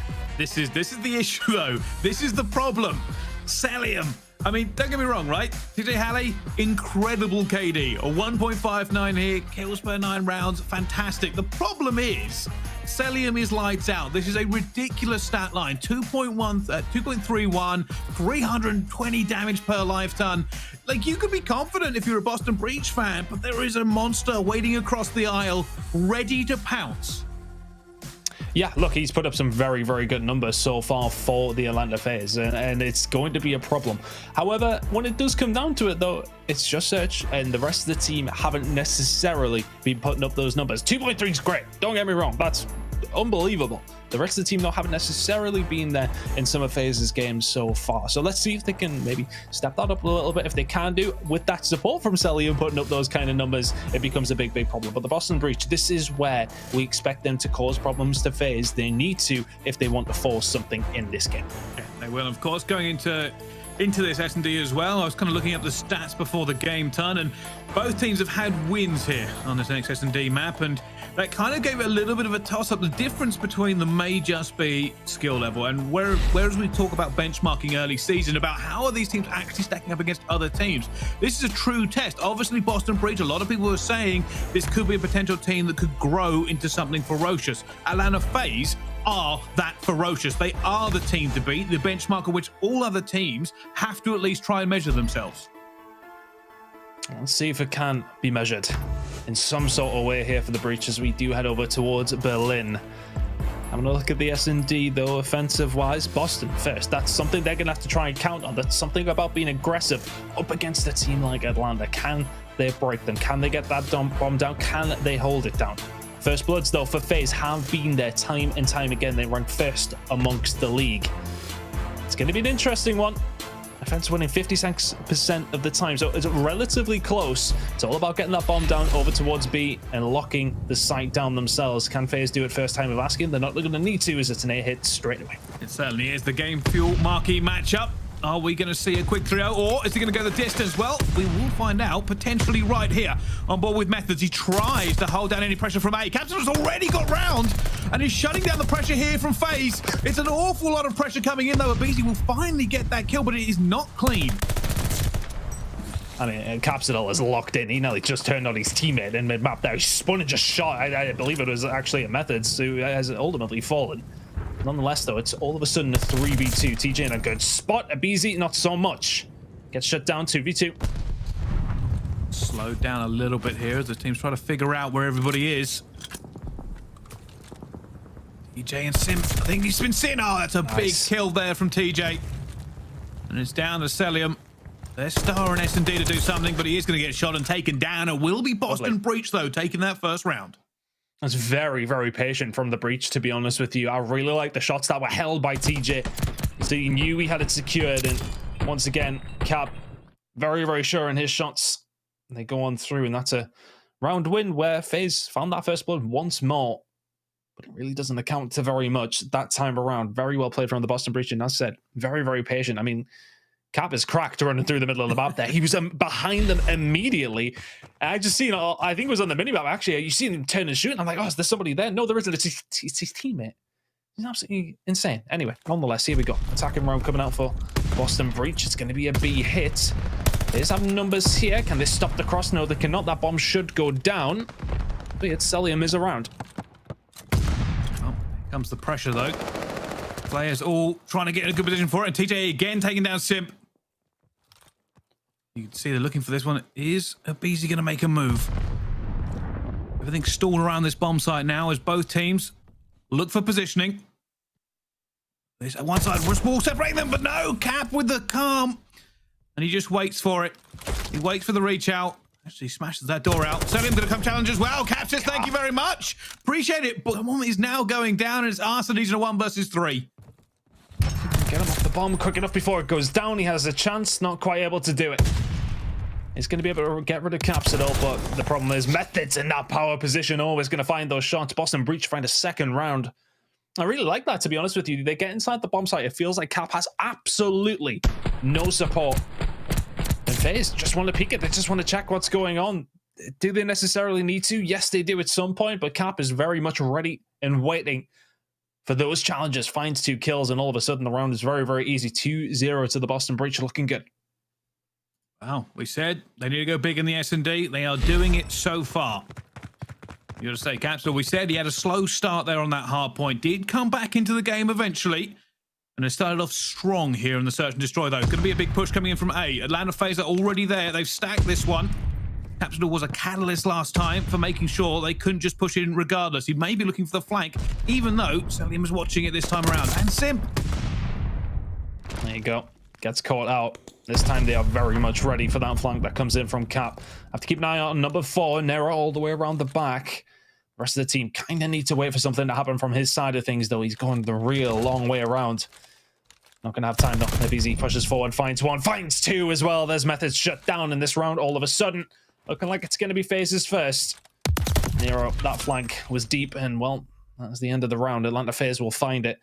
And I do like the flank that comes in, but I almost feel like the push that then comes from Breach on the other side of things just needs to be waiting on Nero getting himself into a better position to do something with that. But because the flank's so long, because you got to go all the way around behind docks to make sure you're not going to get shot, it sometimes makes things a little bit too slow. But there you go. Good round from FaZe. It is. They need that one to get back into it, of course. Still an awful long way to go on this search and destroy turn, and it could really be anyone's game. But we are going to watch Boston Breach, though, on the attack again, and looks like they're heading straight to B. That has worked out for them in the past. Going straight forward. Does he see anyone here on the cross? No, he doesn't. aBeZy, though, with that first blood. And it may make Boston Breach slow down a little bit, and TJ is going down as well. And Cap did so much work here from the B site last time, but I don't know if he can do it again. Yeah, this would be quite monumental. aBeZy's asking for a little bit of support. They know there's at least 1 player inside of B. They have nothing on Methodz, though, at all. And that is, again, a very, very big flank going to be coming in from Methodz. But look at the read from FaZe. They're querying it. If he's not towards the back, then where the hell is he? Yeah, everything's gone a little bit slow. A little bit quiet. Cap doesn't want to make a move as he knows at some point they're coming for him. He's actually going to get this down. Can he get away with it, though? aBeZy is here. He's going to see Cap. Oh, he got him, but it will be traded. And now Methodz in a 1 versus 3. I don't think they know where he is. The problem is he's on the wrong side of the bomb. There's not really much he can do from here, surely. He's looking Shots for in. it. No, not far off. Arcitys does take a couple of bullets there, but nonetheless, Cellium is there for the trade. And that round would have been won either way by FaZe, but that was a little bit scary for FaZe on occasion, where Capsidal finds that first kill inside of B, but nonetheless, after that, easy peasy. They get it done. They do. Methodz could have potentially got away with it there if he got that kill and got out, but with 3 players up of Atlanta FaZe, they had the bodies to keep an eye out, and they obviously knew that position was coming. But now all tied up, of course. At the moment, 4 rounds in, Nero yet to get a kill. It's a big aggressive B hit over from the side of Boston Breach. They're going to be flanking very, very quickly. TJ finds 1 on the flank, and Methodz just locks it down himself. Big kills coming in there from the veterans on this squad. Arcitys and Cellium down, and all of a sudden FaZe in a really difficult spot. Simp will fall also. Capsidal constantly on the flank. And aBeZy with some task on his hands here. Yeah, I think Cap's going to play with him. I mean, it gives them the kill, but it's still 3 more.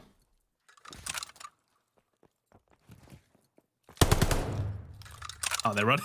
Just running. Yeah. Just get away from him. There's no point in challenging this. Fair play to Methodz. He backs on up and makes aBeZy's job that little bit harder. The grip will just tighten on the side. Well. Yeah, he has done. Difficult spot. He'll get the bomb down, or not quite anyway. Yeah, they were just taken down. Slowly but surely. It's been going well there for Boston, I would say. They completely read that push. And that's going to be the key part of the round, right? If we're going to talk about it, they read the push there from Atlanta FaZe. They had a plan to stop it. And after that, obviously, Atlanta FaZe were bodies down and just didn't really have anywhere to go. It's just the aggressive push over towards B. As soon as you send 3 men out of street and there's no gunfights happening, well, by the powers of deduction, you know exactly where they're going. So cross over towards A, you can kind of watch the cross from, well, all over towards the B side. They catch one. Methodz finds a grenade because they know the push is coming on through. It's just information being power once again. 4v4 though, even after 20 seconds has gone on Berlin, is somewhat of a myth, but nonetheless, here we are. Well, we can see this time they haven't sent Capsidal across there with a bomb. Their plane's a little bit different, Boston, and at the moment it's just kind of posturing. It's information gathering. They're trying to figure each other out and see where the gaps in the line are. Can somebody get an important first blood? Can we move to a bomb site? Everybody just to watch there. TJC Simp gets a few bullets in, but it's not going to be good enough to Simp actually goes for the challenge. And now he's just flown out to mid-statue. Somehow Simp is still alive here. How? With TJ looking at him. How is Simp managed to survive that? Methodz will find a kill into aBeZy, and it looks like A is the target, but somehow Simp gets away. Is going to help though. Arcitys in the corner, finds one at the Capsidal. Nero will trade that one out. This bomb will be going down. Simp not only survived that push, but finds a kill in the mid. Methodz will trade it. All of a sudden, Cellium in a 1v2 finds the kill on the Methodz 1v1. Oh, never mind, it's done. It's not going to be a tense 1v1. It's going to be a very quick 1v1, and Boston Breach get another round on the board. I've got to say, their patience there did eventually pay off. You are right, though. How on earth Simp got away? TJ spotted him, and Simp went, all right, I'm out. But not out towards cover, out towards the middle of the map. Yeah, that was pretty nuts. I'm not too sure how he survived Nelly as long as he did, but kind of gets called out, has to get out of there, sees the grenade being cooked, and he, well, gets the hell out of Dodge. But unfortunately, FaZe can't find the round for them. Boston looking good here, though. Nero has woken up. That's 3 kills in the previous round from him to get things going. Looks like a B push going to be coming in here from FaZe, and Nero will find another. That's over towards the A side. Simp gets caught out, but it was just a bait as B. Bomb is now going down. FaZe, can they get out of this one? Big kill potentially going to come in here from TJ. The challenge comes in for an aBeZy. Will get challenged, but all of a sudden, FaZe have the bomb down. They have Doc's control as well. Back up. They're playing together as a unit here. Obviously, Boston going to have to try and make the move. He has the control he wants to here. Arcitys gets one, but he will be traded away here. It's now 1 versus 2 for Cellium. Can he have the position? He finds Nero. Unfortunately, that's being diffused. It's being diffused. Capsidal just said, hey, I'm just going to defuse it. Do what you like back there. It's all good. 5-2 to Boston Breach. Nicely done by the Breach. They know exactly where the setup's going to come from. They know exactly where they are.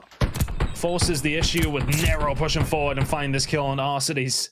Very different if Arcitys does find that first engagement, but nonetheless, very, very nice retake from the Boston Breach. And this is what we said before this series. This is where they could potentially make a game of it.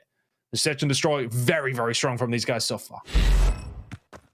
Yeah, they're going to be feeling good after that map number 1. Now, can they just put an end to this map and move on? They are going to attack. It looks like a big push towards A here. You are going to have aBeZy in here, though.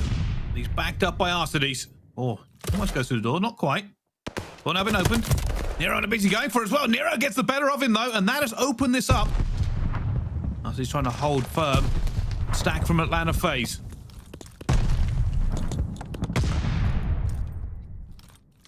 I'm looking for something. Right now, it's becoming a little bit difficult, but there you go. The patience once again is there from Capsidal, as are the shots.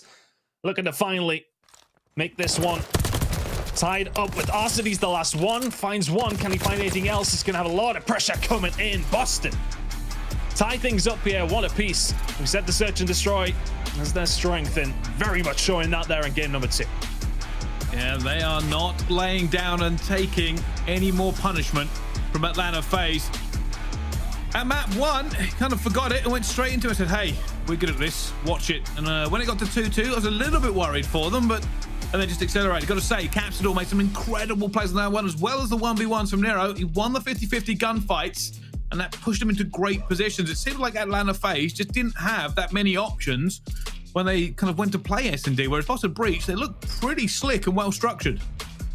Well, the First Bloods is definitely not correct in that sense, but it's very much on the side of Boston Breach, you can say that at least. Finding a lot of those opening kills and then just playing very, very patiently. I think round number 1 was kind of the I don't want to say the catalyst, but it was a perfect example of how patient they are with their search and destroy. They find a couple of kills and then they just sit back a little bit. They were patient on the attack even. Love to see that from them. Very, very solid out of the breach, and it's a scary thought for FaZe now. You go into a control and Kavutsu, and that is maybe a little bit scary for a team like FaZe. They haven't looked sensational when it comes down to control. The Gosh Hardpoint, yes, absolutely. I think you would put your mortgage on the fact that FaZe will probably walk out with that one. But if Boston can win this control and force a potential map number 5 with Bakash Search and Destroy, it's anyone's game for me. Anyone's game. It certainly is. Well, it's interesting. We'll have to find out how the rest of this series plays out. Don't go anywhere. We'll be right back off this break with more CDL action from Atlanta and Boston.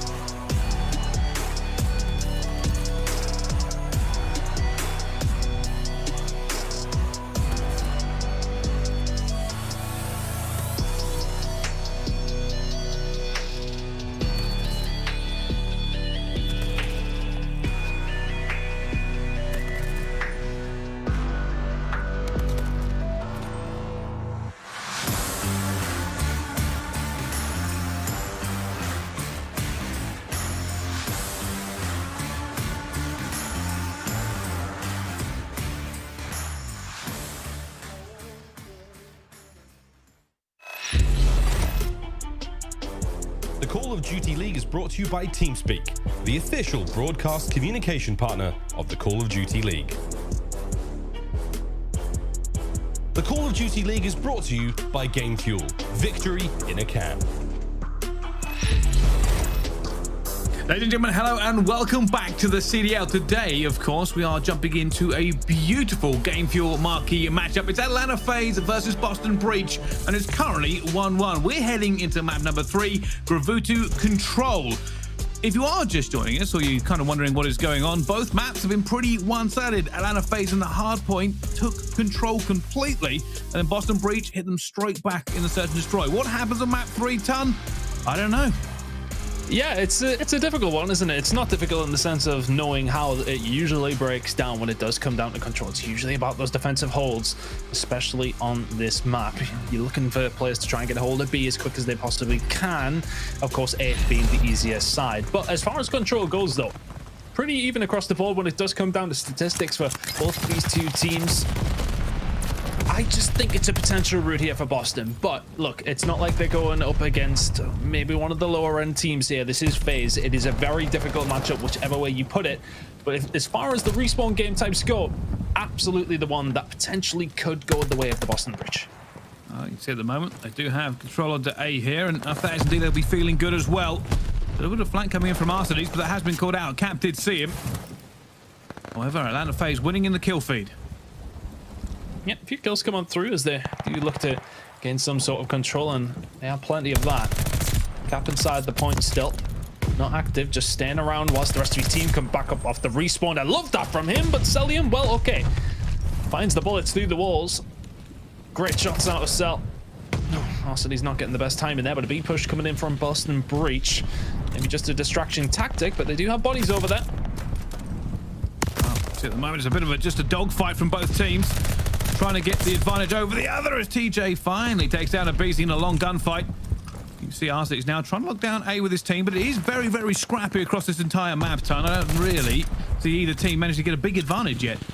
Yeah, either team haven't really had any sort of thing that actually gives an example of some sort of control. Finally, I was about to say finally, Atlanta FaZe cleaning them out, but Capsidal still alive towards the back of the spawn here, still causing problems. But in the other spawn, here's aBeZy. Finds 2, finds 3, don't give him number 4, not quite there. Nero was about to find another kill over towards him, but nonetheless will find that trade on his teammate. aBeZy causing problems, and well, all those problems have resulted in Boston Breach getting very, very little in that round. Atlanta FaZe hold on tight.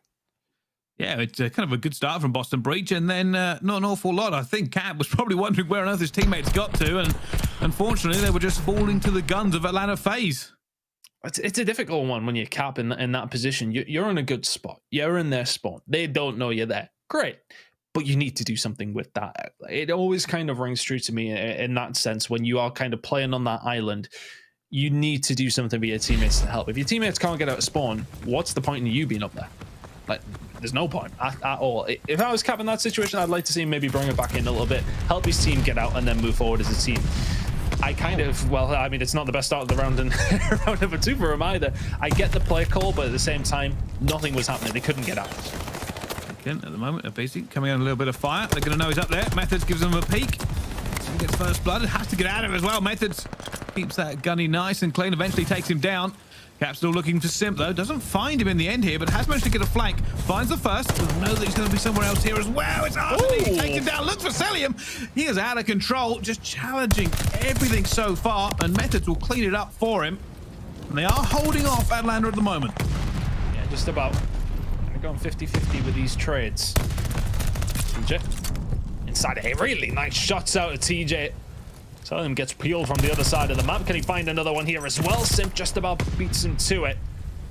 Cap just controlling over towards gun, making sure no sneaky little B pushes are coming on through. Doesn't quite get the timing he wants onto aBeZy, but nonetheless finds the kill. Good hold from Breach so far. Here's something. Cap, when he's warm, very, very warm. Unfortunately, on the other side of the map here at the moment, you can see he's going to be looking towards their spawn here, as it will be Atlanta FaZe to start taking control of A. They have the bodies for it. Cap is going to go down the flank as well. And now Boston Breach have to find a way in as Arcitys pushes it out. And Boston Breach are falling in numbers. This should now be an A cap for them. I think Boston are going to give it up and head towards B. Yeah, they've given it up, but I don't like to see them giving up the spawns towards the back. TJ's going to spawn then. He will lock that one down. FaZe did have a moment to maybe find that little gap, but TJ's the important one here. Needs to stay alive as long as he can just to try and sort of cut the head off the snake of Atlanta FaZe, who are trying to push their way forward. It's going to be 3 players converging on him in just a second here. Bryce, big moment for TJ. Held it. Looking for it. Not going to be able to. Bouncing aBeZy comes through, and Cellium is going to drop to Nero. They just don't have the bodies here. It's going to be a bit of a stack. Capsidal is a player to keep an eye on. He's going to try and get a few reinforcements for him, but Nice. TJ just gunning at the back as well. Capsidal does see Arcitys, but it won't be enough. It's a slowdown from FaZe. They know they have to make the right trades. Already the first one comes through. Arcitys going to go down though. Exploding barrel will remove him. And with 43 seconds left, Atlanta FaZe are looking to play this slow and steady. Who'd have thought Simp has the goodie with the ARs, eh? I mean, everyone probably. Yeah, incredibly talented player. Yes. Look at the flank coming in here from Methodz, though. That's going to be the problem. Defense very much king at this moment in time. It takes one flurry, though. When it comes down to control, I love this positioning from Methodz, though. There's another. 2 in a row from him. And it's just such a difficult task to get past an AR when he's playing this passively in the middle, just waiting for the gunfights to fall to him, just playing it absolutely perfectly. Rich gonna get around to the board here. Yeah, Atlanta FaZe just wary of giving away any more kills. They were slow. They were hoping for some big gunfights, weren't able to get it in the end. And yeah, Boston pretty much cruised to the win there.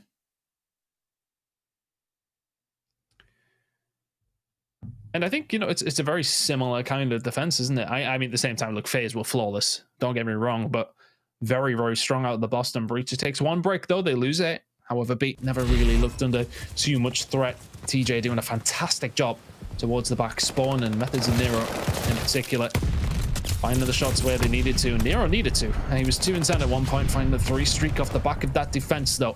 Can that get him up and running? Well, a little bit of aBeZy around the boat. Looking for any of these players here. Now going up top. We know some Boston players are up here. Capsidal was ready for him. Easy race for him in the end here, but Arcitys will manage to get a trade. And it is now a little bit of a dance around this A site. You can see both teams posturing for position. It will be Simp looking for those reinforcements. He's going to challenge Nero. Nero rechows for some reason. Oh, Simp. He must have been weak. Must have been weak. Had to be, please. And unfortunately, that's Boston breach removed. Yeah, he's forced the spawns up, so they'll know Simp is behind. Now aBeZy is the one who's going to be ready and waiting. Finds one, the headshots. Just clinical.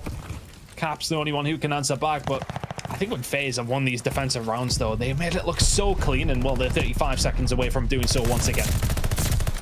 Oh, my line goodness. Simp's on fire. And now they've got to dig him out. Anything wrong. Cannot do anything wrong. And it's so annoying when there's somebody in your base like this just finding the shots. They're gonna There's have not really much you can do because you don't have time to clear them out, Bryce. Well, it's not even that you don't have time. It's Simp. It's very, very difficult at the best of times. And now they're looking for him again. TJ tries to get some bullets down. Eventually will be challenged here by Methodz, who does find Simp in the end. With only 9.6 seconds left, though, they are trying to get some time on to beat. It will be Arcitys who's over there looking to clear it as well. Arcitys finds the first one, but he's got to look for Nero as well. I actually don't mind the fact that he hasn't tried to challenge that. He knows the rest of the team are there. Has allowed Boston Breach to get inside of A. Maybe a small amount of respite and give them the gap. Shot's going to go in, though. TJ will find this, and this may well be A over towards the Boston Breach. FaZe are going to have another little stab at it. TJ does find 2 in the middle, finds 3 in the middle. Arcitys and aBeZy are the only ones who can answer back. Still A control coming in for the Boston Breach. TJ and Nero combining so well. Looks like A is going to go over towards the Breach. Are they going to have another minute to have a go at this? Yes, they are. That's a great play there from Boston. They remain calm. Nero just managing to pause that clock, allowed his teammates to get in towards A. But this is now the difficult fight. This is what a lot of teams fail at. Simp is going to go down, but there are still bodies here for Atlanta FaZe. They have not managed to get any sort of grip yet, Boston.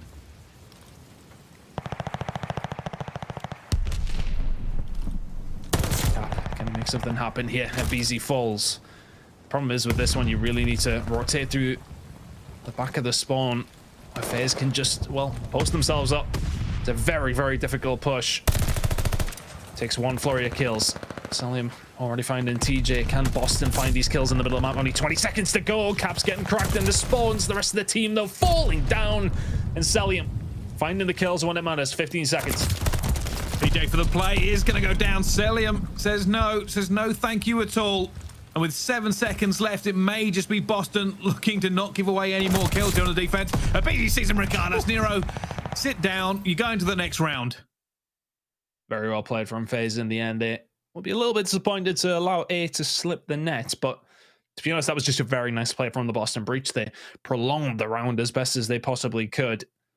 Nonetheless, though, FaZe never really felt like losing that round, did they? Simp just causing all sorts of problems in the spawn. aBeZy doing well as well. The small-scale sensations themselves. Well, I've got more, by the way. I've got many, many yeah, more. I know you do. I know you do as well. All right, let's see how this breaks into it. Of course, Atlanta FaZe going straight towards A now as well. Nero just trying to see if we can get anybody on the cut here. Cap, who's been lights out so far for Boston, looking for aBeZy. aBeZy takes a few bullets. Simp gets 2 as well, though, and he will go down. Atlanta FaZe with the early push here. An early grab straight onto A. Methodz trying to hold this fort down. Unfortunately, it's just not quite enough. Oh, Simp's in a really good position here to just completely lock this down for Atlanta. TJ and Nero have done very, very well, though, but Simp concentrating on the spawns potentially here. Nero's going to clear it out, but Simp all the way around behind. They won't be expecting this. Is he going to just transfer it over towards B, or just once again be the thorn in the side? The thorn is removed by Capsidal, and it looks like Boston will just about get control of the map once more. There's a lot of pressure. 3 more kills coming on through. Have another go at getting a hold of A. Now going to be able to get onto it. Boston, though, look like they're trying to rebuff that pressure just a little bit, though. Keep an eye. aBeZy is looking towards B. Capsidal is over there as well. Of course, actually, no, he's going for the flank. aBeZy is looking to flank here as well. He can see TJ through the wall, and he has managed to take one down, and that will be Atlanta FaZe completely clearing off Boston. Boston will have to regroup. They have to go B and try to lock this one down as much as possible, but aBeZy is in a very good position to prevent it. Oh, yeah, I don't think it would have expected TJ towards the back. I've seen aBeZy find those kills, but the rest of FaZe just concentrating on locking it in. Now, what's the route?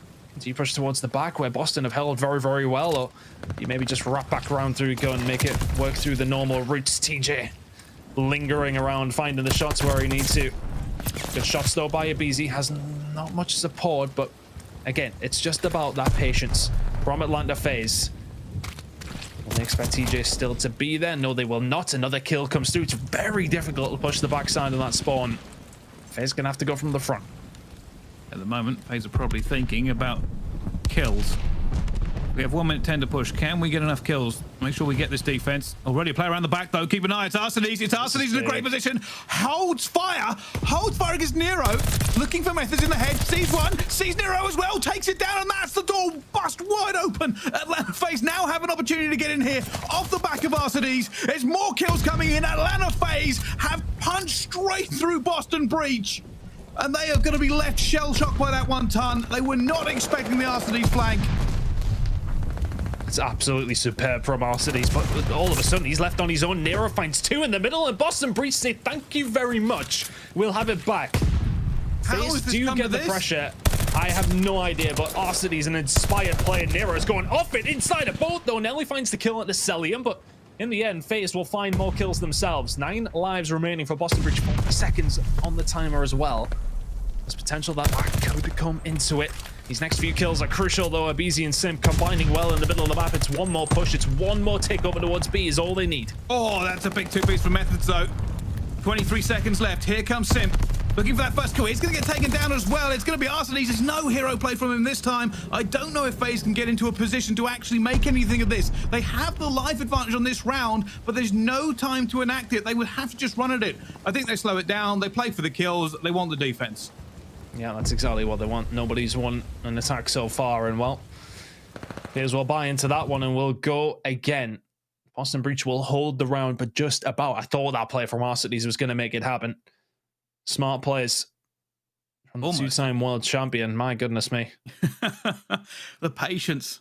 the absolute patience as well as taking a very difficult shot on Methodz. It's a little bit worrying because you know they're not going to die as quickly as you want them to if you miss a couple of bullets. And he had to just snap onto Nero. Almost made the hero play, almost ended this map right here. But we go once more into it. It's Boston to attack. Atlanta FaZe have got the defense and on board with Capsidal up top. Can they hold it down here, FaZe? You would expect so. Oh, can Cap and the gang produce something and find themselves in the lead in this series? That'll be a turn up for the books, wouldn't it? Cap pushing forward. Can he find these shots into aBeZy? Had to check his corners. Couldn't quite get there, but a lot of progress being made over towards A. Boston trying to put a dent in things already. Nero has really stepped it up. Had a terrible start. Since that first round, he's been influential for the Boston Breach to find themselves this far. And you see Boston Breach just getting A pretty cleanly here as well now, and they're trying to make a move. aBeZy will shut down that push, and here comes B. Now, both teams have failed to get this so far. They didn't. Can Boston go one further? Can they make the magic happen that hasn't happened in this control? They're looking for it. Nero trying to get a kill here. We're going to see up top. I believe it's Capsidal now trying to make a move with his teammates. They haven't actually got A. I thought they were going to already have it. They didn't get it. aBeZy's grenade found its way through, and then he found the kill. The other two players from Boston were already over towards B. They didn't get a hold of it. They may well do now, but just that little bit less time to concentrate on the one that is very difficult to get a hold of. But Nero, as said, has really stepped it up. Looking like A is eventually going to fall the way of Breach. 1 minute and 42 seconds remaining for FaZe to hold on. The lives just about in Breach's favor, but it is very minute. Well, let's see. Have Boston got a plan? Is there something they can do here to push back FaZe? This is for the map. Simp already, though, causing issues. You see Rail as well. Arcitys is going to be up top. What is the plan here from Boston? TJ looking. They want to kills. They need a gap. They need a chance and an opportunity to get through here. aBeZy, though, watching. He's going to see two players as well. That's one. TJ goes down. Cellium trying to fly in. He's going to take down TJ, but he's going to be traded as well. Look at this. There are players now from Boston Breach who've managed to make their way around the back. Can they continue to make the next wave of kills? Well, they would have expected aBeZy, who's lingering towards the backside, keeps his team spawns there. But nonetheless, the Boston Breach have a lot of real estate that Methodz is happy to give up in this scenario. They're going to wrap this back around towards the front by the looks of things. TJ needs to find this kill top gun. Cellium towards the back, but aBeZy inside catches them. This is what is so difficult. And that's so big. So difficult for Boston. You spawn far out. You have to keep making successive waves of kills. And then you have to fight your way back up the map. And at the moment, they're trying to do it, but keep an eye on that mini-map as well. We can see here, Simp is hitting a flank. He's looking for the players. He's on the tail of TJ. TJ's coming back as well. He will catch Simp napping. Cellium is on the point, but he's going to go down as well. Boston are trying to make a move here. aBeZy's going to try and slow them down. Arcitys is here. TJ finally jumps on the point with 13.5 seconds left. If Boston can make some kills, if Boston can do something here, they might have a chance. TJ just hiding down the tank. Cellium eventually takes him down, though, and that may be all she wrote, Ton. Oh, the kills finally come through. Cap all on his own. Nero, not quite that quick. Atlanta FaZe surely will take the control. It wasn't easy, especially in that final round, but my goodness, they clutched up when they needed to. Stress. Big game. Very big map out of Atlanta FaZe, and yes, stress, no doubt. That was all stressed. It seemed slow. It seemed calm for the majority of the first ones there. But obviously, Atlanta FaZe move ahead in this best of 5. 2-1 up now against Boston Breach. But honestly, there were some incredible plays coming out there. Nero regained massively. Cap obviously always going to be a force on the map. We've got to talk about that Arcitys play. I thought he had it. I thought that was locked up for FaZe then and there. Cellium, of course, just being Cellium. 30 and 19. Ridiculous. Yeah, the guy is on a bit of a tear at the moment. I don't feel like we even watch too much of him. He's just constantly putting up the numbers. And it's not like the kill feed is ever just constantly lighting up Cellium. He's just consistently putting up the numbers. Really well played from the side of Atlanta FaZe. They will get it done just 3-2, but it's no small feat to win an attacking round on control. They couldn't quite manage it, but now they could Boston Breach, and the slaying ability is what gets them that round number 5 over on the defensive side, and just well held in the end. A little bit scary, but only a little bit, as Boston could not quite find their way through. And mountain to climb now, potentially Pricey. Bacage hardpoint coming up after this, and the Bacage S&D, if Boston can force it, could go either way, but forcing it is the issue. Yeah, We'll have to see, though, obviously. It's a daunting prospect for the Boston Breach after what's been happening in that first respawn hub. But I don't know. I don't know how they're feeling about coming into it. Realistically, if they could have got this and made it to a map number 5, you'd be feeling way more confident about Boston. You would. I mean, look, we said that the control can sometimes be the moment where teams can maybe turn things around. But yeah, this was lovely from Arcitys. It's just a shame for FaZe and FaZe fans that it didn't result in what would be a 3-1 win, and that's a much more convincing scoreline when it does come down to control. But nonetheless, Boston did fight back. They held on to that defense, and then all of a sudden we have a round 5, but FaZe just with that advantage made it count. Very well played from the Atlanta FaZe side. They'll be happy to head into what is going to be a Bacage hard point for themselves, and how good they looked on that over the past week or so. It's going to be a very, very tall order here for the Boston Breach. Yeah, this map 4 is the one that everyone was talking about. They felt like it all went to Atlanta. The Boston Breach have it in them to prove us wrong here. I don't know. It's difficult considering they've already won 2 of the respawns at Atlanta FaZe. Boston Breach would have to show us some real magic. Some real magic here on map number 4. Probably looking at Cap. I don't know. Sometimes I feel like Cap has really slow starts and then just explodes. Yeah, it can be that way, and obviously when it comes down to Bacage, a lot of people think of the SMGs, but what we seen from FaZe last week with the ARs really being the dominant force, and it kind of changed up the way a lot of the teams probably look at Bacage. And it's interesting. I mean, look, they've got strengths across the board when you think of this map. As said, you would think it's more SMG orientated, but then when FaZe switch it up, make it a little bit more AR dominant, they're not too bad at that either, let's be honest. So honestly, for the side of the Boston Breach, I mean, look, their faces kind of say it all for me. It's a very, very difficult task for any team in the league to do something on this map up against FaZe, and you need to see some big performances if they want to see a map number 5. They certainly are, of course. As we go into the hard point, it's probably a good idea to look at some of the statistics of the big performers from both of these teams. Both Atlanta and Boston have got some serious firepower in the tank. Capsidal versus Cellium, and there's not an awful lot of difference between them, Ton. There isn't. Cell very much towards the top of things, as is Cat. And how many times have we seen Cat really being the catalyst for his team, whereas Cellium has just been lights out so far. In the online games especially, he's been ridiculous. So if he can keep this up, it's going to be very difficult for Capsidal and the boys to get something going. But how often have we talked about FaZe's Bacage? It's just going to be such a hard task. All the Boston Breach to come back here, but can Capsidal be the one to put them to the sword and maybe get the Boston Breach going here as we go into the cage, as we like to call it sometimes? It is very much a bloody fist fight. It is. It's chaos. This game. It's chaos in the cage. And I mean, look, if one team revels in that chaos, it is Atlanta FaZe. But can Capsidal and Co. maybe calm it down? Maybe do something different to try and upset the flow of what would be very much a comfortable FaZe win. Well, let's see. This is, of course, our Game Fuel marquee matchup. Boston and FaZe about to go head-to-head as we jump straight on board with Capsidal. Sometimes a slow start. Let's see if it is this time. Straight up against Simp as well. Firing in the corner. Gets that first kill.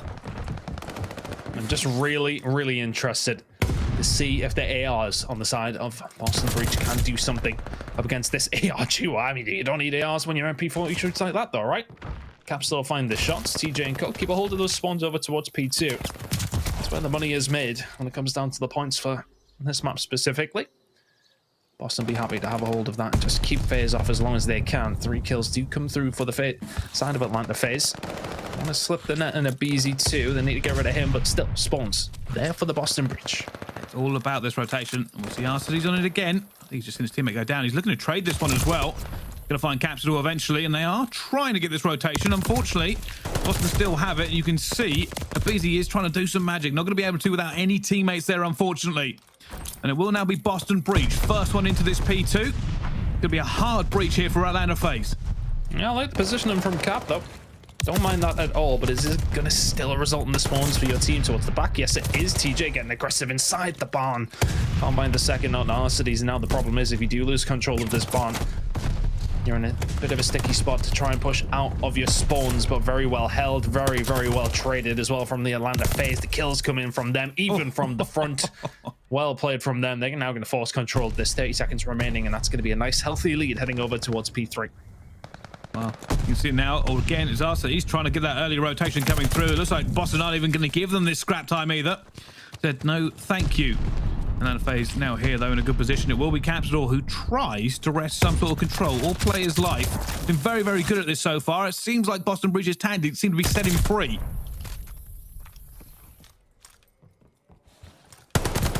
TJ just trying to cause some chaos. Good shots from Simp.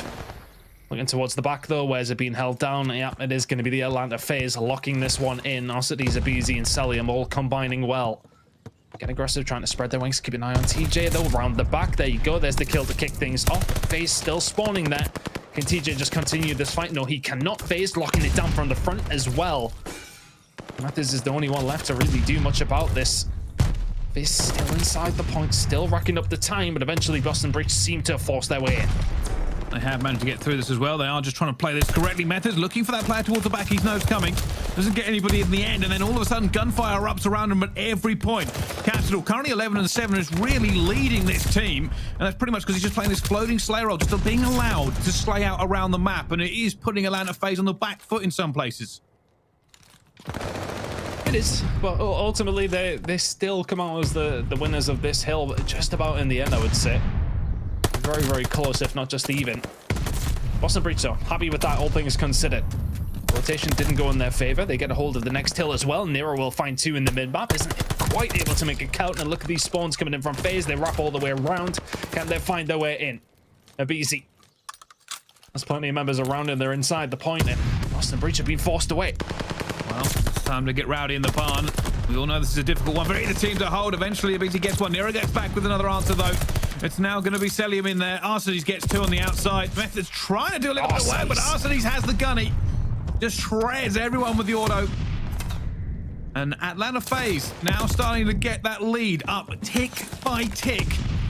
This rotation, though, it could be massive for either team. Boston Bridge, if they can get there and hold it early, might have a chance to come screaming back into this one. If Atlanta FaZe somehow get the bounce, which they might do, Simp is at the back. Keep an eye. This is a pinch going through if they can win these gunfights. Simp's just going to play his life towards the back. They get Granny's control, and here comes the push. Cellium and Simp combining well. Need a little bit of cover from up top, though. Outside of Granny, Cellium still finds that gunfight. The final trade comes through. It's going to be aBeZy. Every time it just feels like Atlanta had the last guy. Look at the spawns coming in from Breach, though. If your Arcitys step just that little bit too far, they're not going to be able to clean them out. And there you go. Boston Breach get a hold of the spawns towards the back. That is not in the plan for Atlanta FaZe. Unless they can find the kills on the way out, they cannot. And that is a misstep by FaZe. Yeah, that spawn came in there for Boston Breach, and they took full advantage of it. Now, Methodz just trying to get down. Nero as well, getting a few kills back onto the board here. I think Atlanta FaZe have given this one up for Ghost. They know it's now about the next rotations and getting that spawn as well. But Nero is just on the hunt, looking for Simp as well, continuing to run through. Find Cellium. Just thank you very much. You can spawn the other side of the map, by the way. We'll take this one. And that's no problem. Breach are set up now for P2. Of course, if they don't get flipped in the next 50, as we do head over towards P1 for the second rotation. I think Breach, all things considered, still in this game. It's a healthy scoreline, not too far away for because, yes, it is quite a distance, but get one good break, one good hold, like this, and all of a sudden, you're well and truly back into the game. Can they continue to hold them off here on P1? Simp finds a shot, and he's the only one who can. Boston Breach dominating Killfield momentarily. Gotta say, it feels like Boston are heating up. Nero gets 4 in the kill feed, and they really are now starting to put the hurt on Atlanta FaZe. Look at this, getting them out of spawn. They are miles away here from anything from P2. They've got a ton of time on the P1, and Boston have brought this series back to a tied game. P1 of Bacage is a money hill, apparently. I mean, my goodness, I'm not really seeing this in most of the games are boxed, to be honest with you, but all of a sudden, FaZe find a few kills, they flip it around, and they get it locked in for what is supposed to be the money hill here on Bacage. P2 on lock. Methodz a kill. Have to be slow and methodical here. If they keep going one by one, it slams to the slaughter. Methodz looking for the shots. We'll find aBeZy. Look at this route, though, from TJ all the way around behind. Is that going to break things open? Not quite. FaZe just sweeping from the other side. Simp finds 2, can't find the 3rd. Nero really waking up in this game, 21-16. It's only 20 points or so for the Boston Breach, but it's still hit after hit after hit over towards P2, and once again, Boston Breach in control. Well, I'll tell you something I did say. It felt like Boston were heating up, and Nero is definitely one of those players. FaZe do not get this all their own way at all. They are being pushed back every single step. With 25 seconds left to go on this one, you've got to say it's probably Boston's. Lead. Yep, Atlanta FaZe are certainly having some struggles. That P1, the P2 has looked very, very nice here. With the Boston breach in this second rotation of Hill, Simp and Co don't want to give up the final 10 seconds. They may just be giving up more lives, though, as aBeZy pushes through. Cap's the last one to find the kill. The final 5 seconds will go over towards the Boston breach. The rotations, though, are going to be important. FaZe have to step it up here. Fight towards the back are going to be super important as Granny's control comes in from Atlanta FaZe. Well, both these teams fighting tooth and nail for it now. You can see at the moment FaZe do have control, but there are Boston players everywhere. Capsidal takes down Cellium, Arcitys takes down Nero. It's all kicking off as Simp tries to get that last one here, but Methodz dives in, uses the pistol, but aBeZy's here again. It is chaos now in this hard point as the spawns are close. And neither team comfortable, neither team really got a good setup for it. And it just goes a bit quiet as both teams kind of take a breath. Everybody's just trying to find the kills, find the positions to try and lock in the kills as best as they can. Capsidal and TJ combining. Spawns towards the back. Do come in for Boston breach, but it's a little too late for this point. There you go from Cap. Well played from him. Looks like streaks were available there. Rotation over, though, towards the barn. It's going to be a slight lead for the Atlanta FaZe, I should say. About 20 points. Look at the shots from Methodz, though. Can't find the second. The rest of the team not there to help out either. Cap the closest. Here come the rest of the Boston breach now as we head over towards the barn. They're going to find that initial break. Can they lock it in? Every time I think Atlanta FaZe may have a handle onto this game, Boston stop them. Boston come flying back into it again, and now they have control. Atlanta FaZe trying to get a stack here. You can see already, I think it's aBeZy trying to make a bit of a play by P2, and he has done. Arcitys coming through as well, but he's taken down. Capsidal again, locking down mid-map. He's been such a problem here for Atlanta FaZe. And now it looks like they may even go into the lead here. Actually, it's taking off the time. Streaks coming in from Cap, just trying to lock down some spawns potentially for his squad, and he just sticks it on Nero's head instead. Could that be the difference? FaZe are now going to have a free 20 points or so. The rotation comes in from them as well. Oh, it's a disastrous 10 or 15 seconds for the side of Boston breach. Good shots from Nero, though. Can he be the thorn in the side here? Can he be the one to make something happen towards the back? Simp will find him. And all of a sudden, we head over towards River. What is that from Simp? My goodness me. Oh, it's a bloodbath. It is a bloodbath. Both teams really going for it. And speaking of which, Methodz opens this back up for them. I've said every single time you feel like Atlanta FaZe, they get a few kills, they might have an opportunity. Boston comes screaming back into it. Oh, Cap didn't see him jump down. He was in a good position, but the rest of the team have fallen. Honestly, thought Nero was in a good spot to make something happen there. Finds one kill, gets traded out. FaZe 15 points in the lead here, 30 seconds remaining. Over towards P4. Push is going to come in from Granny's side here from Boston breach. They need to make this work. At the moment, Simp, although they know he's here, though, somehow managed to get out of it. And Atlanta FaZe are now within striking distance of this win. They're looking for it. Simp's going to be in trouble. The no movement's going to save you there under the gun. Arcitys now making a move himself. This is close. Either way, it could go in the very final dying moments of this game here, but Atlanta FaZe do get a wipe. And now we go on to P1. Boston breach made a big number of points on this last rotation. Can Atlanta FaZe do it and end the game? That kill feed is very, very wide at the moment, though. Boston breach haven't found a kill in quite some time. It is a combined 11 spree from the Atlanta FaZe. Here come Boston. Breach they need to break back very, very quickly. TJ finds one. The trades are going to be enough for FaZe, though. They should be able to lock this one in, Bryce. Yeah, it looks like FaZe have managed to just find form on this P1, and Boston breach are running. They're sprinting. It's not going to be quick enough.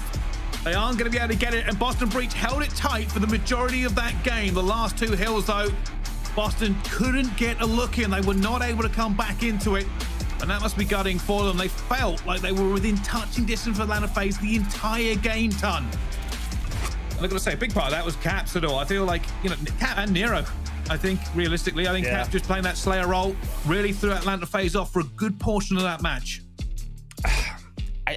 Look, Capsidal had a great game, but that moment where he kills Nero with the glide bomb, if that's maybe somebody else to get a hold of those spawns, to get a hold of those final moments on that hill, it suddenly doesn't need to be as desperate for the rest of the game. But look, Capsidal he had a fantastic game, but aBeZy was 40. What a huge game out of him. and the Atlanta FaZe. We always said it was going to be difficult for the Bridge heading into this one. Control is where they needed it, as well as the S&Ds to potentially find a game.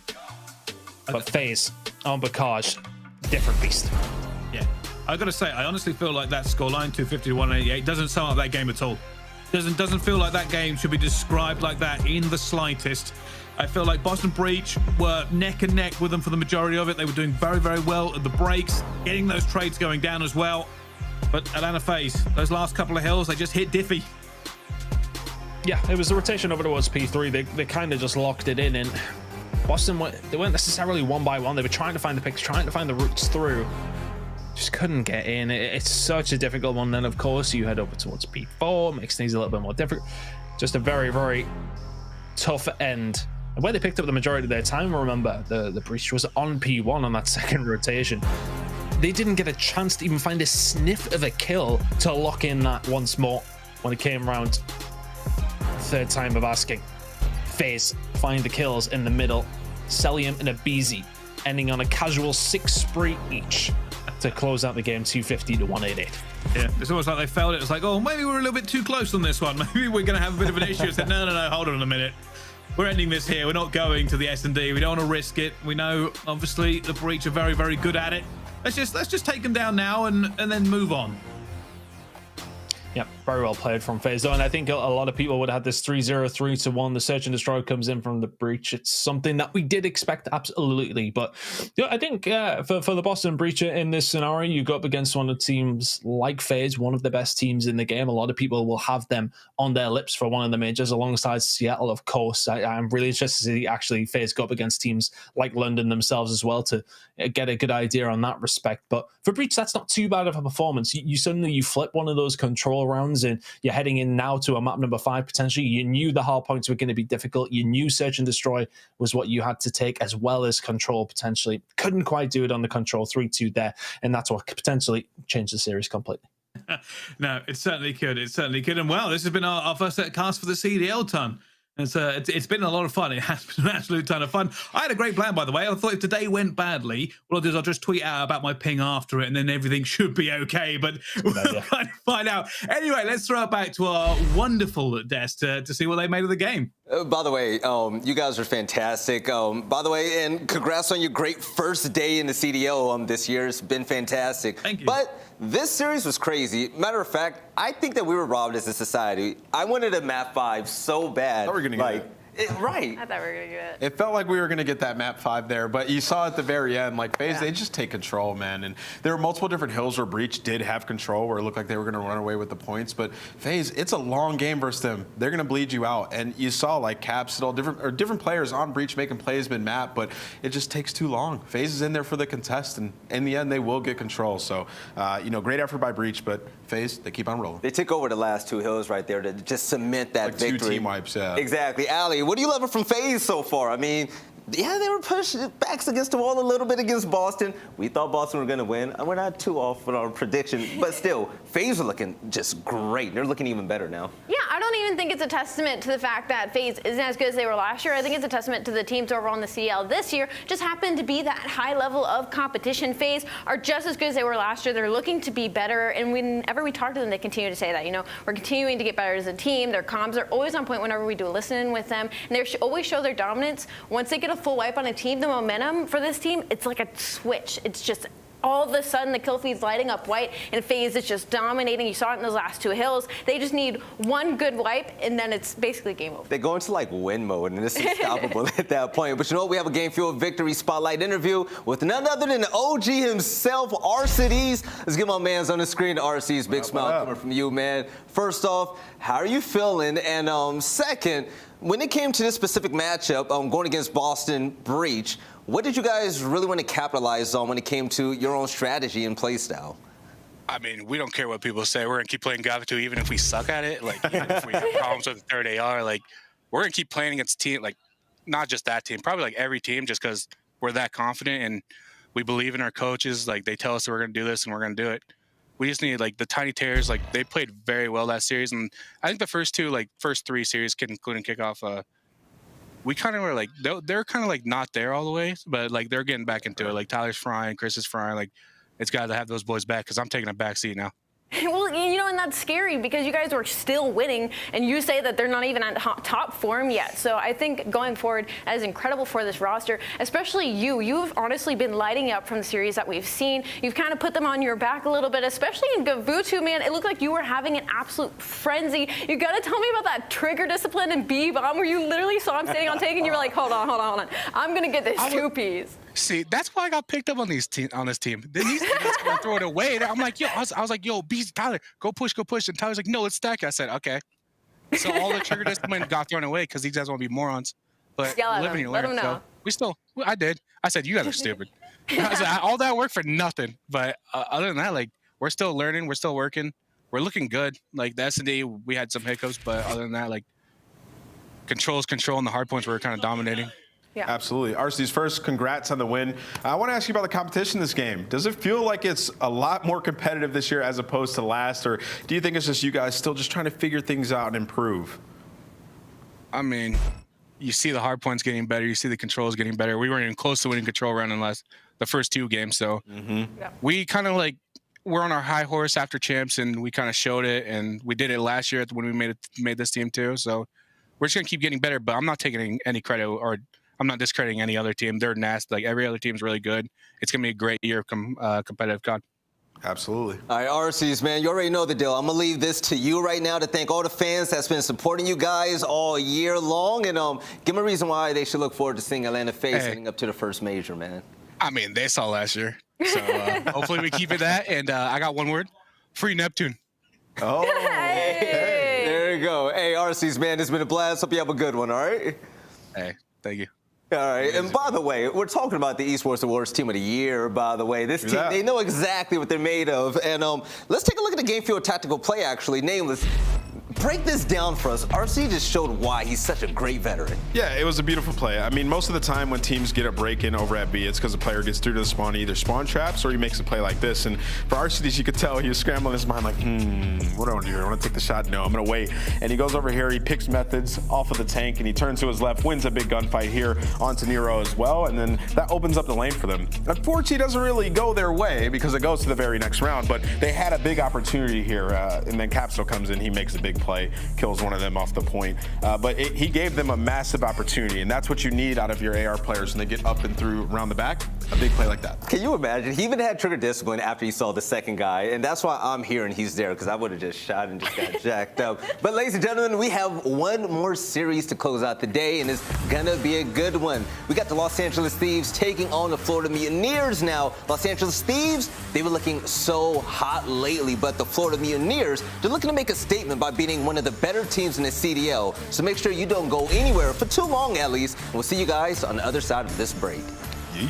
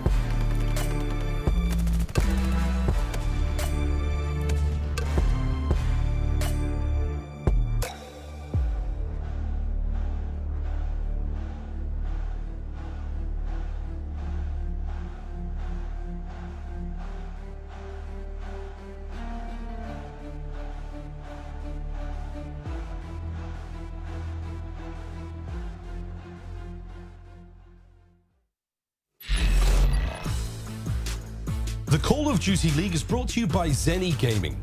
Armor your eyes with Block's gaming glasses starting at $24 by visiting zenny.com/CDL.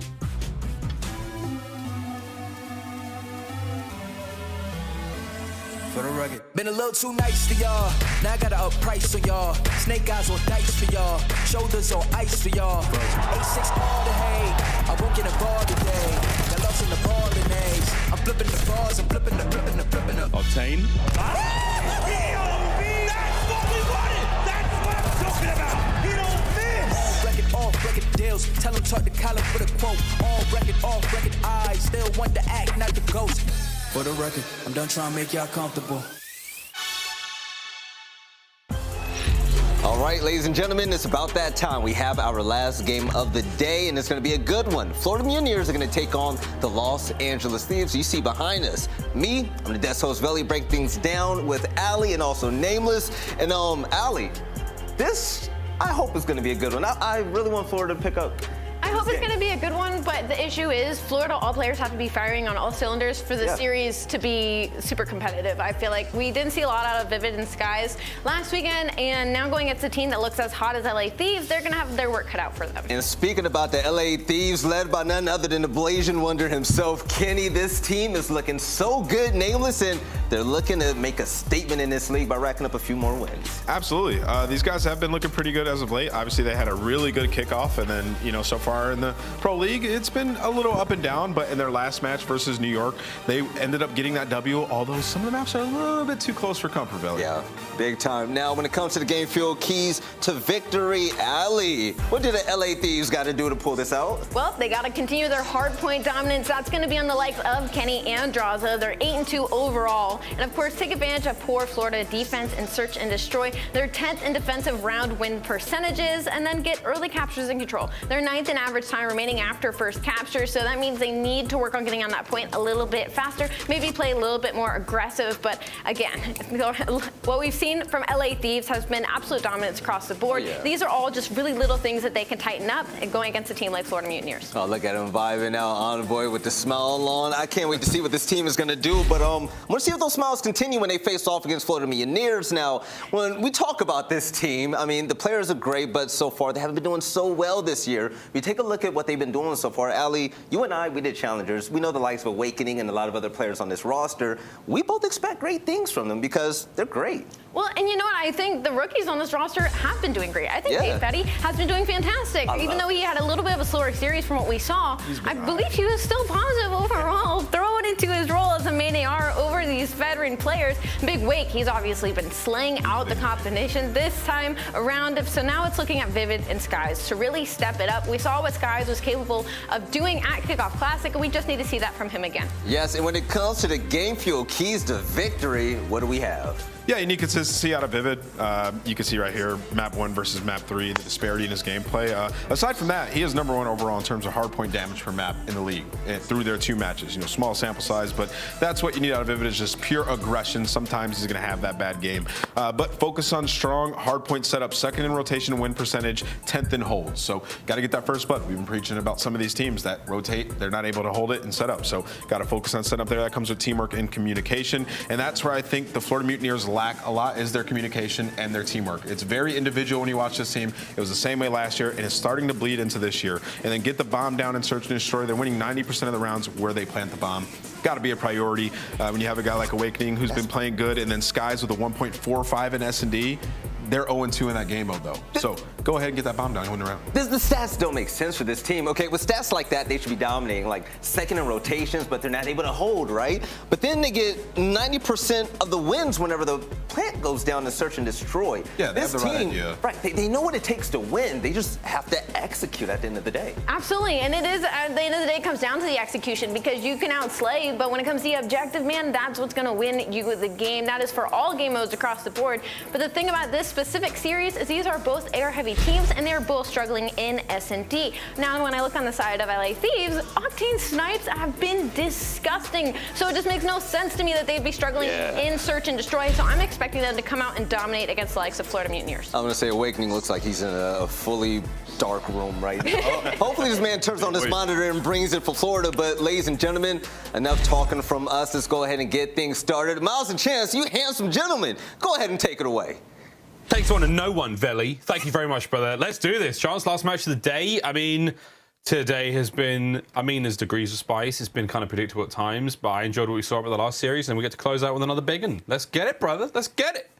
And it's a fun one, too, just because, like, I feel like the dust is starting to settle. Like, we had the Kickoff Classic, and we have hot takes flying in every direction, but I think we're starting to understand where these teams are really starting to fall, and I think Florida is, like, one of the last teams to, like, I need the answer. Like, middle of the pack, can they fight these teams maybe in the top 4? Are they going to end at the bottom? I still don't know. Florida, in my mind, the last one, like, the last puzzle sort of to solve, but Røkkr is where we are going to be starting. And honestly, I think it's Thieves that picked this map, but I actually kind of like it from Florida, right? You get rid of the Gavutu. Thieves are sort of the Reaper on that map. It at least seems like, especially so in Hardpoint. So as far as the map set goes, I am confident in Florida's ability. Certainly the way Thieves have looked. I mean, you have to imagine they have the edge. It does feel like coming into this one, there's that recency bias, there's the current form they're in. We'll see if that truly does come into effect as we start things off on the Kaj.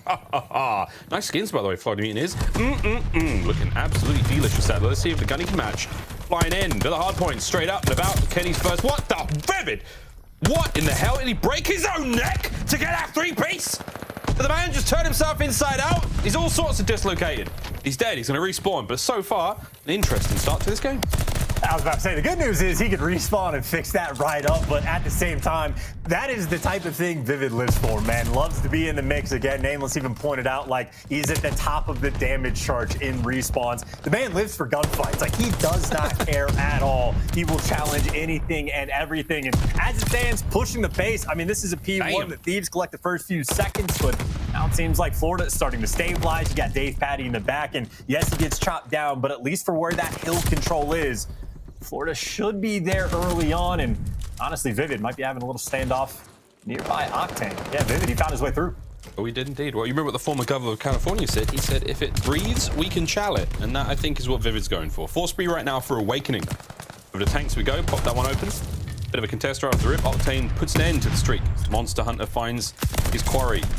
Shots at DavePaty as well as the trades continue out over by the tank side of the map, and it's going to be Octane. Last man up, finding that time. The respawn's still close now for the LA Thieves. We'll see how long they can stay here, though, because I've just realized how annoying the sun is there. And DavePaty trying to jump over Plat. Not ideal for a gunfight there from Envoy, but got the coverage of his boys, staying alive for a while. Nice time, LA Thieves.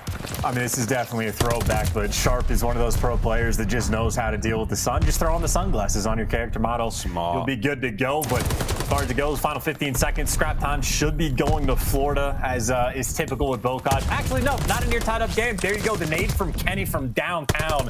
I mean, that is a grenade that saves your team an extra 10 seconds, which, honestly, on Røkkr can go a long way. The battle for these back spawns, though, Florida should have them nice and secured, which, I mean, hey, so far so good, but you also don't want to get spawn trapped. Yeah, touching upon that, scrap time here in Vanguard, very important. Third high points up, grannies, in we go. Wake on the outside. Octane trying to lock down the spawns at the back. Nice steady shots, not able to take care of his AR counterpart Skies on the other side of the board here, but Kenny, he's in there. He's managed to make his way through front. Early tags, waiting for the squad to show up, and here come the reinforcements. LA Thieves knocking on the front of Grandmas, and then we go through the back. DavePaty tagged up. Kenny, you can see his lips flying there in that picture-in-picture. He's trying to get the comms through. He's like, guys, I got tags in, I got damage done. Where's the help? Here everyone comes, as the LA Thieves still unable to truly break into this one, but you have burnt this hard point down. Not necessarily a shutout for either side, but they've done a great job, chance of not really letting the Mutineers get too much out of this, despite their control. It's a fair, I mean, again, as is typical, fairly nutty game, right? You have Awakening, 14 kills after 3 hills, and it's like, it's a near tie game, but they only have 40 points. Like, the amount of like kills you have to get just to earn a little bit of time, it can definitely be absurd. And I think that's right now the pain that Florida is feeling, is they are mostly outslang. Skies 3 and 9, maybe not having the best performance, but we go towards Barn, just surrounding the hill is both teams. These have 3 players up and around the actual point. Vivid, though, he wins the gunfight top barn, but he's last man standing. Thieves, best chunk of time they've been able to get really consistently so. About 20, 25 seconds their way. Yep, they're still going to fight over this one. That's the final kills coming through. That's going to be, should be time now for the Mutineers, but again, we'll see. Contest heavy Bookage. It's been the same way all day, outside of maybe that Thieves versus Boston Breach matchup, but that's what you get. Last 20 seconds here. It's going to be going to Florida. As Skies put the MP40 to work, man. What a two-piece that was over the big wake now. Demon Joe, can he get any more out of this one? The man is truly cracked out of his soul right now as he is flying. No one stands a chance. Envoy on the door side there. We are going to see this hardpoint come to a close over the last one now in our set. It is down by the river. And River is a hill that you can hold, and you can hold for a good chunk of time. Florida just needs to get someone inside of it. Vivid has that role. aBeZy was on the early rotation, by the way. He was here 15, 20 seconds in advance. So Florida, they're looking to turn this into their best hold potentially of the game. Drazah, though, working the flank, might be the cutoff man. Should get dealt with. He somehow lives. And by the way, his teammates actually broke through on the downside because Envoy was picking up 2 kills. So that setup, that early rotation means nada before Drazah gets chopped down. But they will absolutely take that break. That was a decent break. That's over 100 points now for the LA Thieves. Up close and personal, Octane. Trying to find a few with the automaton. Paddy's got hops, finds one from the backside of the river there. Kenny's now here to pick him up, and that's giving the trades back and forth over the top rope. We see Vivid fly into the kill feed. It's 2 for him. The final 15 should be going to the Mutineers. That will be the case. Maybe a 20-point game, 30-ish, separating these two teams. Right now, Thieves, of course, have the favored spawns long-term, but it is the battle right now for P1. Drazah finds the next one along the way. And again, I mean, look, we've had some teams that I think do a really good job of controlling the map in different capacities. I think right now, this is looking like a scrap fest to me. I'm enjoying it, though. I must admit, the pace here is great. And I feel like the Slaves department is still good enough right now for the Mutineers. And, I mean, Vivid, holy dooly. Your boy Vivid is on one today. He does live for these chows. I mean, it's been a wonderful look from the Florida Mutineers so far. LA Thieves, though, with the lead, and we love to hear those comms. The vibe's always high. Let's go for listening with the LA Thieves.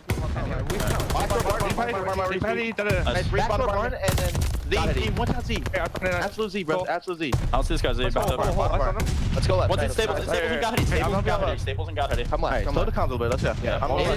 One's got it. You might be nice, that's one. Give me top one. Beyond me, P2. I'm helping you. Wait, what do you do? I hit back awakening last half. I'm hitting up. Arnold, one reach going over the next. One was top and every got it. Got it. Front tank, Zig. He can hit up right side. Bottom toes. Give me Z.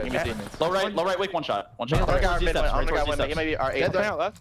Strap mids on hook, strap mids on hook. Let me hit. I'm helping you right. Does it stable me? That's 2. I'll see the guy. I'll see the guy. Contest spot. I'm jumping up. Awning dead. I got an time. We're I'll contest spot, guys. I don't see any mid, bro. Be front Z me, another front Z. He's on contest spot. I'm here. That's like Coop and contest spot, guys. Hold it. That's 25 seconds, guys. Turn every time. Sound like front house. Right tank. Yeah, 3 on hold. I'm top house. 3 on hold here. Give me front house. Give me bottom house with me. I think back left. I'm top house right now. I'll I'll play initial. I'm top house. Oh, chance how the tables have turned. Florida Mutineers take the lead. And you can feel from the Thieves, man. It's like there's not a moment to breathe. Like you don't have time to get organized when every player is busy calling out everything. So I think Thieves feeling the chaos, but this is honestly one of the best setups you could possibly have, right? You get Octane towards the outside of the map. You got Drazah pushed up over towards Wells. So you've at least contained, and the players inside the hill know exactly where they need to look, but it's a matter of getting the gunfights, and you can see Awakening just picks up 2 along the way, and Florida able to break through and flip those spawns, and just how quickly things can flip on Bookage. Yep, and that's the name of the game, man. I mean, flip central. On grannies now. Thieves flying in. Skies the tactical retreat, and he awkwardly just sort of sat on top of Drazah. Drazah didn't want that, wanted him off his lap, got the job done with the MP40 up close. Vivid now from topside as well. Flying downstairs, checking every possible corner again at 8. I think compared to Barn, there's also 7.5 million entrances into the inside of Granny, so it's a hard point to hold at the very best of times. Dave, Paddy, 9 HP in a dream, staying alive, keeping the play going, and Mutineers chance, they're getting hotter and hotter as this map goes on. I mean, again, even just the scrappiness on the hills, like anytime you can get, 15, 20 seconds on a hill, normally that's not a bad way to go about it. Inside the point now, though, Thieves are going to be there first. Honestly, at this point, I'm not expecting it to last very long. But they do have the swarm. You see Envoy is picking up 2. It is the SMGs down the line for the Thieves, able to show up still with those left side spawns. And again, at least right now, I mean, if you're not dealing with Vivid and Awakening, you're having a decent time, but it is just tough to maintain this pace. I was just watching Drazah's POV there, trying to stay alive. Nice 2-piece out of Kenny. Oh, baby, it's a 3 for Kylo Ken. Now, if the Knights of Ken can get on board as well, we can get into that point and we can see the lead go back, because this is a barn burner right now of a bocage, and I'm loving what we're seeing out of both teams. And you got Thieves locking it down. Kenny, another one that is a 5 spree for him. And again, you have Thieves spread across the map, right? Kenny's got the top side. You got number 6, Drazah. He's location for the bottom, and everyone else towards the middle. So as far as map control goes, Thieves are going to have a very good idea where they need to look. You look at the feed. That is, what, 7, 8 kills in a row for them. You go over towards Røkkr. And right now, they're worried about giving up the back spawns, but Florida is still spawning over towards B. When's the last time Florida's gotten a kill? Skies finally shows up for the team. Octane took care of 2 players in mid with a couple of weapons there, so brilliant stuff out of him as well. Kenny still rocking and rolling. That's now 6. One more for the glide bomb. As the man is on a mish right now. He's playing for the kills. No one in the hard point at the time being, but again, LA Thieves holding this one out. Now, I worry again, are we going to go down to the game clock for the second time, potentially today? Final 30 seconds here. Big shots out of Kenny, not enough to get it done as the big wake lands it. Demon Joe back on his BS. Still trying to keep this one alive. It is going to be the Mutineers. Decent time again chance. 20 seconds still to be had here. Envoy, though, I mean, walking 2-piece, it feels like at this point, I know he's close to even, but there's number 3. He sat in well that entire time, and he just basically broke that hole down by himself. Florida just having problems. Always Envoy, that thorn in their side, maintaining that 20-second lead. And I mean, honestly, 20-second lead going into P1 is a noticeable amount. It is tough to rack up this time on this first hill. And you see Florida, they get the clearance.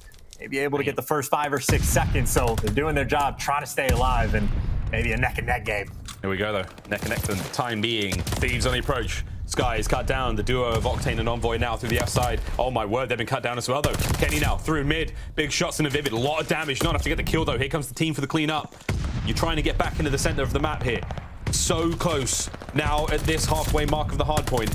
And it is getting stressful. Chance, I'll tell you that much. An open field still. You have to look towards the top of the map, though. That's where the Mutineers were for a brief spell. Now, it all comes down to Envoy. Only member of the Thieves in position for P2. He's got to fight for scrap and still control that side of the map. Yeah, you see Florida. I mean, there's so many things going on. Sky's looking for back spawns. He had a teammate with him. There's too many back. There's another one. One gunfight in the back, but Thieves come out on top for that one. Now the battle goes to the front side of P2. Vivid's working.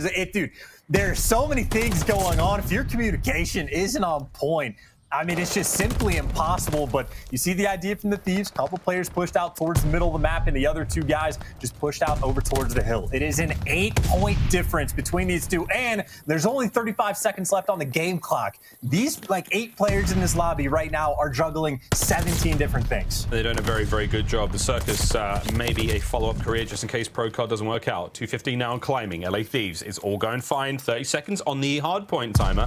33 on that in-game clock. Kenny with a big kill now coming into bottom grandmas. Stay alive. All the time you buy now for your team is huge. The kills keep flying through. The rotations are going down shortly, but you have to keep thinking about the in-game clock. Now, the dangerous thing is Thieves can't win it here. This is going to get real close, but not quite enough to go for the win. Now you have to think about the rotation, and it's Kenny once again. Oh my dear goodness. Kenny could well be in position again to deal the damage. He now backed up by Envoy. The pair of them on the inside of the point. 30 seconds and counting. If you contest it, all good. If you get the Mutineers off of it, that's their map now, Chance. Here we go. Oh, you just get to slay. You just get to slay and flow in. The trades are there. Octane now inside the point. He gets dropped. But again, you just play for kills. If you're Thieves, you are that close. 3 seconds away, and they're able to win this game. Florida are in for the moment, but there's no way it lasts. You don't know, though. There's no guarantees. There's nothing. Kenny through front. Trades keep going down. 27 on the game clock. Mutineers still in the hard point. Here comes the break from Envoy. From upstairs. Here comes the cook. Any more kills in the backline from Kenny? Trades coming through. That should be it. Last one's down. LA Thieves. It took a little bit of a concerted effort, but in the end, they get it done. And whoo, the stress, man. Kenny wiped some sweat from his brow. That was a heater of a first map on Boccage. I mean, almost. Okay, I saw 7 players after that all just do the like, oh my God, we can breathe now, sort of like drop back in the seat. Except for Awakening. Awakening stone cold throughout that entire thing, but again, just a blitz fest of what it felt like for the Boccage. And Envoy, by the way, absolutely popping off, especially towards the end. I'd say if you were to look at a breakdown like hill to hill, incredibly comparable between the two teams, except for that final P2 where Thieves absolutely locked it down, and that is effectively where they won that game. But I mean, that is just a battle of endurance between these two teams. As Vivid had 5 engagements, but not the most kills, because Envoy took that title with 46. But I don't know, Vivid's out here setting records, even for now. 5k damage as well, lordy. Reese is putting in the hours, that's for sure. Quick look at the highlights of that absolute roller coaster of a hard point. Things started off in a spicy way indeed, and I can't even put it together. I mean, we saw some sweet plays off the rip here. Dude, Vivid is nuts to watch. I'm telling you, that is going to turn into a typical stat line for him on Boccage. Like, 80 engagement, pushing the pace, just an absurd ability. Again, just to find the gunfights. That is genuinely what Vivid lives for. He is different in that regard, but at the same time, it sort of felt almost like an 8s kind of game, right? Outside of that 1 P2, no real successful holds, always someone there causing problems. And even you could give more credit to Envoy, right? Like, you had Florida on an early rotation over to Røkkr, like the final time it came around. All of his teammates get wiped off. Envoy's chilling in like the top well tower, and then he just goes and kills 3 like by himself. So I mean, I don't know, pick your poison. So many moments throughout this entire game, so many 2 pieces, 3 pieces stacked up. That was, I don't know, Boccage at its finest. Boccage is truly the family bucket, man. We're all eating good today. 226 the score for the Mutineers there, but LA Thieves walking away with it. First map done, and we're all sweating after that one. We need to cool off now in the cold rain of a Berlin search and destroy. That's coming up next. And then we have a double dose of Tuscan and that Boccage search and destroy for game 5. Kind of hope we get there. I'm not going to lie, I've been missing the game 5s today, but the 3-1s have been on point. I've seen a lot of Pickham's tweets coming at me. Thank you everyone who does do tweet those. Some of you have nailed this down to a science. I've seen way too many like perfect scores since last week as well. That's weird. I mean, I'll take your word for it. I think it would be weirder if people were tweeting at you at all of their like failed predictions of like, look how stupid I am. I got all of these wrong. Because that's why I don't tweet my predictions, by the way, because I've been getting massacred over these past few weeks, really right since the kickoff classic. But again, I do think the dust is starting to like settle, right? Like London, there was a moment where like, okay, are they actually that nasty? We've seen enough of them. Like, yes, they absolutely. Same thing with Seattle. Like even LAG starting to make some moves. I think Florida is currently, in my mind, at least one of the most difficult teams to predict of what you're going to get from them on any given day. And it was a strong map 1 against the Thieves, who are now 9-2 in hardpoint. So they were nearly there, like right on the same pace. But obviously a map loss is a map loss, and you need to try to bounce back. But I think this is just a great indication of exactly where Florida is going to stand if we get to see another look at their search and destroy as well. So I'm looking forward to it, man. See if they can be the world beaters like they were in Modern Warfare, or just sort of vaguely in the middle of the pack as they were in Cold War. Well, speaking of the heroes here coming into this series, in this matchup, actually, it's just for Search and Destroy. The top performers on either team, Kenny and Skies, both of them looking very, very solid either way. I mean, not a whole lot between them. Very different roles, though. I mean, of course, Kenny's a bit more submachine gun heavy. We've seen Skies pull out subby loads this season, man. He's been dangerous with the MP40. But again, someone who's been typically a main AR for the vast majority of his career.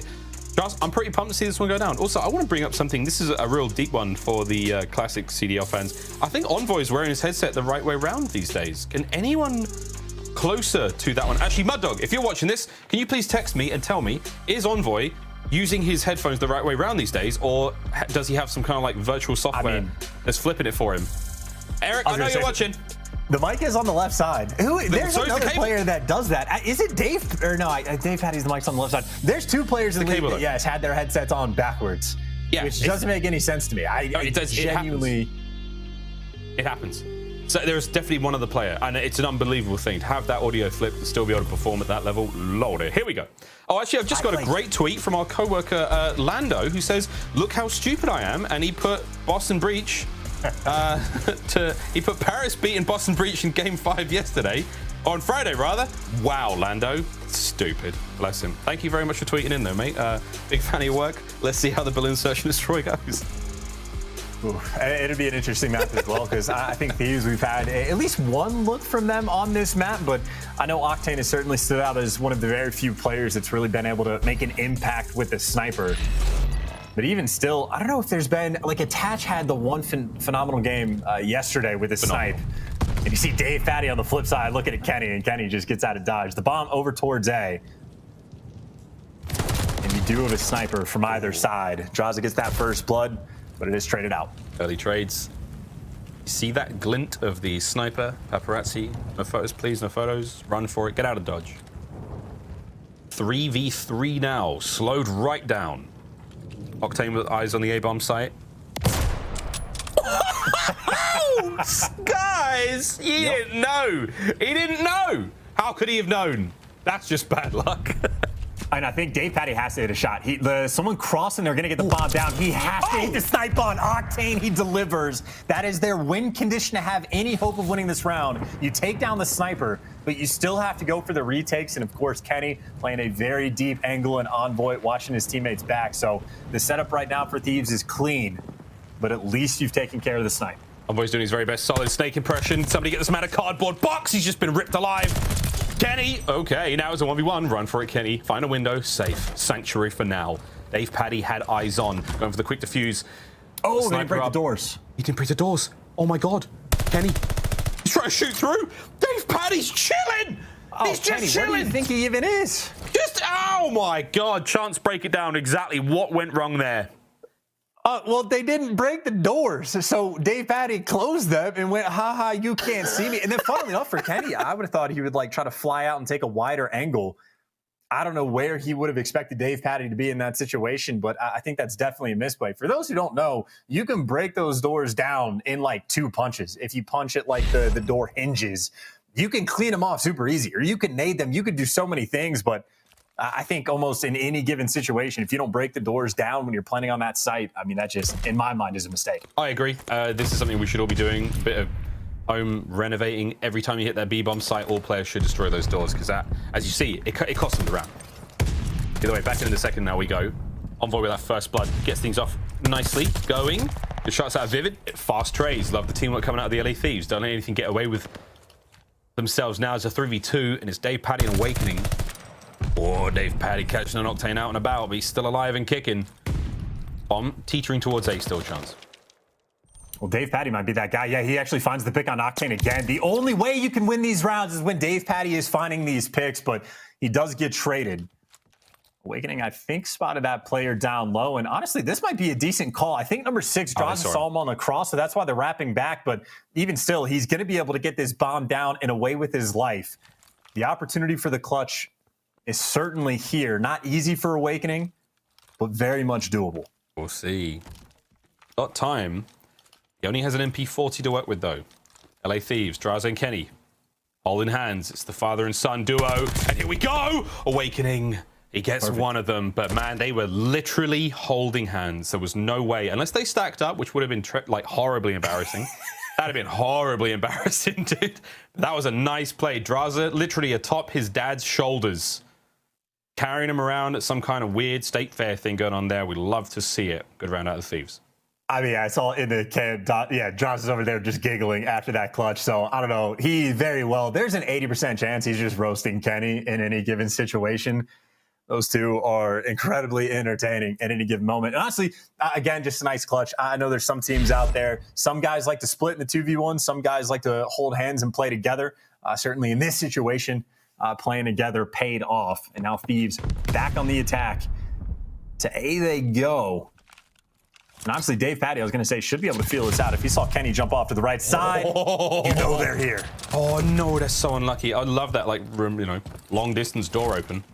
The stun check. That almost cost Drazah's life. Here comes the dance. It's all being thrown. Dave Paddy. An opportunity to land a big one here, but Thieves, I like it. A lot of noise made. Backing on up. Over to B we go. You know, you can dance if you want to with the sniper, and I think Octane's ran out some shots as well, but sometimes you just want to rotate. Now, Vivid has been very quick on this rotation. I don't believe he's in the B site. He's just behind it, but Florida on the defensive end certainly prepared for everything. And even if they're wrapping this bomb back towards A, there's no baits here. Florida had the setup that they want, and they get that first blood. And frankly, for Thieves, now you're running out of time. Florida haven't given up the eyes on A, though, so they're still holding this one down. If Octane goes for the push, we might see something happen here. But there we go. Bomb planted. Less than 20 on this one. See ya. Envoy's in, Envoy's out. aBeZy, though, still with that snipe lined up. Through the mid comes Vivid now. And this is going to be a tough one. 4v3 retake. Who is going to give the kill first? This is tense. 30 seconds. Well, Kenny's about to get a guaranteed kill. Octane hit a shot as well. There's the kill for Kenny, but Vivid actually reads it and finds him. Now the Thieves players are pinched in. DavePatty's getting the next. Skies finds the final. And just swarming on the site towards the end. Almost perfectly done by the Florida Mutineers. And again, even that read for Vivid, expecting Kenny. Or I don't know if he was expecting or heard or what the situation was, but I think right there, Kenny, an opportunity maybe to win the round for his team, even with the man disadvantage. But Vivid is Johnny on the spot. Florida now up 2-1. Everybody look at your pants. Slowly but surely, we get ourselves back into this. Florida, I mean, I enjoyed that round a lot. There's been concerns about, you know, their composure and how well they handle these S&D rounds, particularly on Berlin, right off the rip after kickoff classic, but not a bad look whatsoever. They take the lead here now. Over towards A we go. And howdy. Unlucky from DavePatty. Second attempt doesn't go anywhere. Kenny and Envoy find the opening kills. And that is a devastating round for the Mutineers. DavePatty 1v4. I believe the saying as goes, don't miss, don't lose. Don't miss, don't lose. Shots, get punished. Didn't miss there. Don't miss, don't lose. And he is getting hunted down. No, he's going to get shot in the back. That is a very quick way to end that 4v1, but he hit the least important shot for him of the round. Not easy shots to hit in the slightest, but that is the nature of the sniper rifle, especially in Vanguard. You have to be on point. I think, again, very few players have really been able to make a high-impact sort of game. These guys have too much fun. Yeah. What are they okay? How dare they? Despicable. Show some degree of decorum, friends. They're having way too much fun. Love that team. See if, again, more listening, more shoulder content. We just get to listen to everyone chuckling and having a good time here. Mutineers, though, were having a good time until that last round. Now we have seen slightly different look. Much more aggressive hit now from the LA Thieves over towards B. Vivid has been hit by, I think, everyone's stuns right now. He is still shaking. And no one able to really make the play yet. Oh, he peeked. You brave man. Brave man. Lots of Drazah. Fights on. Oh, they found a pick. He does get traded. I was going to say, I know a bunch of stuns came through. I don't know if they had any nades to clean him up, but fun enough, it's Envoy that actually falls with the bomb. Woo! Octane, yep, was leaning to try and go pick it up, but DavePatty has the angle. And that way 2 versus 3 for the LA Thieves. And they're still having problems. Again, number 2, Skies. He's got eyes effectively on the cross towards bomb, and you see Dave, the awareness, watch the middle. Mack, eyesight on point. The bifocals pay off, and, well, now Drazah in the 1v3. Who's going to get it? Is Drazah going to get much out of this? Oh, here he comes. Here he comes. Try and hit the pinch. 20 seconds to go. And guess who it is? It had to be David, middle name Paddington, the 4th Esquire. What a round he had. That's not his real name, but you know what I'm saying.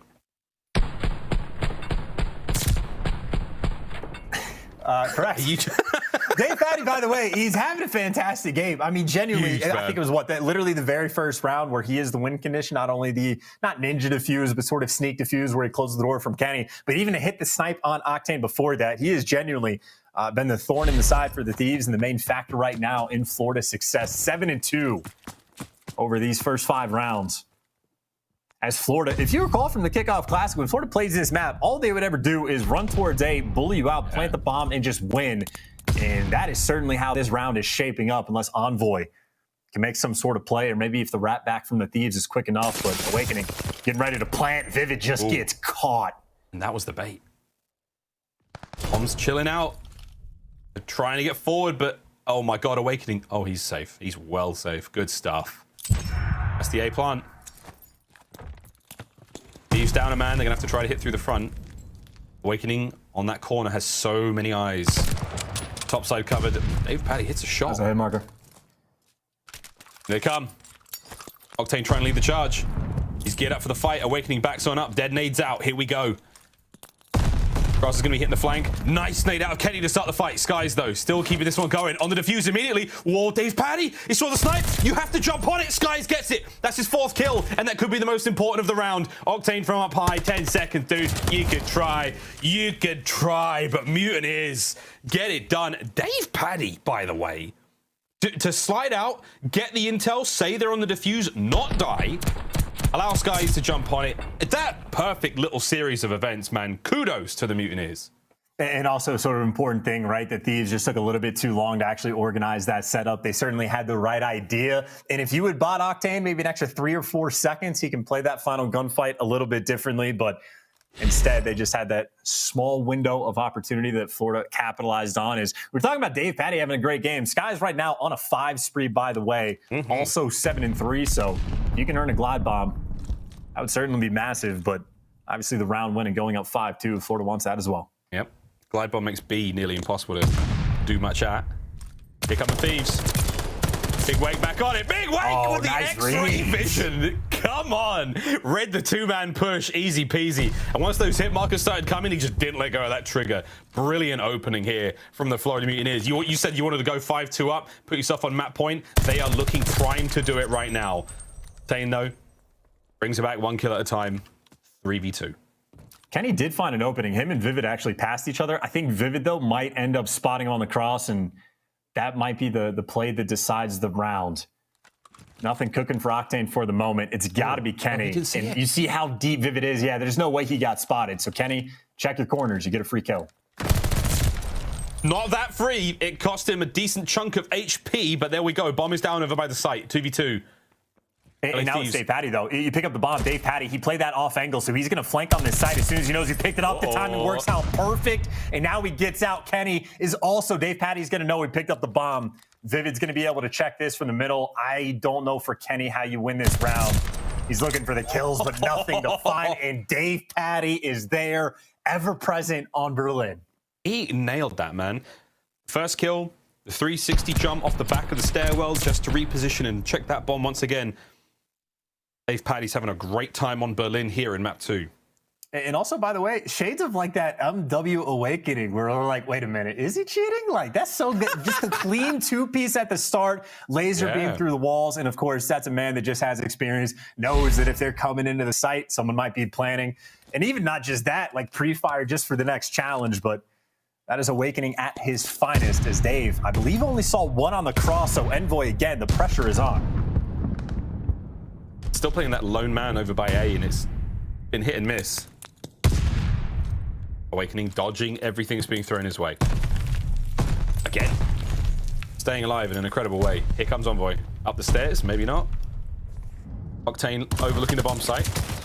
Battle raging downstairs, though. Bottom side of the trains. That's not going to work out. Skies, will he get traded out? No. He's all good. He's out. Bomb's still at A. They haven't planted yet. Yeah, I was going to say Vivid. He just got abandoned by his team, and he ends up getting caught before that happened. So maybe not quite on point with the comms. Florida, though, they wrap here first. Of course, it's Dave trying to stay alive, and I think Thieves used all of their grenades, so they don't have them for the retake. Dave does get caught. You get the bomb down. The flank is in. The trades are in. 1v1. Skies versus Octane, the battle of the main ARs. Oh, the main ARs. We've got 35 seconds to sell this one, and it's going to be slow. Skies is in position. He's expecting the close hit. Oh! He thought Tane was closer. He thought Octane was behind him, and Sam LaRue can breathe a sigh of relief and smirk himself into the next round. That worked out. And I would definitely need to rewatch it to know for sure. But if I remember correctly, Octane's the guy that was like back docks that took down Vivid. Yeah. Or Dave Paddy, excuse me, over on the dock. So I know he was far away. It does feel a little bit strange for Skies to sort of make that read, but obviously I do not have the information he had. I think there might have been a bit of time, too, after he got the first gunfight. But either way, concerned about the close push. Octane playing over towards the bomb. Obviously a necessary clutch for the Thieves. They're working at a 5-2 deficit. It would be quite the comeback to make. And honestly, I mean, they're just dealing with Dave Paddy and Skies, having a blinder of a game. Take care of those two, though. Things look a lot easier. 2 players now for the Mutineers are chilling out in mid-map. Now bottom side of the trains, they're coming through. Envoy. Hello. First blood. Oh, my word, Skies. Gets away with it. 17 HP. Saw Octane for sure there. Bomb planted now, aBeZy. We'll get that one down fast in the 3v3 in the retake. Now can the Thieves do what they tried, what Mutineers tried it in the last round and hold this one down? aBeZy's going to take care of Drazah. Now 3v2. Numbers not working out for the LA Thieves on the inside. That's going to be where the push is coming from. Now they flock to B. Octane, just wait, dude. Just hold it. Kenny's got this line covered. You've got another one covered. Here comes the counter-attack. 20 seconds. Good angle from Kenny. He finds the first, and Octane gets the second. The third is nearby, and Kenny gets the trades. It falls oh so fast, but again, a 2v3 clutch. Nothing but a thing when you get the bomb down over towards B. Still giggles on their faces, another clutch round. I mean, think about, by the way, again, that first round from aBeZy where he gets the snipe on Octane, where he closes the doors and gets that defuse. If it is not for that moment, from that small mishap from the Thieves, well, obviously the round count will be flipped right now, but that is obviously not the case. Thieves still trying to chip away at that deficit. They have 2 more rounds to go, and obviously Florida, I mean, you're down 1-0 in the series. You got to just end it here. Envoy, he's so close on the inside of the A-bomb site. 2-man stack up on the outside now. Patience, Envoy, patience. You saw the, did you hear the door creak? Here comes the hit. Cheeky. Oh my God, big wake. It's disgusting. Vivid gets another one as well. That is so huge. That could have been the difference maker in the round, but now it's a 4v2. Do Octane...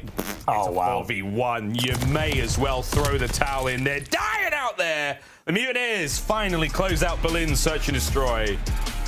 And let's get it. Fist bumps are all out. Chance, if not... Oh, man. If Envoy wins that fight outside, it could have been real different, but not a bad look whatsoever. Mutineers, tie up the series 1-1. Well, you know, I'm kind of surprised that Envoy even looked for the kill there, right? Because Drazah was playing in the other room. Drazah was watching that door specifically, and Envoy was watching, like, the front door. So they had each other's push, but I think once it creaked open, he heard the nades go by. Envoy just wanted to take the gunfight, and then neither him nor Drazah able to win there one. So that is just the Florida special over towards A. They're happy to bullet people out. They play it incredibly well. And off the back of Skies and aBeZy, double digits for the pair. And again, hero plays from Dave and Skies, just that consistent man the entire time. I think we showed his stats off right before the game, right? Him compared to Kenny had like a 1.46 in the S&D. Well, he's bumping it up just a little bit more. There could be only one, and Skies really was the man. When Kuavo against that matchup against Kenny, he nailed that one. Kudos to he and aBeZy. Brilliant stuff there on Berlin. Tuscan Control coming up next. We will see that Tuscan hardpoint as well. This, I don't know, mate. I don't know. I didn't really know where I had this series. I don't know what my pick'ems have got, but like now that I'm sort of feeling this one out, I'm like, man, this could go game 5. Like, and especially the way we saw that search, that was a good search between 2 tight teams. I am hopeful for a very long and exciting series. Will we get a very long and exciting series, fans? We'll find out though after this break.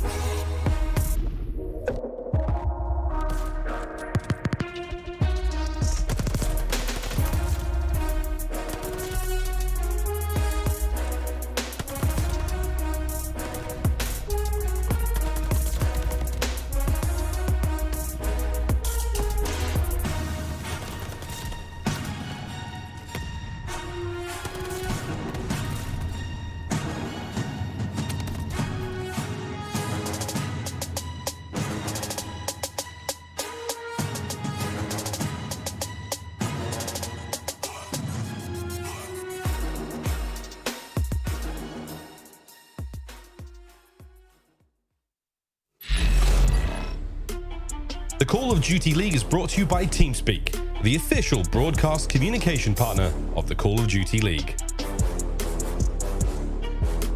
The Call of Duty League is brought to you by Game Fuel. Victory in a can.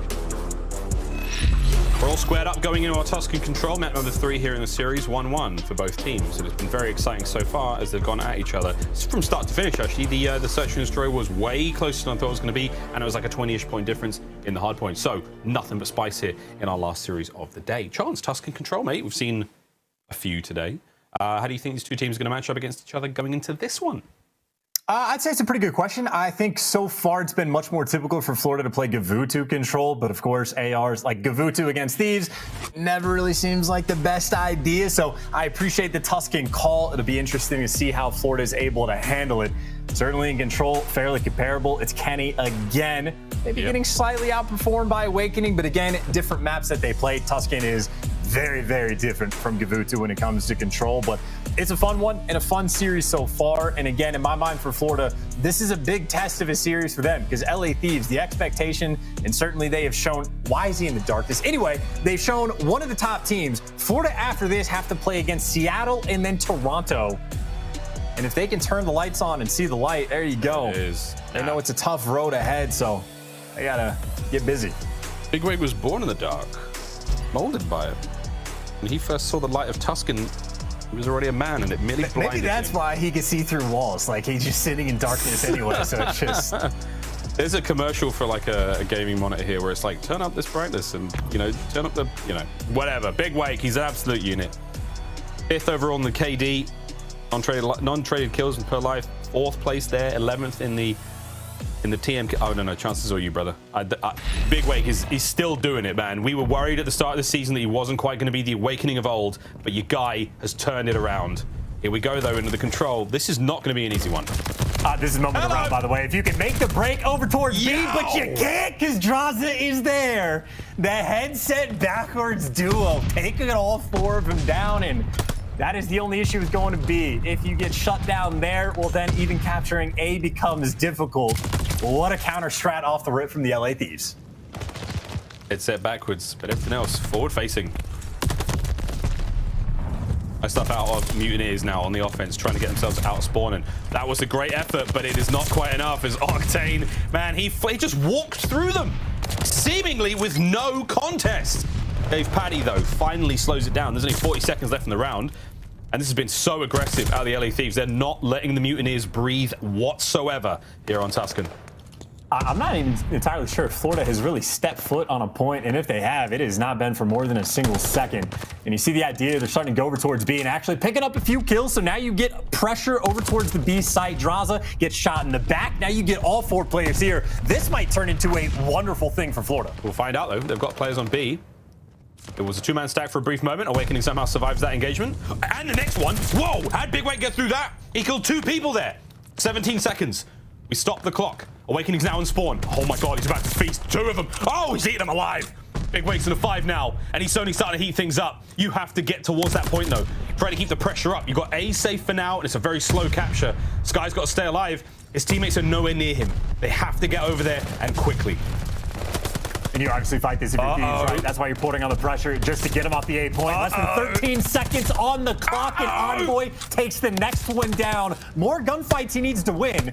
Awakening there for the challenge, and Envoy just trying to buy his teammates time. He's got the 2 ARs in the back that he does not need because he takes them all down himself. The 4 spree to maybe secure the round because he's still pressure over towards B, but it is a second on the clock. Man, what a play that was. Oh, the nade. Octane throws the ode to Kobe from downtown, and Kenny looks real stressed right now, man. Envoy, that was one hell of a spree. That is how you lock down A alone. See you on the flank.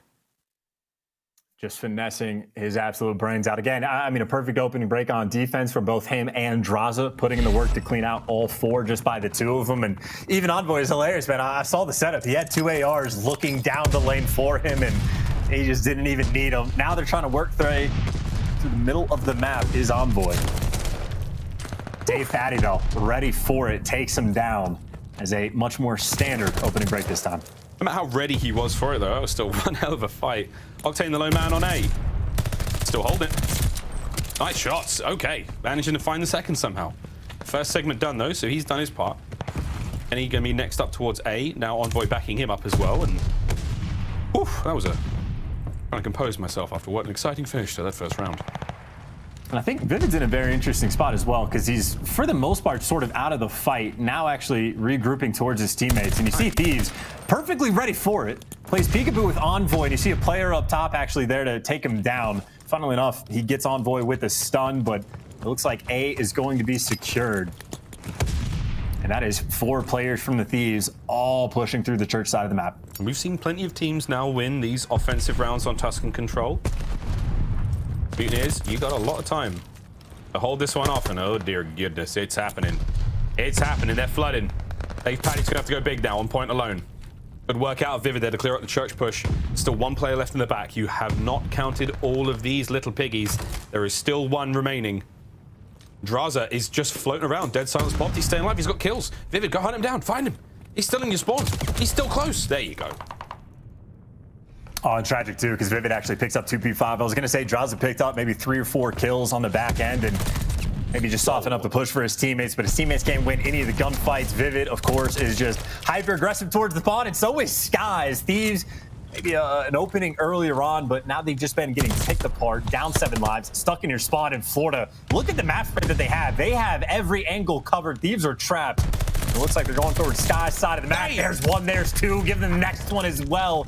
Maybe just bait for your teammates. You see he's got the help, so Awakening ready for the trades, but either way, this is just complete and utter map control by the Mutineers. The Mutineers are playing it great. Awakening, got more to be had here.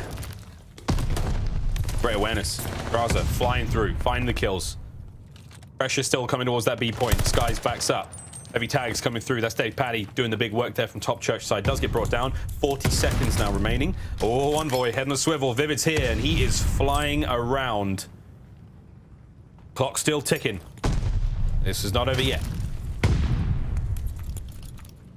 They're just trying to group up all together. Wait for a couple more players towards P5, or Kenny at 3 and 14 challenges out quickly and does not win the gunfight, and that is just all she wrote. 3 lives left, and even just looking at the kill disparity, Kenny might be a West Coast player feeling the pain of what that Florida is bringing to the table in this game so far. Definitely the player to look at to try to turn things around. Yeah, 3 and 15 is, it ain't it. Not ideal. And Skies has now done that 3 times, I think. He jumps off the top of that box and tries to shoot the guys coming out of P5, and not bad whatsoever. Mutineers getting the job done. That early capture A in the full 2 minutes to work with there. Really put LA Thieves to the test. Pressure is on. Pretty dominant. Dominant fashion as well, right? Because the pressure was on, right? You get them trapped in their spawn. I mean, you got Vivid shooting you in the back constantly. Skies has already pushed up to like out to top roof. As soon as Mutineers got that map control, they never looked back. Not going to be this time, by the way. They did not like what happened round number 1, so mixing things up just a little bit as Vivid cutting through the middle of the map. He's on a 4 spree, by the way, so maybe some score streaks can come his way. That's number 5, and he's certainly going to be looking for more. Couple more. 1 more. Vivid has opened up in a great way. I don't care what your ping is. When you're shooting people in the back like that, it's all good. A slowly but surely being captured. Here come the Thieves forward. Not a single one drops. Lovely retake. Drain that A segment. Awakening's got to lock down mid. Good shots. Octane a little too strong for him. Vivid backs on up, stays alive. He wants them streaks real bad. Any catch. Oh, Sky steals it. Still no streaks just yet. Strafing run ain't going to come in. It's a little too random at the moment to really be made tremendously useful here in the pro world. A-zone now being captured, chance. It is a big-time investment. He's been looking for this 1 kill for the past, what, 45 seconds, full minute, and he should be able to find it. He is now behind the entire team. Here we go. It should be at least 1 free kill. He still has not found it, and he doesn't chase because this is the one time Vivid doesn't want to overchow. He is playing so hard for this glide bomb, and he has Kenny trapped in the corner. He's not getting it. Oh, Kenny wide! Of course he wide. Of course he wide. Anyway, back on the point he goes for the capture. This is 7 in a row now for Vivid. We literally saw Kenny White die there. That was so brilliant. Octane does manage to stop the spree, but the damage is done. The streaks are in hand. Still 0.39 on the clock. DavePaddy can't stop the onslaught now from Envoy as he makes his way forward. Clock still ticking away now. You've got 30 seconds to play with. Envoy, we saw him do some unspeakable things to the members of the Mutineers from that very same spot, and this time, no chance. There we go, mate. Capturing both points at the same time. Mutineers have started to turn this one up. I was going to say, Drazah needs to go because there was actually pressure over towards B that sort of gets given up as the players cutting back through top church, and they're getting picked apart because Envoy is here. So they give up the B pressure to fight over towards A, but now they have nothing. Now it's the Mutineers stuck in their spawn. They got 10 seconds, and they're going to have to fly straight into Envoy. He's going to eat him alive. Let him come. Less than 5 seconds now. Ticking away. That's going to be the round win for the LA Thieves. No, 0.07. Okay, they're on it. No, wait, they got off it. What? He got killed. He got made it out when he's over on the contest spot. So yeah, there you go. That was close enough, though. Last ditch attempt there from the Mutineers to get on the point. Not able to get it done. LA Thieves, you got yourselves another round. 7-20 now for Kenny, by the way. He's coming out of that deficit slowly but surely. I wonder how many conversations JCap slash the coaching staff of the Thieves have had with Kenny about his YY habit. I'm sure it'll never go away. That is the player that he is. And he makes it work, but obviously this game, maybe just feeling the pain a little bit. Actually, maybe not feeling the pain. They're up 2-1. They're having a great time anyway. He's that guy. Back at it to B we go. Vivid, you are in for a real treat. Oh, nades are out. I like this. Phone down. Tags, no. DavePaddy's here to reinforce. Vivid peeks out. Gets that first blood on the Kenny. We'll take it. Envoy with the immediate trade. Back over to the point we go. Oh my God. Dylan. And here comes the rest of the cleanup crew. The LA Thieves, they are on B. And this is the capture. Drazah's on a 4 spree. Envoy's on a 3. Looking to make it a little bit more. Vivid has no idea what just hit him. That was disgusting. And this is getting ugly. First segment gone. Drazah's still on a 5. Oh, he's dead now. But it's still brilliant stuff. And I'm surprised, actually. I was going to say Vivid might actually be pressured to call in that glide bomb immediately, because if you're feeling it, you're going to have to call it in this round. But instead, he is up ready to go with the gunfights. You get number 7 behind enemy line, so Kenny at least makes the A capture a little bit easier. Thieves should know, hey, just watch the flank, get a couple players posted up in mid. The setup at this point should have been easy, but no, they're actually not watching the flank. Skies goes all the way around and takes down Octane, so that is a couple players looking the same direction, and right now, Thieves are getting punished for it, or at least slowed down just a little bit. Envoy patrolling mid, 22-18 now overall. Looks to be the front line for his team, and he does, man. He's disgusting this map. Doing an incredible job of helping make sure that A zone gets captured, and it will. Envoy's having a great time still. The rest of the squad now pulling their way forward, and this is the slow and steady approach towards that B zone. A's finished, 1:38 on the clock. And big wake. Oh my word, nothing but heads there. A minute and a half though, right? First 2 kills come through from Awakening, so it's gonna slow you down quite a bit. You're gonna have to take your time and try to go as a team. Octane might be the island player towards the middle of the map. Everyone else through P5, and I was gonna say DavePaddy in aggressive position. He's actually gonna be holding this. It is the entire team in front of him. Gets the first one like it's nothing, able to back down, and just a nice little play as Awakening. Now the front line for Mutineers. Trying to get it done, but Envoy is a tough kill right now. Kenny backing him up, and here we go, 11-22 for Kenny. Flying forward. Onto the point. Here comes that glide. A couple of them are going to be safe. Oh, does land round Envoy. Almost hitting that bell tower there, that tremendous Tuscan architecture. Nobody quite does it like the Italians. Here we go. Awakening looking to hit the pinch. This timing could be huge. Drazah, 1. Here comes the second. A reach out. Octane's going to hold the line, but man, big wake making it hard. Kenny with the teamwork coming through. Still have to get on the B zone. That's the LA Thieves play right now. Again, the clock is burning away. Chance, 30 seconds left. Yeah, and a 15v9 as well, right? So Thieves can, well, they need to stop the clock, obviously, but they do have the life advantage if they can make it happen. It is a 4-man swarm onto the point. Envoy leading the charge. Good trigger to split by who's up top, but it doesn't matter. Envoy finds the first. He's a walking 2-piece, but finally gets taken down. Trades are in.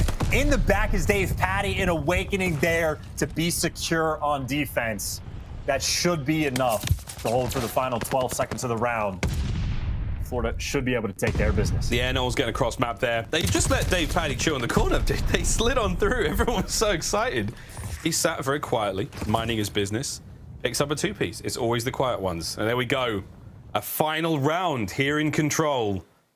As far as the kills are concerned, I do believe LA Thieves will have defense. Is that right, Chance? Or am I mean, possibly. I'm going to be honest with Kenny's stat line. I would be very surprised if they get defense for round 5. That's a good point. Kenny, he's getting hammered here on Tuscan. And it's interesting, too. Obviously, it's not like I know how that East versus West Coast battle is really going, but Envoy seemingly has no issues at all. So no problem. A slow one from Kenny. And no one here. Actually, a couple players top turns. Wow, Florida actually, they hit nothing with the stuns. They know it's all 4. And the nades connect. And all the kills coming through. They get every last one. Except for Envoy, who has found himself in the back. But that might be the moment of the game right there. Florida on defense. That is the opening break they needed. And Envoy's still going, man. He's still going. The toughest kill in this lobby for sure. Say what you will about Kenny's performance, so in this game, when you're in the blender, when you're getting killed on spawn every time and bad luck's going your way, that's just the way it is. Envoy finally brought down. Awakening helping that one out, and you've got to worry about Dave Paddy. He's also behind the members of the LA Thieves, cutting them down as well. Drazah, get out of your spawn. Go for the big old lap around the church. He's done it. The pilgrimage is now complete. Back over towards the A zone. Does his bit there. Now back over to the church. Keep those players of Mutineers away from him. And this is actually interesting. He's got a couple players top church, right? I think Kenny's going to be nearby. Envoy ready as well. And actually, a couple players just getting picked apart. And Kenny gets found out as well. Everyone dropping. It is just the slowest capture over towards A. It takes 45 seconds if you only got one person on the point. Florida right now is going to have a 2-life lead. They're going to chalk up A. That'll get 1 minute and 39 seconds for Thieves to work with to try to capture B. Here comes Skies. Hit fireworks out. Oh, big win from Envoy. Can't quite get big wake as well. Oh, back at it we go. Chances non-stop, but A's done. The kills are all good. Now to B we go. You see the kind of game Kenny's having. It's very frustrating. Every situation he finds himself in, there's someone from the Mutinies there causing problems. Right now, Vivid at 31 and 25. He's going wild. Awakening. Great timing, but Kenny just too hot on the trigger right now, and there we go. Finally, a little bit of map space now purchased for the LA Thieves. Over to B we go. Hey, look at the setup, by the way. That is for Mutineers. Well, they're actually moving to plat now, but they were very deep, tucked in their spawn, and Dave Paddy, he can make the late flank whenever he wants. You see, Thieves are worried about the pinch from P5, and while they're worried about that, the pressure's coming in through plat. Skies and Vivid just flying forward. And another push for Thieves where they just get absolutely stuffed. It is always just like one extra guy that they're having to deal with that is causing so many problems for the Thieves. But now they got 3 players grouped up. They're trying to go through P5, looking for the trades. But again, it's always one guy. Vivid is causing problems down low. And while he gets dealt with, or whoever it was, Dave Paddy, somebody, he's finally out to point. He was the low player. Envoy caught between everything. Røkkr, hard place, kitchen sink, you name it, it all went down there. But 26.4, the clock has been stopped briefly by Drazah, who is now running rampant on the inside of the Mutineers base. But that's the kill. That's it done. Clock's back at it again. Here we go. Final 20 seconds now for the LA Thieves. Got to get forward now. Mutineers hold the line, win the map. This is going to be big. Dave Paddy waiting for it. Envoy has to make the play soon. Can't get it done. Here comes the run forward again. Clock still ticking. No lives left. Is anyone in position to stop it? It all comes down to Kenny. It all came down to Kenny, and he drops as well. The defense reigns supreme. The Florida Mutineers, they take the map. They take the lead. Hey, look, the Florida Mutineers are a team we have seen a ton of on Gavutu, a little bit less so for the Tuscan control, but they held their defenses incredibly well, always had the pressure. And I think if nothing else, just did a phenomenal job of constantly being annoying. Like different players taking turns. Skies was doing, literally all 4 players were at a certain time going on these late flanks, pushing up towards the spawn, just manipulating the spawns oh so well. And honestly, the Mutineers, maybe not so much on offense, right? A couple B pushes get stuffed, but if the defenses are clean and you're finding the kills, you will be good to go and find the kills indeed. Again, Vivid popping off in the stat sheet. 35 and 27 for him, and honestly, quite a few of his teammates not too far behind. Yep, it's I mean, it's been a big stat line all day long from Vivid. Managed to keep the deaths down in this one, in this respawn mode, but everyone there on the Florida Mutineers pulling their weight indeed. Great stuff out of them. Again, I mean, looking back across that map, let's have a look at some of these highlights. And this opening, man. Hello. The Mutineers in slow motion, so majestic. But it was like, this is like something out of a movie. Drazah had the absolute perfect lineup on them there, cuts them down, It could not have been a better round for them. And this was the spree from Envoy. Chance, tell me about this one. I mean, again, this is just efficient work for him to be able to stay alive, right? Like, finds a couple kills, has some nice beams, but then just plays his life towards the outer side of the map because his teammates had just now got in position. So he finally has that, like, opportunity to have the teamwork, and then he says, nah, it's cool. I will just do it myself and fly straight forward. But I don't know. Just solid stuff. Again, just the defensive rounds too clean, really, from both teams. And Florida had the slaying power to get it for the round 5. But it is worth mentioning the Kool-Aid men strat did not work. No, it didn't. The Kool-Aid men. You're right.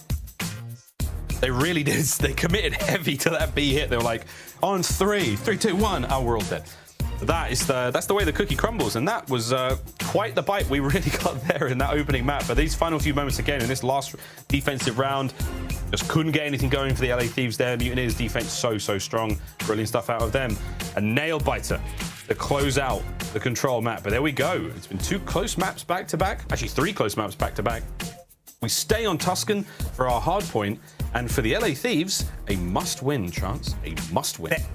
The good news as far as must-wins go for Thieves, again, they are 9-2 overall in hardpoint, so they have been machines in this game mode. So that's nice to have in the back pocket, but obviously it's still not a fun spot to be in. Obviously, they just lost to Tuscan. They've been having issues really dealing with Vivid. It seems like who in the respawns, win or loss, has been lighting up the feed.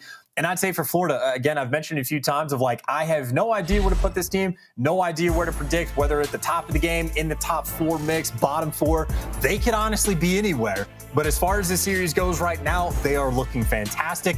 1 map away from taking down Thieves. And again, if this is a team that can build up some momentum, well, that's something they will need because they have Seattle and Toronto as their next 2 opponents for the Stage 1 Major. So these guys get thrown into the gauntlet. And so far, they are feeling comfortable. Stress balls there to help them out, and Awakening still just emotionless. That's pretty quite, this is something I think about all the time, and I know there's a lot of people out there in the gaming space now, physiotherapists and exercise physiologists who are looking at professional gamers and the impact that these repetitive small muscle movements have, especially console players. There's so much in that space. I would love to know, what Dave Paddy's strategy there with that softball is. To squeeze that one, or what's that doing to his hands, keeping the hands warm and limber? Because if any of you out there have had one of those long sessions, you know that the hands get sore after a while. I'm 33, and I don't quite ice the hands yet, but I probably should have some time ago. Take care of your health, friends, whether it's your back, hands, knees, head, brain, whatever it may be. Keep a lock on it. Stick with us through this Tuscan hardpoint. Here we go. 33? And the Mutineers have tweeted a chance. They said that they're not turning the lights on, by the way. I like that, man. Keeping it super serious. I mean, hey, you gotta do what you gotta do. I suppose that is, if it ain't broke, don't fix it. Yeah, they're like Tuscan locked in. hardpoint we do. And interesting, by the way, you see that stat right there. Team starting on the blue side, like over towards Church, 9-3.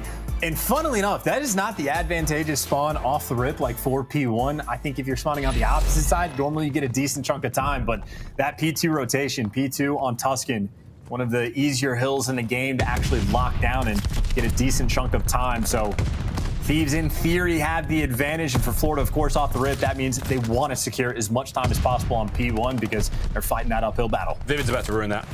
He's literally about to ruin it right now. There it is. That's the kill. Couple more players now through mid. Vivid's continuing as well. ruining it. Flips them out. Vivid's through Church. Says a quick prayer. It was not exactly a Hail Mary play. It was pretty locked in. Great stuff out of the Mutineers off the rip here. They're going to keep that clock ticking. 20 seconds left in the side point. They could get all of it, quite frankly. And honestly, I mean, again, this is a phenomenal position just because you get that rotation over towards P2. You already see number 4 Awakening. He's rotating just to be the cutoff man. That's where Florida is starting to swing their presence over to that side. But that's all it takes from Vivid. Yes, he gets taken down, but he starts off on a 4 spree, has one perfectly timed flank, and just puts the Florida Mutineers in such a fantastic position on this Tuscan. Damn. Skies is there to be that cutoff man. That's his first kill, but hey, you got the 30-point lead. Everything going so well as Thieves right now just try to flood through Church, but seemingly can't win any of their gunfights. Oh, it's so hard. Skies is still holding this one down. Nades, you name it, all flies his way. Vivid, wow. Envoy has certainly been his nemesis in this matchup. 35 seconds remaining on column here. LA Thieves getting a little bit of time. They've got a couple of defenders to take care of. A couple of pesky Mutineers. There's one. Last one there on point, cleaned up as well. Good stuff out of the Mutineers. Out of the LA Thieves. A safe and clean point for now. deal with that one, pick up the next 20 seconds. Still have to think about P3. Fountain, not an easy point to hold, Chance. And it's honestly sort of like a 50-50 break, right? Because, yeah, you break and get that time. That's 30 seconds you get. That doesn't go to your opponent. So that's nice, but that does sort of give the Florida Mutineers that rotation. So it's always an interesting dynamic. You see Octane, by the way, he was patiently waiting for the next gunfights to come through. He gets taken care of, and that is sort of the deal, right? You have a solid break on P2 for the Thieves, but now you're going into another money hill where you are so far away from potentially being able to break this new hill. I mean, Florida guaranteed for a couple points, or the roof spawn gets opened up, everybody spawns down low, and now you got the free pinch. Florida Mutineers opened up the back, and Thieves walk straight in. Sam Phoenix is watching this one now, and we will see what they've got to say about that. Unlucky boys will take that hard point time to the LA Thieves. GG, no re. They're going to be holding this one down as best they can. Sky, though, through the front. Sky's trying to make a bit of a work of this, and he is. Lead changed. LA Thieves now in the driver's seat. Looking out for that pinch, though. Awakening dealing a lot of damage there. Gets the player off point. Kenny moves forward. Again, that sort of conveyor belt, a construction line as forward we go. Octane trading out kills back and forth onto the point. Once again, Skies stops the flow of points. 10 seconds now remaining. You should get the last few seconds here, unless Skies gets the kill. Cleaned up. On to the next. I mean, that's what it is, though. I mean, that's a massive mistake, right, to end up giving up those back spawns. Just everyone maybe a little bit too aggressive on the map, or whatever the case may be. Mistake from the Mutineers. It is still a close game, but how much worse it could have been. But maybe it doesn't make a difference, because the feed, once again, nothing but Florida, as they get the clear and easy clearance over towards the start of this new hard point. First 20 seconds have gone their way. Everyone trying to flood through the front, and for good reason. Thieves able to get inside and at least start that contest. Yeah, 2 players still left inside there. Kenny's trying to flush him out, and he is tagged up heavy. 1 HP. He can still make something happen here. Oh, the timing's great. Dave Paddy should be his. Big, heavy damage still. That's going to be the cleanups. Kenny, ooh, a little unlucky on the timing, but his teammates are there to pick up the scrap for the time being. LA Thieves, a couple of kills go their way. They should be able to get some more time here. And who is that on point? It's Octane, locking down Church for some time. Good stuff out of him. Scrap going the way of the Mutineers. Rotation's already down, Chance, and here we go, mate. P5. And Envoy does get cleaned up, so that at least buys his teammates time to get inside the hill first, but that is only step 1 of the process. You're going to have to be dealing with all the nades coming through as well, but I think Kenny should be able to actually push out this side just a little bit. Might be a free gunfight for him up top or not. Vivid spots him, takes him down. And you see the flank coming through as well. So Thieves are actually reading out this flank, but Skies wins the gunfight. Now the push is coming in through the front. Octane's able to take down one, but the trades are in, and because of the flank, Florida able to get the break. Dave Paddy basically doing this alone right now. Oh, and he's gone. Put on his back instantly. That super nade. Now for Vivid. Through the bomb he goes. Nope, Envoy clean reads, makes it safe. Skies now from upstairs, and non-stop pressure on the point. Kills keep coming through, and Envoy the hero again, finding those kills time and time and time again. And this is absolute pandemonium on P5, baby. It is non-stop. Everyone flying in this one. Let's take a breather. Let's have a quick listen in with the Florida Mutineers. I have new. I'll hold full pinch. One could already be potted. Yeah, I'll hold it. I'll hold the full pinch. I have new, guys. Yo, we're looking for one still. I ain't gonna we're looking. Dylan drop. Dylan drop. He's on our side. You. Help me. You need help him our side. You. Alright. You got one that. He's me. Their side. Their side. You. That's right. One shot. B2. Need him on our block. One shot. B2. Kenny. Shot. Good. Nice. I need this side. Their side. I need this side. I'll pick it up. One shot. Their side. You and one B2.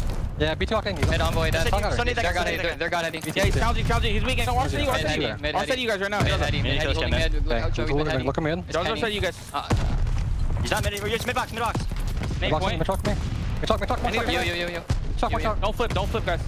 Ever mid. They're all out mid, bro. Ever mid. They're gonna be right too. Our side you still. Bottom church. The bottom church got me. He's surrounding you guys. And behind you, field. Field door. Hold the ult hit through. All they do is hit through ult, bro. Yeah, I'm gonna P5. Do the same setup. Someone get time to look at church alley. Two mid. One's mid already. Blue's on left. Left, one shot on me. Wait. They're doing the hop, double hop. Yeah, They're both there. One shot. Nice. Bottom church. Bottom church. Going church up again. Top church again. Okay. Hold it ready. Yeah, he's gonna go top church. He's gonna go radio. They love going radio. I'm pitching church. I'm holding flat. Bottom church. Two of them. See you. I have you up. I'm holding flat. No top radio on me too. You went alley. Thieves looking fine. Chance. They got themselves a lot more time here, and Mutineers, that was frantic to say the least. Yeah, I think you just hear the pressure. Thieves actually love to fight tooth and nail for the scrap on P5 because they trust their brakes on P1. So you heard the comms. As soon as P1 goes away, they were just worried about not flipping those spawns because they want the rotation at P2. But then Envoy comes soaring through. He's on a 3 spree and picked up a 2-piece to break the hill. So that is all that effort to not flip, to get this rotation, just to have it broken that quickly. Still scrappy for these final 20 seconds, and this is 20 seconds that Florida needs, but this is 20 seconds that it looks like they are not going to be able to get. They at least strip it away from the LA Thieves, and actually you see number 3, Dave Patty, he picks up a 3-piece. He's fighting for it, and his team is able to get that rotation. That is an important moment for Florida. Well, obviously on this hill last time, the only reason they got broken is they gave up those back spawns. They got to make sure they don't make the same mistake, and they should be good to go. I realise now I screamed Sam Phoenix, I think, because he sent me a DM. He's definitely not the coach of the Mutineers. I am faded. In that previous rotation, they do not make the same mistake this time around. Drazah's up. Skies will be dropped. Kenny loses the gunfight at the front as well. Awakening, finding more and more kills. 1 HP, literally. If someone sneezes on him, he dies. There it is. Achoo! Octane, get that looked at. Nice nade, though, from downtown. Drazah still trying to keep the play going. 3 spree from him, but you're dealing with the spawns up close and personal. This kill is huge from Drazah. Wow, staying alive somehow. Coverage now coming through in the form of Kenny. He gets absolutely eviscerated, but Drazah still got it, baby. Finds himself 5 just before being taken care of. Octane now toe-to-toe with Big Wake, and it is a nice set of trades. And LA Thieves all good for now. At 15 seconds, it should be there. Sky's going to try and contest. Here comes the fight. Envoy's got it. Time Thieves. Yeah, and that's all Thieves needed to do, and then some, right? Like, you just want to make sure they don't get that full 60, and you turn that into actually Thieves winning that hill overall, I'm pretty sure, based on the clock. So, in a fantastic spot now, Thieves are to force that game 5. They've got the lockdown around Church.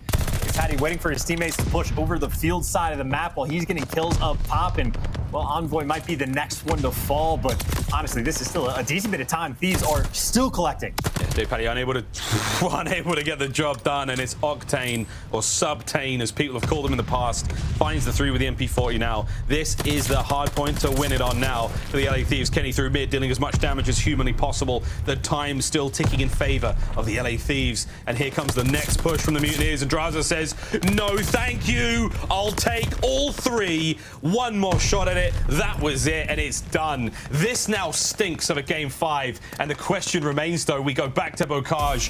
Whose is it? LA Thieves. We're going the distance, baby.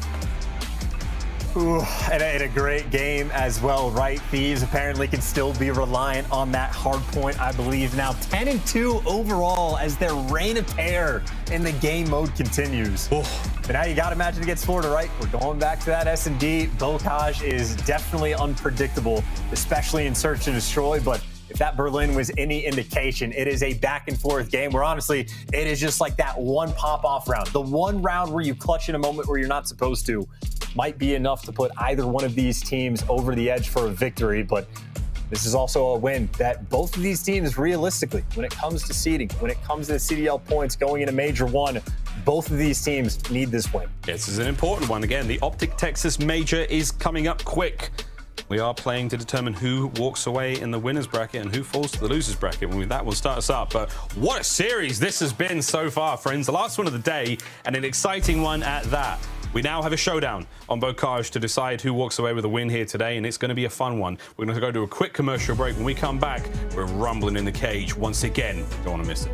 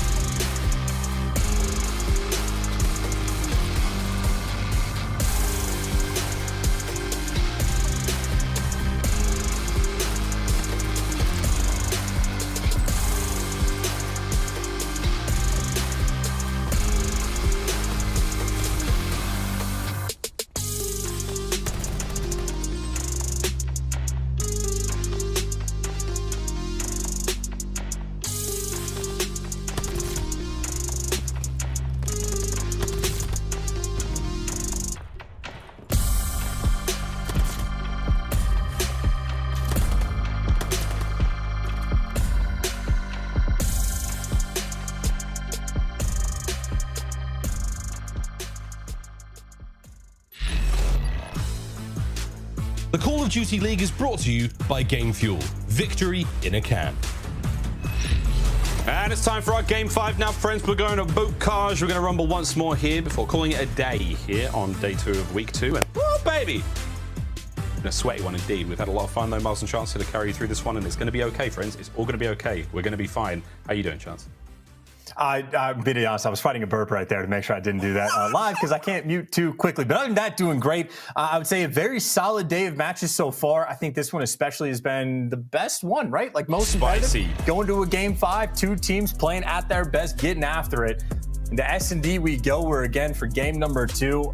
Not as close as it could possibly be, but not far from it. A very back and forth game we had where Dave, Patty, and Skies were absolute menaces in the search and destroy. But I'd say for the flip side, it hasn't been just the S&D. Envoy has been putting together an absolute monster series. And frankly, Vivid hasn't been too far behind. So it has been a grind just to get to the cage for map 5 to decide it all. We'll decide it all. It's been a fun one as well. I mean, we were talking about, like trying to place all these teams in, who's the middle of the pack team, who's the bottom of the pack team. Seeing London soar to success today, seeing how the LA Thieves and the Florida Mutineers are matching up. Of course, all this changes technically when we get to LAN, but it's a wonderful benchmark now to start things off. Of course, we saw Bryson Tunn on broadcast as well. Love you, boys. Good to have you back. We've missed you dearly.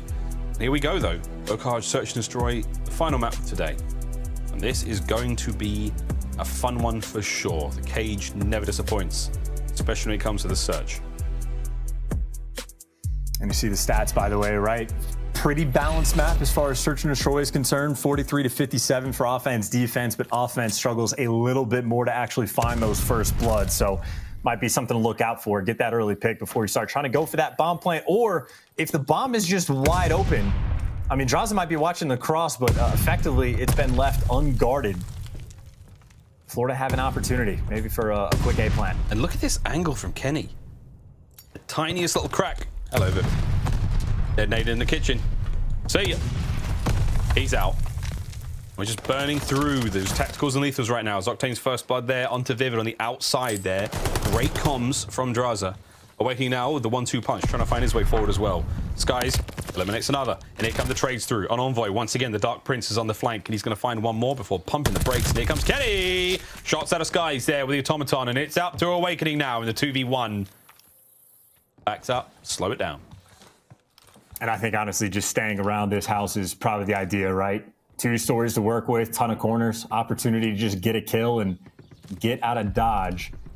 You see, though, Thieves wrapping the Mack. They've cleared out B and now just cutting back through mid. Awakening. He just needs to find the first one, but he gets bad timing.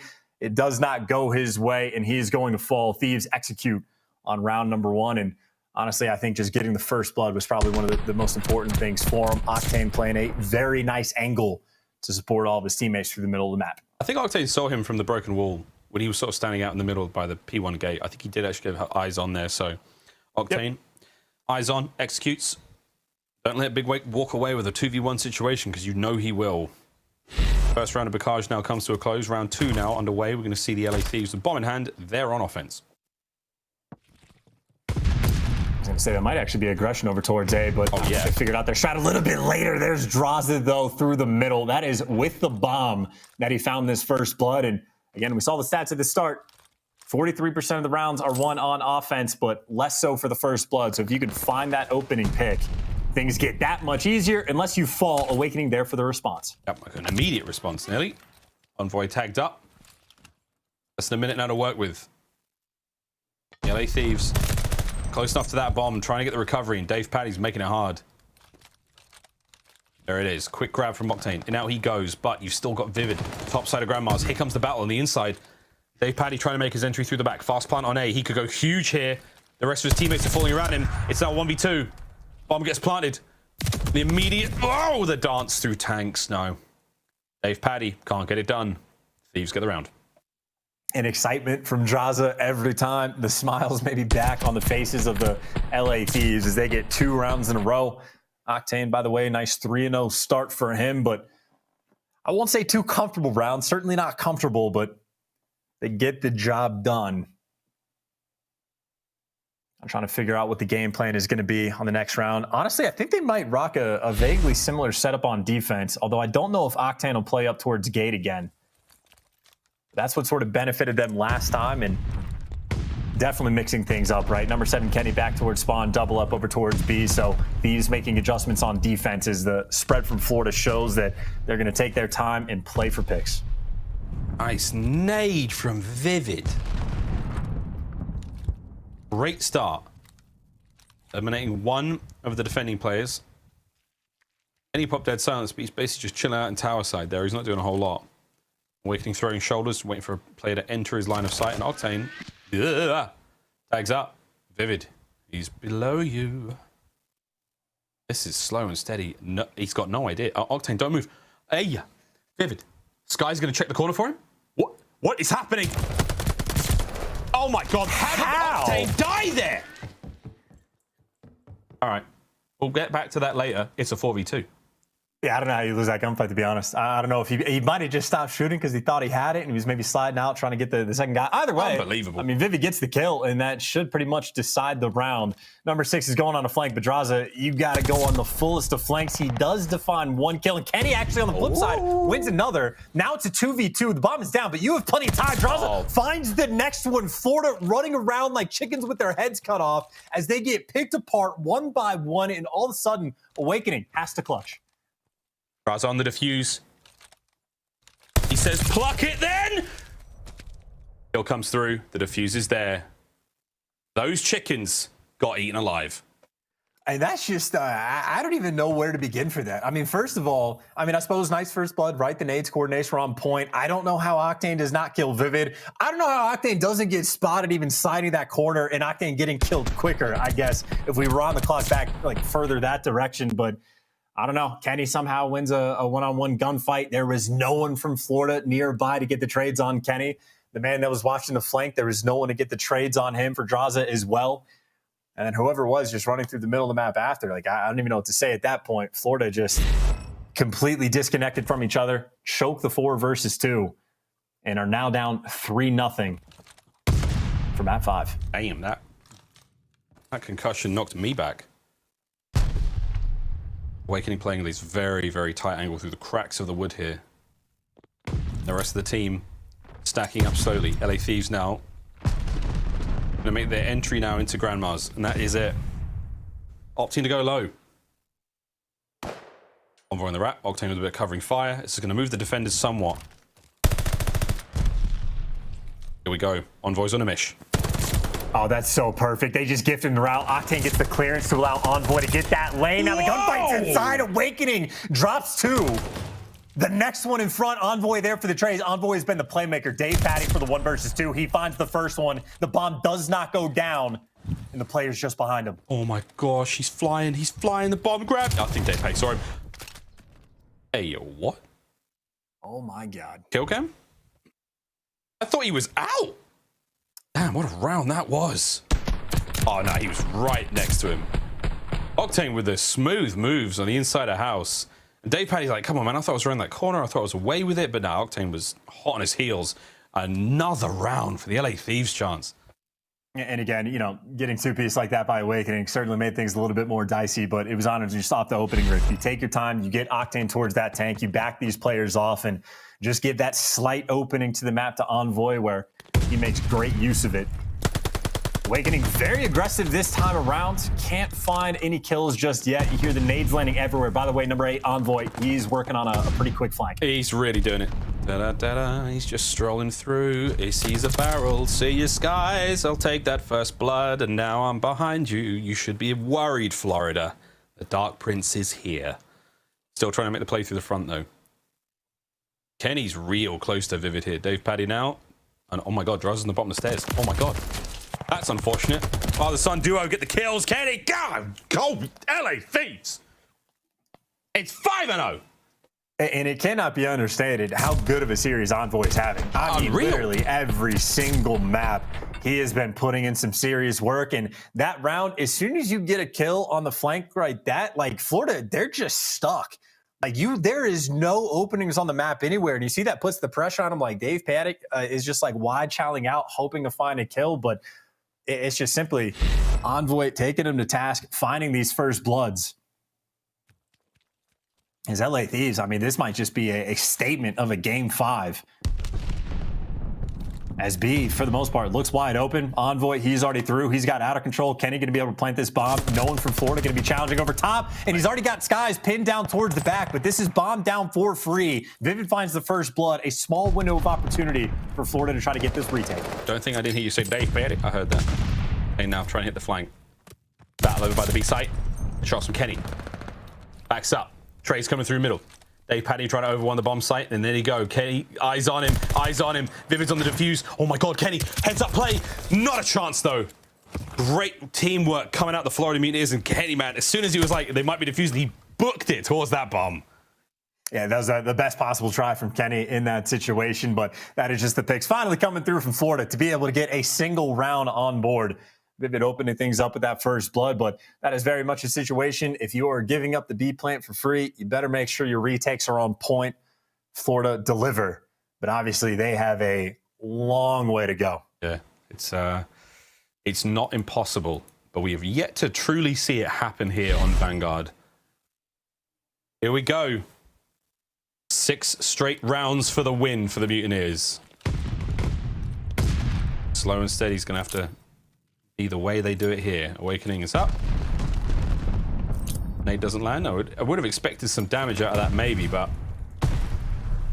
that's that front door of Granny's. It's about to get busy. Although towards the B-bomb site, that's where the interesting sort of looks are happening right now. Awakening's waiting for Drazah. Oh my God, the timing on that. That's a little more like it. Here come the shuffle from the LA Thieves. The attack now from them, and surely, there it is. Envoy with that first blood again. Yeah, just a bad angle from Awakening. Gives up that first blood. And now you're in a 3 versus 4. Look at the swarm. Everybody around this house for the Thieves. Everybody in the back as well. Kenny gets shot in the back. Sky's on the outer. aBeZy finds a kill. Trades on trades. It's chaos on Bocage, and all of a sudden, Octane in a 1 versus 2, and the bomb is going down. Skies, I think you may have just seen the top of his cap. Skies, it's an absolute fiesta on Bocage again. Woo! A wild round. LA Thieves. I mean, you kind of scratched your head at that point in time. 3 of them put out the backside by the watermill. Like, they all run out the back there. The trades are on point. A scary round for the Mutineers, but a win nonetheless. That's 2 now in a row. Yeah, I mean, there's some, I try to break down most rounds. That seems to be the gist of how you cast S&D, or at least that's what we go for. No idea what happened there. Not a clue. It was chaos, trades. Sure, Florida popped off 2 rounds in a row. We go again. Even with Envoy's first blood. Oh boy, but here we go, baby. Oh my word. The Octane, eyes are up. It's a heavy stack now on the offense. But aBeZy! 2 of them! Back to back. Drazah's eyebrows have been blown off his face. He's gone now. Octane, he's dead fighting. Pistols out, cleaned up. It's 3 in a row for the Mutineers. Are they starting to believe? And that's a quick one as well. I mean, it was a slow climb maybe for the first 2 rounds, but that was outright dominant, and it is aBeZy again that delivers when they need him in the S&D.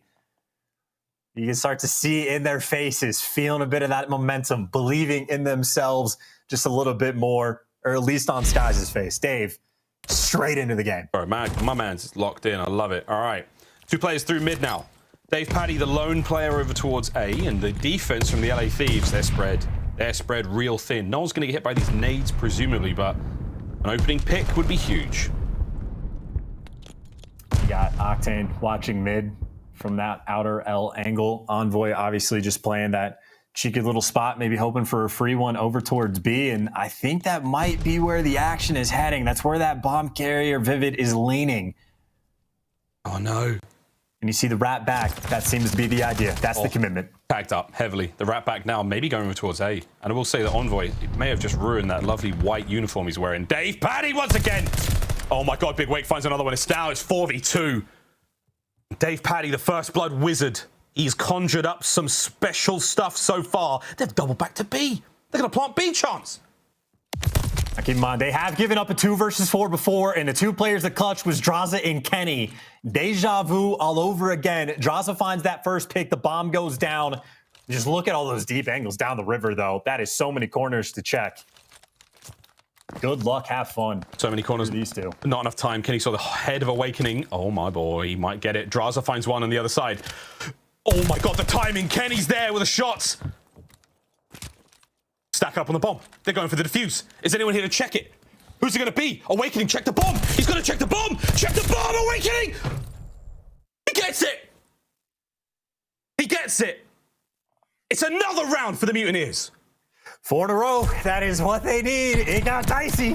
That was a near 2v4, but I mean just a millimeter away. I mean 0.2, 0.3 left on the clock, but that is a 2v4 that they do not give up this time. Awakening just barely quick enough. As you can see, this is confidence shifting in live time away from the Thieves over towards Florida. They are thinking about full sail. 4 straight rounds now. They are looking to do it. It doesn't happen a lot, but when it does, you bet we're going to make a song and dance about it. Drazah, he's in a very bad place right now, stunned up. But the aggression now is to stack up from the Mutineers on the inside of that A-bomb site. All angles covered. Here we go. Opening pick. Who's going to get it? Saw the retakes earlier on from Florida. They were able to do it over towards B. This time, Skies actually might be quick enough to even stop this bomb plane or at least get this kill on Drazah.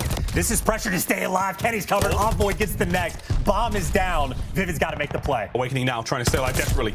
Does just that. Last player left alive.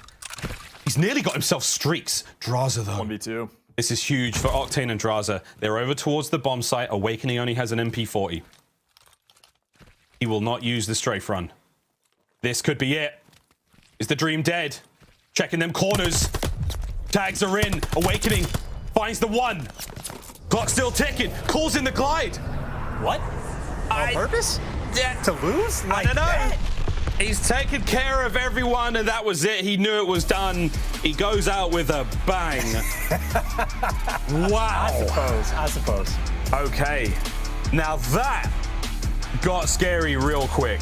The LA Thieves clutch up in Game 5, but not after conceding 4 brilliant rounds from the Mutineers. That was one hell of a contest. I love how we're both like, what? Yeah, Wow. just that, an incredible game. Well, not even back and forth. It was very forward for Thieves for the first 5 rounds, very back for Florida for the next couple. A very strange, almost anticlimactic way to end it.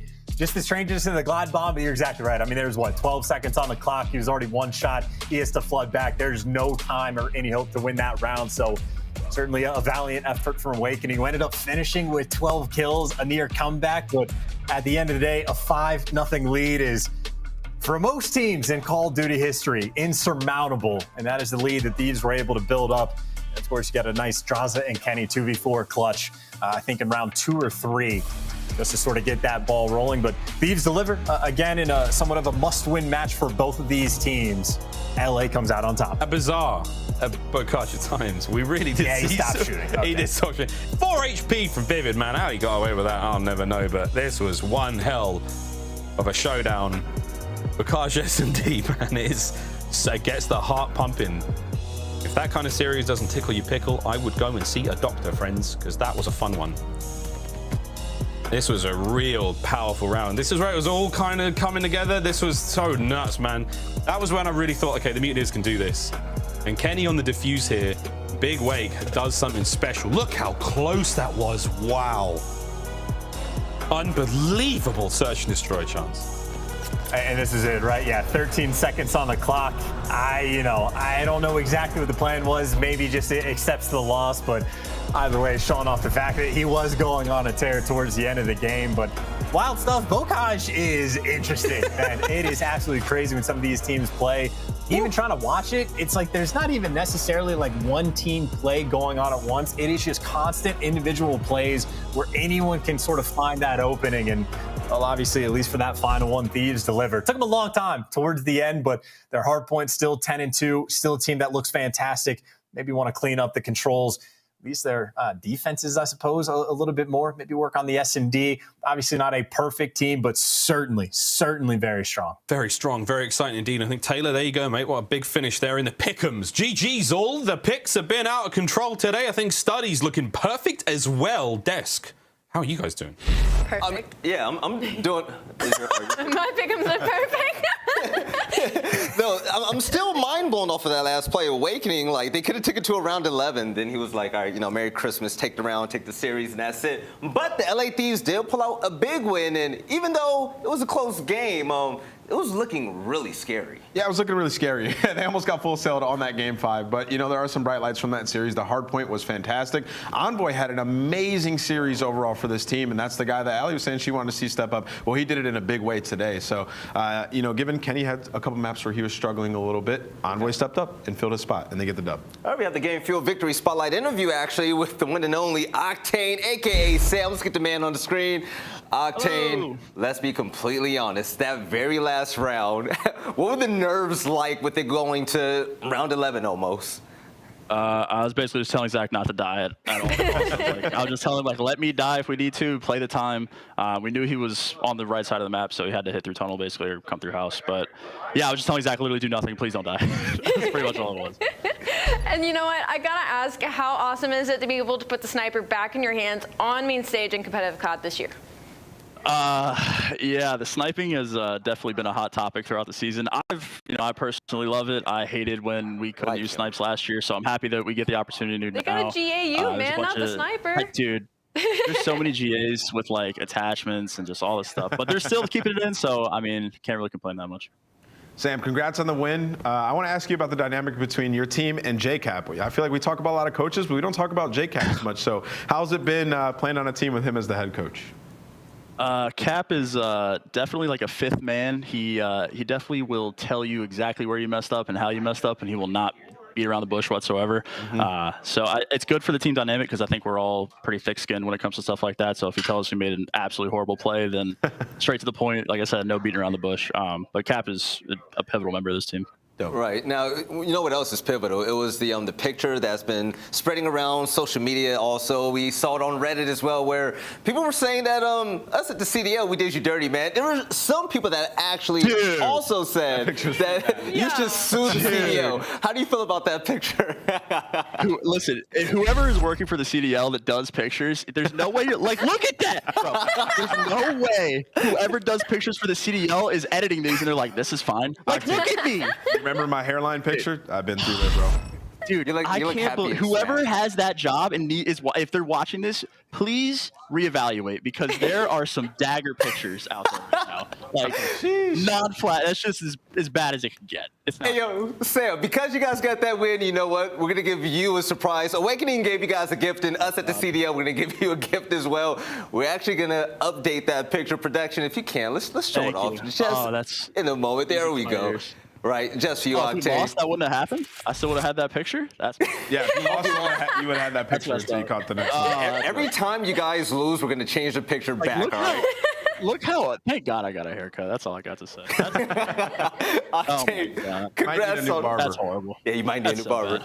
Hey, yo, congrats on the big win, man. And we'll catch you next time, all right? Thank you, guys. No problem.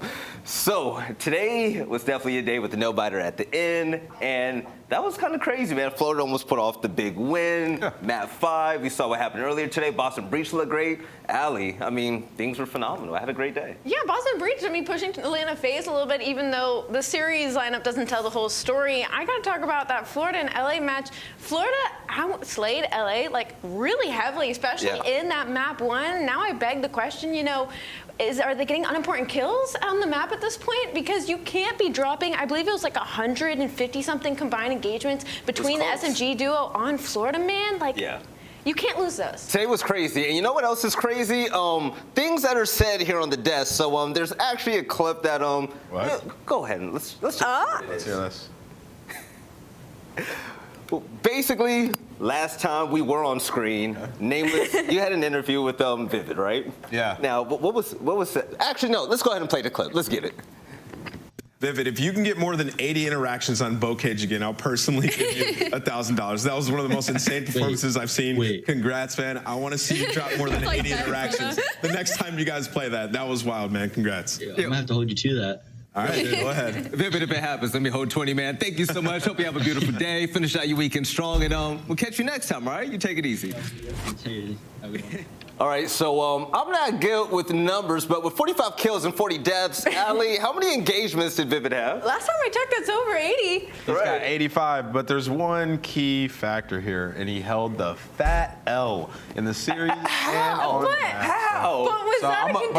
But I'm gonna still take care of my man. The condition. My man got 85 engagements. He said, "Put your money where your mouth is."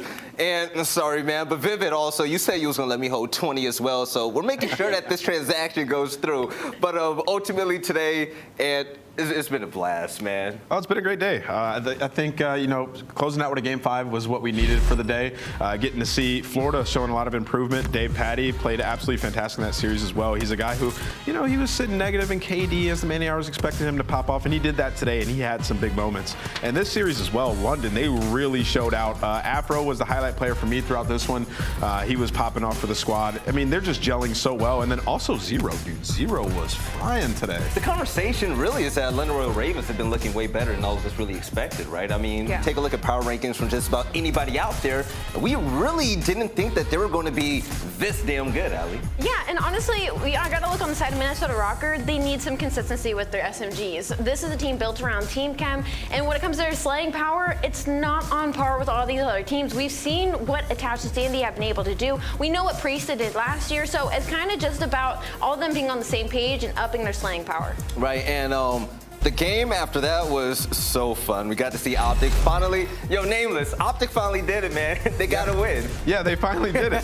You know, it was versus Paris, but we did see a lot of improvements on the side of OpTic Texas. iLLeY as well had an incredible series. He was the one who was really lackluster throughout the last few series. The Search and Destroy looked a lot better today. I really like what I saw at OpTic Texas. It'll just be if they can keep that up for some of the top teams in our league. iLLeY and Shotzzy certainly stepped it up for me today as well. And you got to talk about that interview with Scump, how he was saying there's still stuff we need to improve on. You know, we're going to continue to get better, and he's thanked the fans for the continuous support. And again, this is just the second week of opening weekends heading into Major I, so there's still a lot of room for this team to improve.